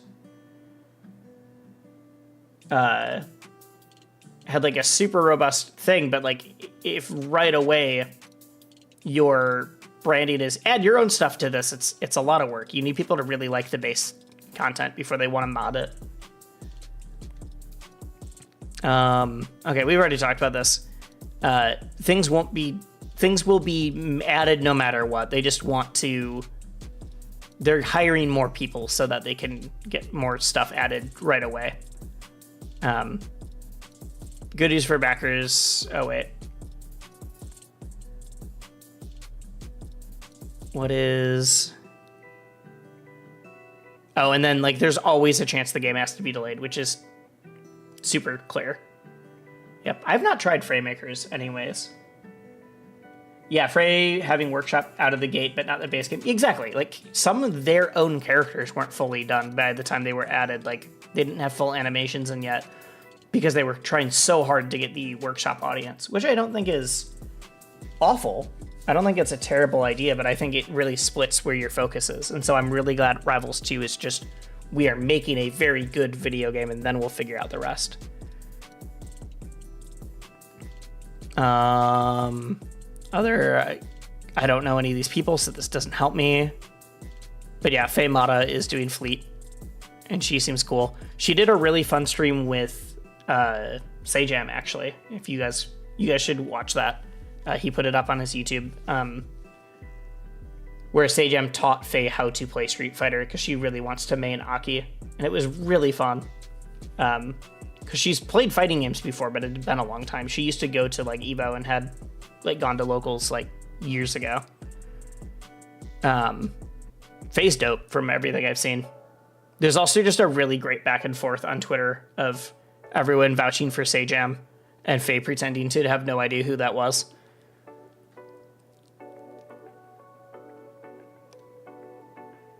Faye used to play Brawl? Yeah. Used to play, I think Smash was like her big one, but also used to play other, like I think Tekken was the other one. I think she said Smash is like the final game that she's like, I just need to get a character in Smash, and I'll hit my infinity gauntlet of characters in fighting games. I've been hearing extensively about how extensively the development of this game has gone to ensure it keeps the most minute intricacies of mailing PM, all the way down to adding no impact landing of all things. Have you gotten a lot of feedback from Melee and PM players that appreciate such granular mechanics that make the games? Yes, I am one of those people. I have given them that feedback. Oh yeah, we get a ton of comments. I don't even think it needs to be that granular, but like, it just needs to feel good. We get a ton of comments from Smash players about mechanics that we share with Melee or PM, either about that they feel good or something doesn't quite feel right, in which case they do a deep dive on why and try to fix it. Usually we try to determine what exactly each mechanic adds to the games and what improvements we can to try to make them feel better. A recent example would be when our recent Melee player dev, Kells, asked why we didn't have teeter canceling. We discussed all the gameplay implications that would come from it, researched exactly how it works in Smash, and then decided we should add it. That's sick. I didn't know that. It's really funny seeing Chris pop up a bunch because Chris was in chat earlier. Like, yeah, they're not just going to add a mechanic just because it's in PM or Melee or Smash Ult or any other game, but they will be like, what does this add and what does it detract and do we want it and what are the implications? And then we'll figure out why it works. Oh, for people who don't know what teeter canceling is, right. God, that's hard to show. So in Melee, you know what? Detour.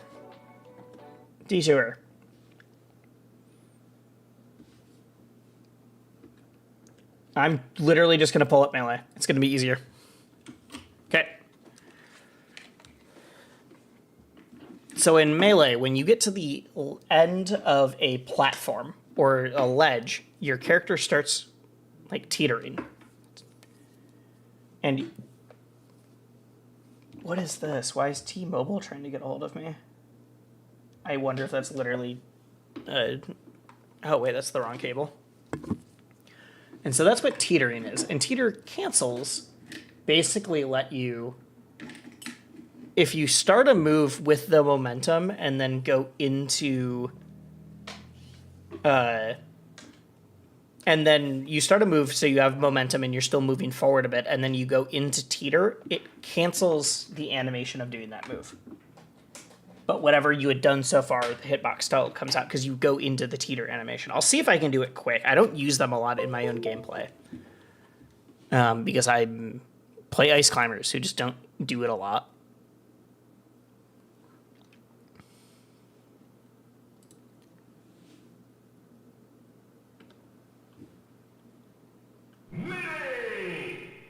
All right.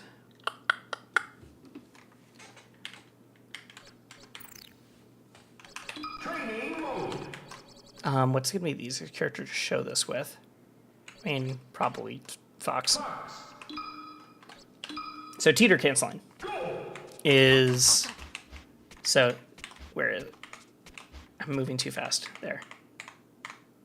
That's teeter. And so when you go into that animation briefly, it stops your move. Let's see if I can, I just don't play this character. How do you...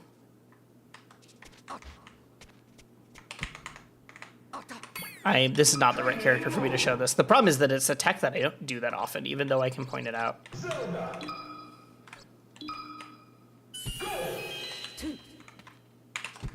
So you can do like... How do you... Like that. Well, that was almost like a drop. How do I do that? I'm trying to find like the easiest way to show this. You know what? This is not working because I'm not... So like actually there, that wave dash into being on the ledge where I'm now teetering. So if I do like, because I'm now in teeter, I can just go into the next thing. Versus, come on. Like that's how long it takes for me to do wave dash up smash normally.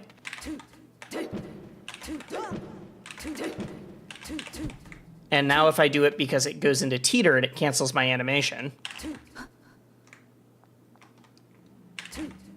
Come on. Now I'm like overthinking it. See how much faster I can up smash there? It's because I go into teeter and suddenly I'm able to move again. Because it's basically like you're in stand.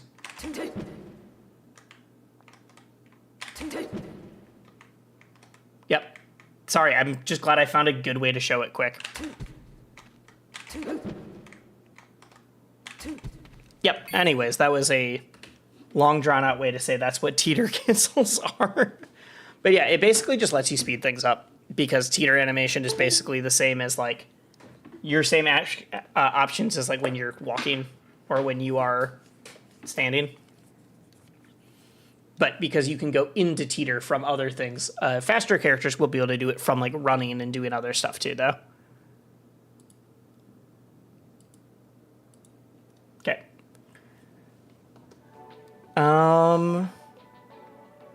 Well, the story modes have collectibles and unique big bosses, along with health bars that aren't just AI opponents, like Subspace Emissary. I apologize for the detour. Yeah, it's a Melee PM specific thing. It's even like a pretty, like the person said, it's a pretty granular one. Like it's one that I don't actively do on purpose. I just know it because of commentary and because of like a lot of my studying for the games are for like commentary and content reasons at this point. I'm trying to actively improve and get better, but it's not my only focus. And I definitely would put more time into just that if I really wanted to.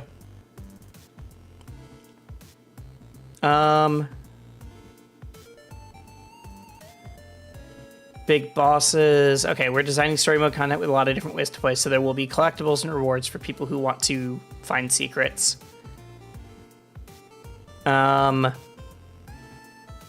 They want to have bosses. That's it. That's all they're able to say. That's all she's able to say. We want to push crafting unique experience which challenge players in the way that AI opponents can't achieve. Interesting.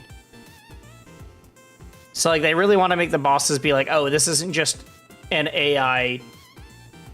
I almost said Falco, an AI Olympia, whatever. Why Rivals 2 and not Rivals of Aether 2? We've been working on the name for a long time, and Rivals 2 isn't even necessarily the final name. I didn't know that. I thought it was. One part of the game's design we've been workshopping is that the game is expansion similar to World of Warcraft. Oh. Has this been said anywhere else? With a 1 upvote?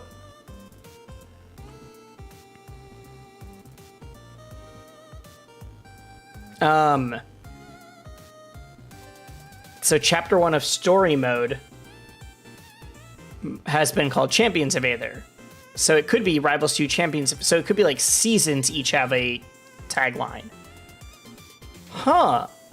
Until we solidify our name in the expansions motif. I did not know the expansions were going to each have names. That's really cool.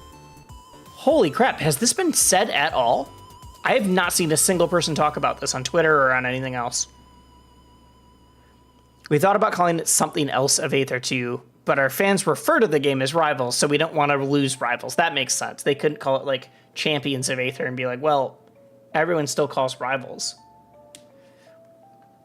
Rivals of Aether 2, but the name is a mouthful and would become even more if they had subtitles. Well, hey, it has been now. That's cool. I had no idea that they were trying to do that. This does not tell me anything other than NA.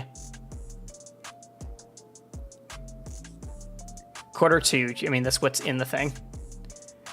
For all of the hero tier backers and then people who sign up on the site. So sign up on the site if you don't have the money to do that tier, but you do want to try to get involved. We're not planning any guest characters for Rivals 2 right now, so neither crossover characters planned. They've been saying that.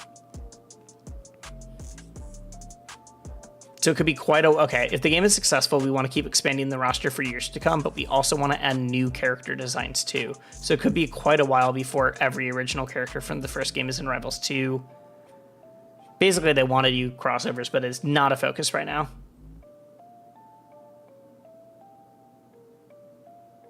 One of my favorite features, color customizations and the button check and the character portrait. That is, the button check and character portrait is genuinely one of the best things any platform fighter's ever added. That one mechanic has changed the game. And I know it was not in the beta that I saw. Custom colors is an interesting feature. When we first revealed the game, we said we weren't going to have custom colors because of the tech of recoloring. After working with our tech artist, Corey, we were able to get color palettes working. So yes, custom color support is ready, but they just haven't really said if they're going to do it or not. Now the challenge is for designing UI for how custom colors. So the feature's not prioritized at launch, but it's something they want to add. And then he ignored the thing about the button check. Oh, that person just said they liked it, not that if it's added.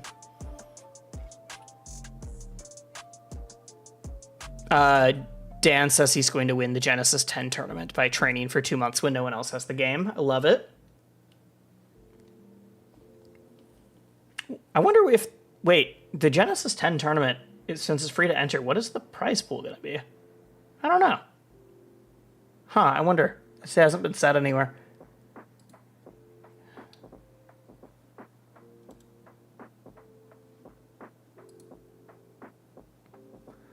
One second, just checking one thing.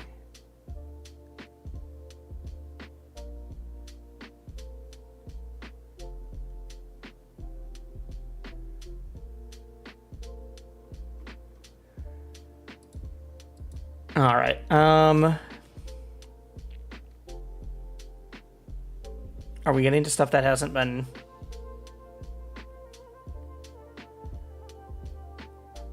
Oh, this is really specific DI stuff. Whatever, you can read that if you care about how DI rounding works.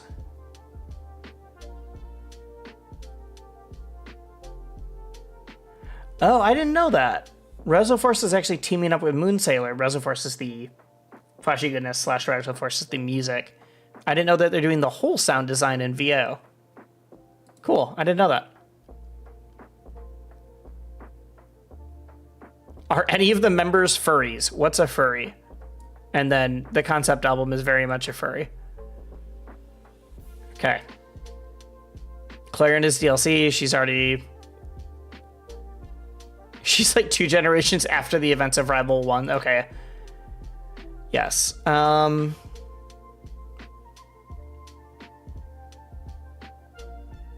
Oh, the person's asking why the release dates, or it just says add a character versus which character, which is just they like doing, like, it's hype to have a special, like, I popped off. Genesis 9 got me to pop off for Crag. Yo, Wisely, why do you think they put in spot dodges and parries? I think because they're just used for different things. I think parries are better for... parries tend to be better for projectiles, but also in high-level Rivals 1, parries started getting... Like, parries went from beginner players thinking parries were broken to every top Rivals player will tell you that parries are trash and you should not do it. It's just not a great defensive mechanic. Because what happens in top level Rivals 1 is people get blown up for parrying stuff or for missing parries and stuff. Just like, I'm gonna actually move my screen there we go. People would just get blown up for missing parries because it took a little bit of time. It was a little bit more committal. They're a little bit more committal than spot dodges is the big thing. But like, it got to the point that parry baits were way more of a thing than actual hitting parries. You would only, top level Rivals only hits parries when it's like super guaranteed. And so I think that's why you have both, is so that you have a way to get out of danger without being too committal. That's my guess, at least. I'll need to see it in play a little bit more, because I don't really remember messing with spot. I think I only did parries and I didn't really do spot dodges when I played it like almost a year ago. But I'm guessing like the way that shields work as well, because it felt like shields were a little bit weaker, though I could be wrong. I do remember a couple shield breaks though. And so I think it's just to give you like more varied defense without it being any of them being super strong, so that you can actually like RPS between like, what way do I want to get out of this thing, or rolling or whatever. But yeah, new players will start parrying everything because they're like, oh my god, this is so good, and I get a full punish. It is just way more committal, because your reward for spot dodging something is just you didn't get hit.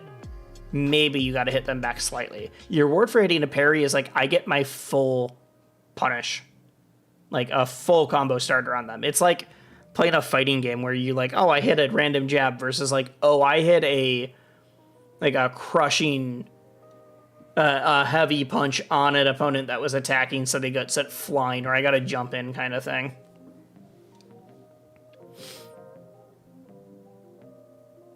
Especially with grabs.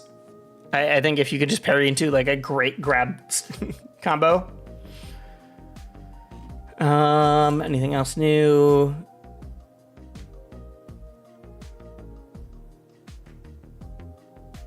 I'm guessing, wait.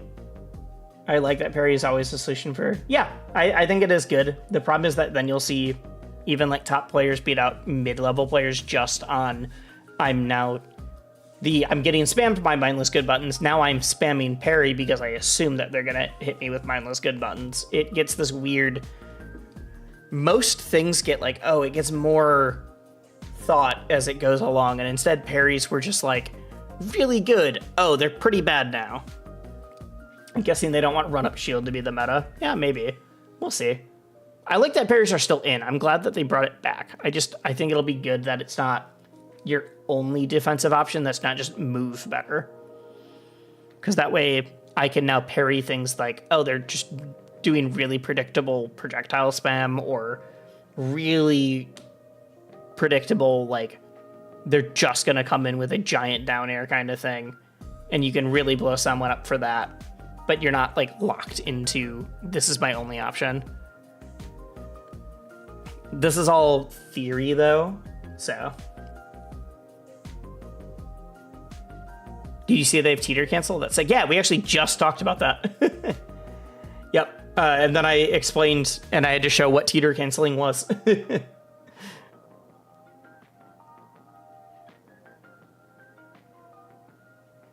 Yep. Wait here. Do you think removing the up B wall jump refresh thing and adding ledge will hinder offstage play? Yeah, I mean, I think it's a very... From playing it, I think we're fine.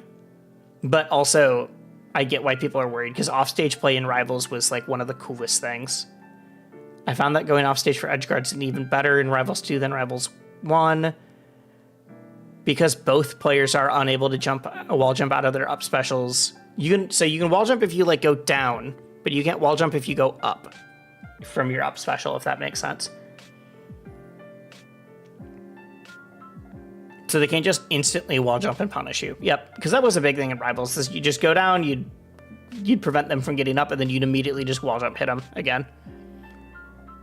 Also, yes, I got blown up for air dodging. Oh, what's up, Corks? I got blown up in the demo for bad air dodging because it's easier to punish them. It's already a bad habit of mine in Rivals 1, and Rivals 2 just really hit me hard for it. Again, 9 months ago or whatever, but let's see. Offstage edge guarding a little less risky. Directional air dodges are still extremely useful. Yeah, they're still super useful. It's just you're not just going to do the I air dodge through and then hit them back. It's just I air dodge through and now I'm safe. You're not air dodging to counterattack. The only beard I like more than my own. Well, thank you. Thank you. You're catching it kind of the tail end where we went through a bunch of different, of all the news coming out. We went through the Kickstarter, doing the AMA. Thank you.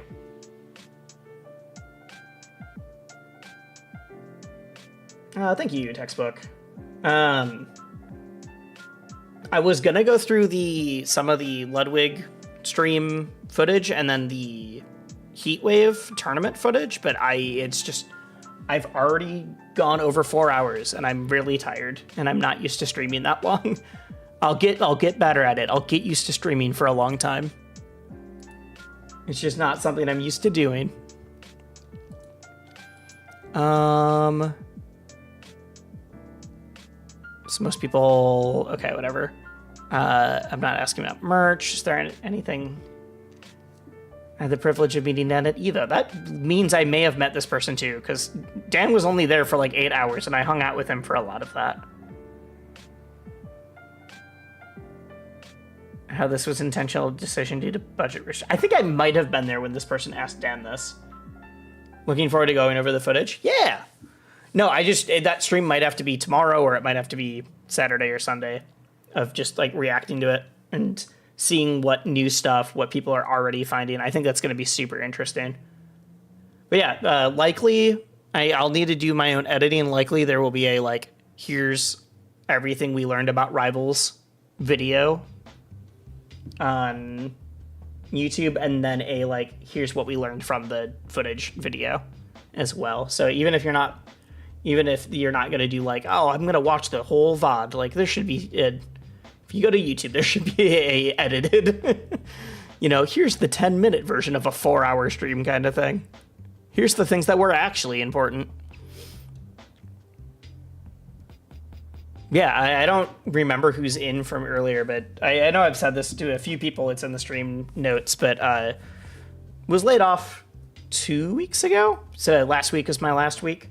Last week was my last day of work. So while I'm looking for new jobs, I can't apply for jobs 8 hours a day. So I'm going to be doing a lot more streaming and YouTube stuff, which I'm actually really looking forward to. So I'm not saying I'm going to go full time and that's what I'm doing, but it'll be fun for a while until I find something new again. Hopefully can, build up a backlog of videos to upload too, because that was always the hard part, even when I was streaming more. I feel like I've read this 3 times. How are additional characters going to handle post? Oh, we've done this a lot.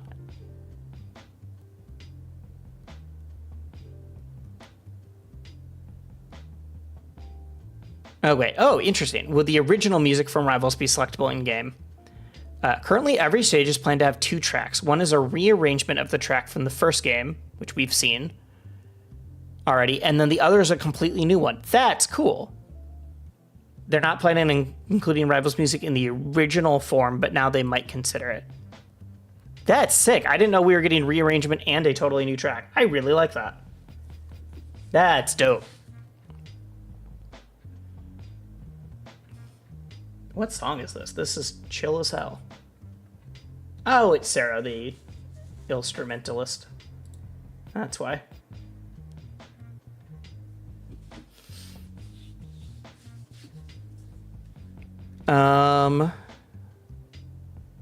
Remodded, textured. As long as it doesn't affect other players, we don't have plans to restrict fan mods and textures. But if it's causing desyncs or disconnects or other issues, we'll address it. Or we'll have to address it. If it's just client side, then we are currently under... I think he literally didn't type the rest of the sentence. Obviously, there won't be any fan mods on our official streams, though. Okay. Is Rivals 2 more similar to Melee or to Ultimate? More similar to Melee, but I think even more is to PM, if you've played Project M or Project Plus. Definitely has elements of both. I think air dodging feels more like Ultimate, except for wave dashing, obviously. Yeah,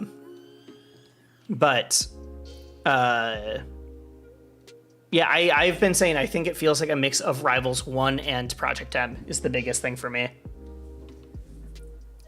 Which makes sense, because it's Dan and Trevor. Okay, thanks for the insight. No problem. I'm gonna be mad if we... The thing is, they've already leaked some Clarin. Like, there's literally a Clarin render / model on their website. You know Clarin's gonna be one of the 8 that we've unlocked so far. And non-Rivals people, and actual Rivals people too, love Clarin. But non-Rivals people really love Clarin.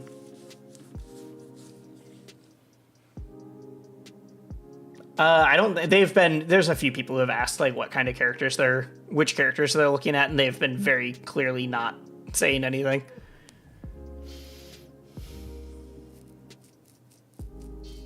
But yeah, no fan mods on our official streams. They're not gonna, blacklist you. Every other Clarin is a Smash 4 Lucina? Yeah. Yes. It's very clear when I'm playing a Clarin that came from Smash 4 or Ult, or if I'm playing a Clarin that came from Melee or PM. Yeah, no, I think Clarin's also some of the best character design, so I wouldn't be surprised. I would be pretty shocked, actually, if Clarin's not in the original 8 characters that come out, if that's what we're at now. We'll check what number we're at when I'm done doing this. Are the workshop... Okay, I just know the answer to this, even if it wasn't answered. Yes, the workshop characters are expected to show up, though it might be for years and years. But they've said that all of the base cast is on the table, and they would like to add all of them. They just aren't going to do it all immediately, and then the collab characters are not. Right now, at least. I would love to see Olympia... Oh, I didn't even think about which elements are overpopulated. I was thinking Olympia because she's a very different character archetype. Same reason I thought we might get Palm. But, I can't see them doing Malo because with Fleet, I don't think they want to be there's 8 characters and 3 are big zoners. But I didn't even think about the elements. We only have 2 Earth, 2 Wind, but only 1 Fire and 1 Water. Yeah, I'm sure... I wonder if they do 8 if they are going to try to do 2-2-2-2. Because I know that's how they did Rivals 1. I would assume they would. We'll see. We will see. Although I think because there were characters that were just launched and then it was uneven for a bit. Atalus or Arcane. We've seen Arcane. Atalus, so when Corks said, I don't want to play versus Clarin day 1, I don't want to play against Atalus day 1. I am horrendously bad in every fighting game versus anybody that has super armor. I don't think. Well, okay. They aren't adhering to two of each element. I haven't seen that yet, but I wouldn't be surprised because of how the CSS looks. You have to. Okay, the first time I played the game, the CSS was an entirely different thing, though. I wouldn't be surprised if we go to a. Like, I don't think any of the UI stuff we've seen is finalized. It's in pre-alpha. I wouldn't be shocked if the CSS entirely changes before we get there. That would not surprise me at all. In fact, when I played it at Genesis, half the UI was like still from Rivals 1. Like stock icons were still like the pixels from Rivals 1. So we'll see. I'm pretty sure devs said they aren't worried about balancing. Interesting. I'm sure they're interested in balancing it holistically, but maybe not like every single release tries to even it up. But like more of like the overall, if you look at it a year out, maybe. We'll see. Ooh, I want to actually open this up again. I want to see what if that capped, because it was close to capping when we looked at it earlier, like an hour ago. All right, I think we're getting to stuff that wasn't all answered. Yep, all right. You know, in full 3D, a lot of the colors look pretty boring. I don't agree. I think it looks good in motion, unless I'm misunderstanding what you're saying. All right, let's see what the Genesis numbers are at. First, let's see. Oh, the skins are so dope. We went over that before you got in. The Egyptian skin for Craig. I love there's like the Newsy cap one for Maple. Like green Zetter, no, totally. Yeah, that one's on purpose that way though. That one's the green one is to be like a Game Boy Advance, or a Game Boy, just original Game Boy. I don't know why I couldn't think of that. Like an original Game Boy skin. That's why it looks like that. And that's why that one has pixelated effects on it. They're not all gonna be like it. I think it'll definitely be harder to mod, but we'll see. Oh, I mean, we'll see. I need to take a look. So Rivals 1 has 81.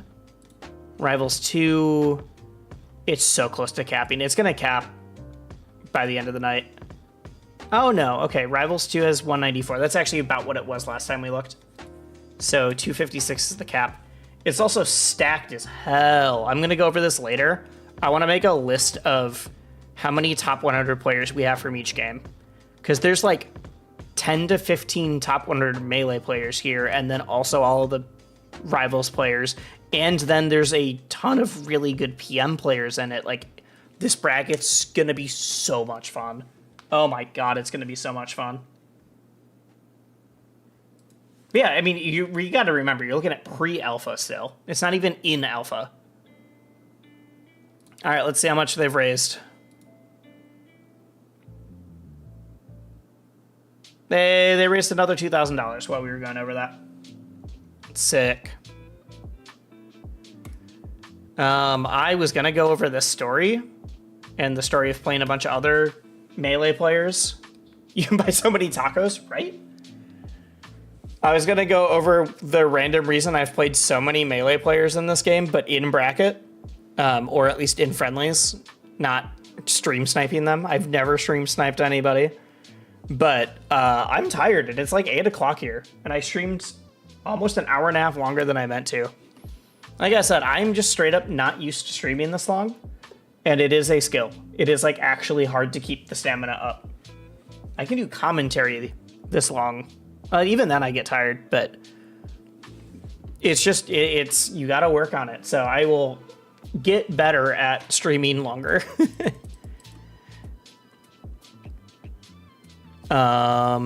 Is there anything? Did I miss anything quick? I don't think so. You got this? Yeah, I'll get there. I was hoping to work out tonight. I need to eat, so I don't know if I'll have time to work out. I'll work out early morning if I can't. Because I really want to go climbing. But you're already better than half the scene at half your effort. Thanks, dude. I don't think you're right, but thank you. I think I put in more effort than a lot of people, though. So maybe. work out. I mean, yes, I could work out at home. I do rock climbing. It's my thing. And I had a pretty bad injury earlier this year. One, I had surgery on my wrist, if you can see that. And then right before that, I had a rotator cuff issue.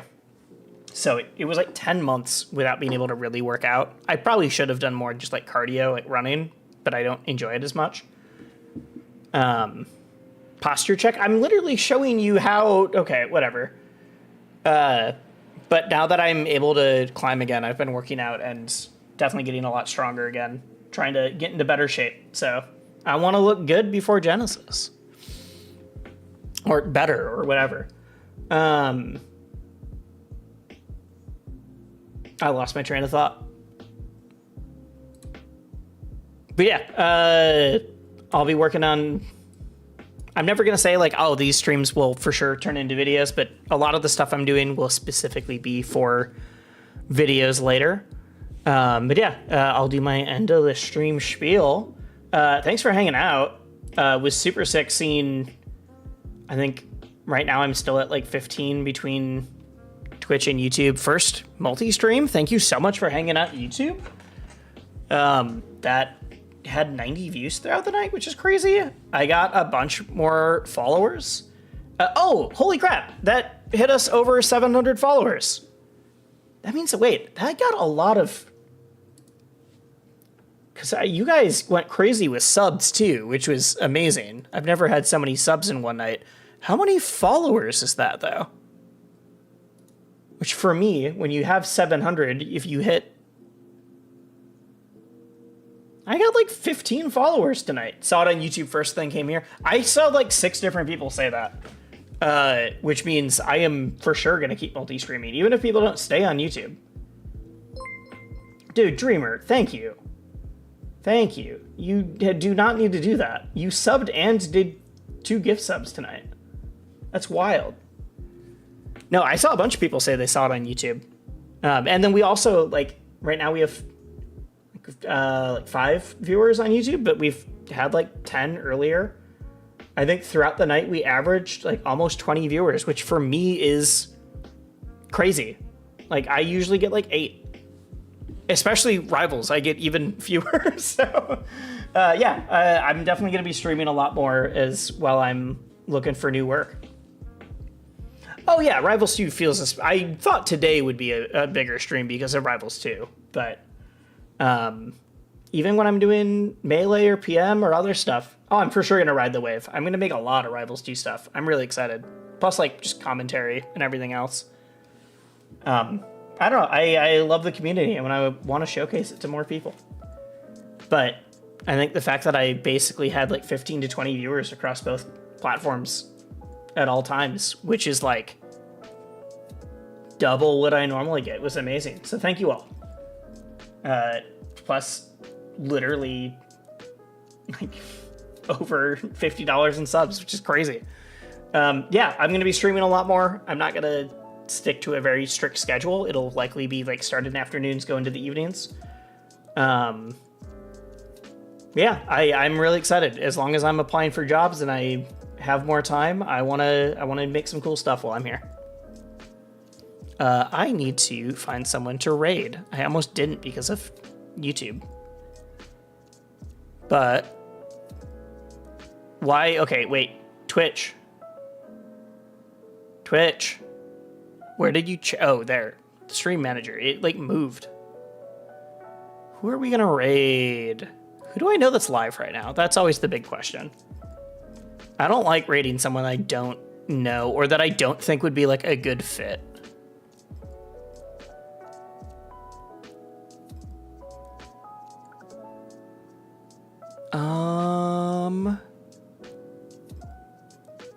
G-Dubs is live, but G-Dubs is streaming a Smash Weekly. Who do we got? Anybody that y'all suggesting? It also feels silly to be like, I like watching Coney, who has 1,500 viewers. He doesn't need subs from me right now.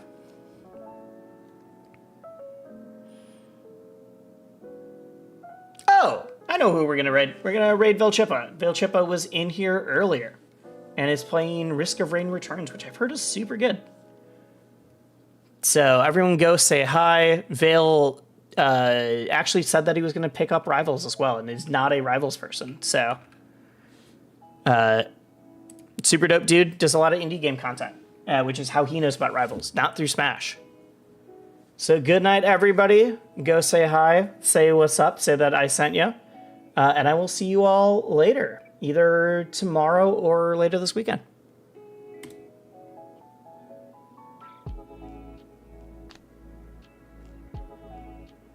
I always forget that there's a countdown and that I have to wait for... There we go. Now I can raid. Raid.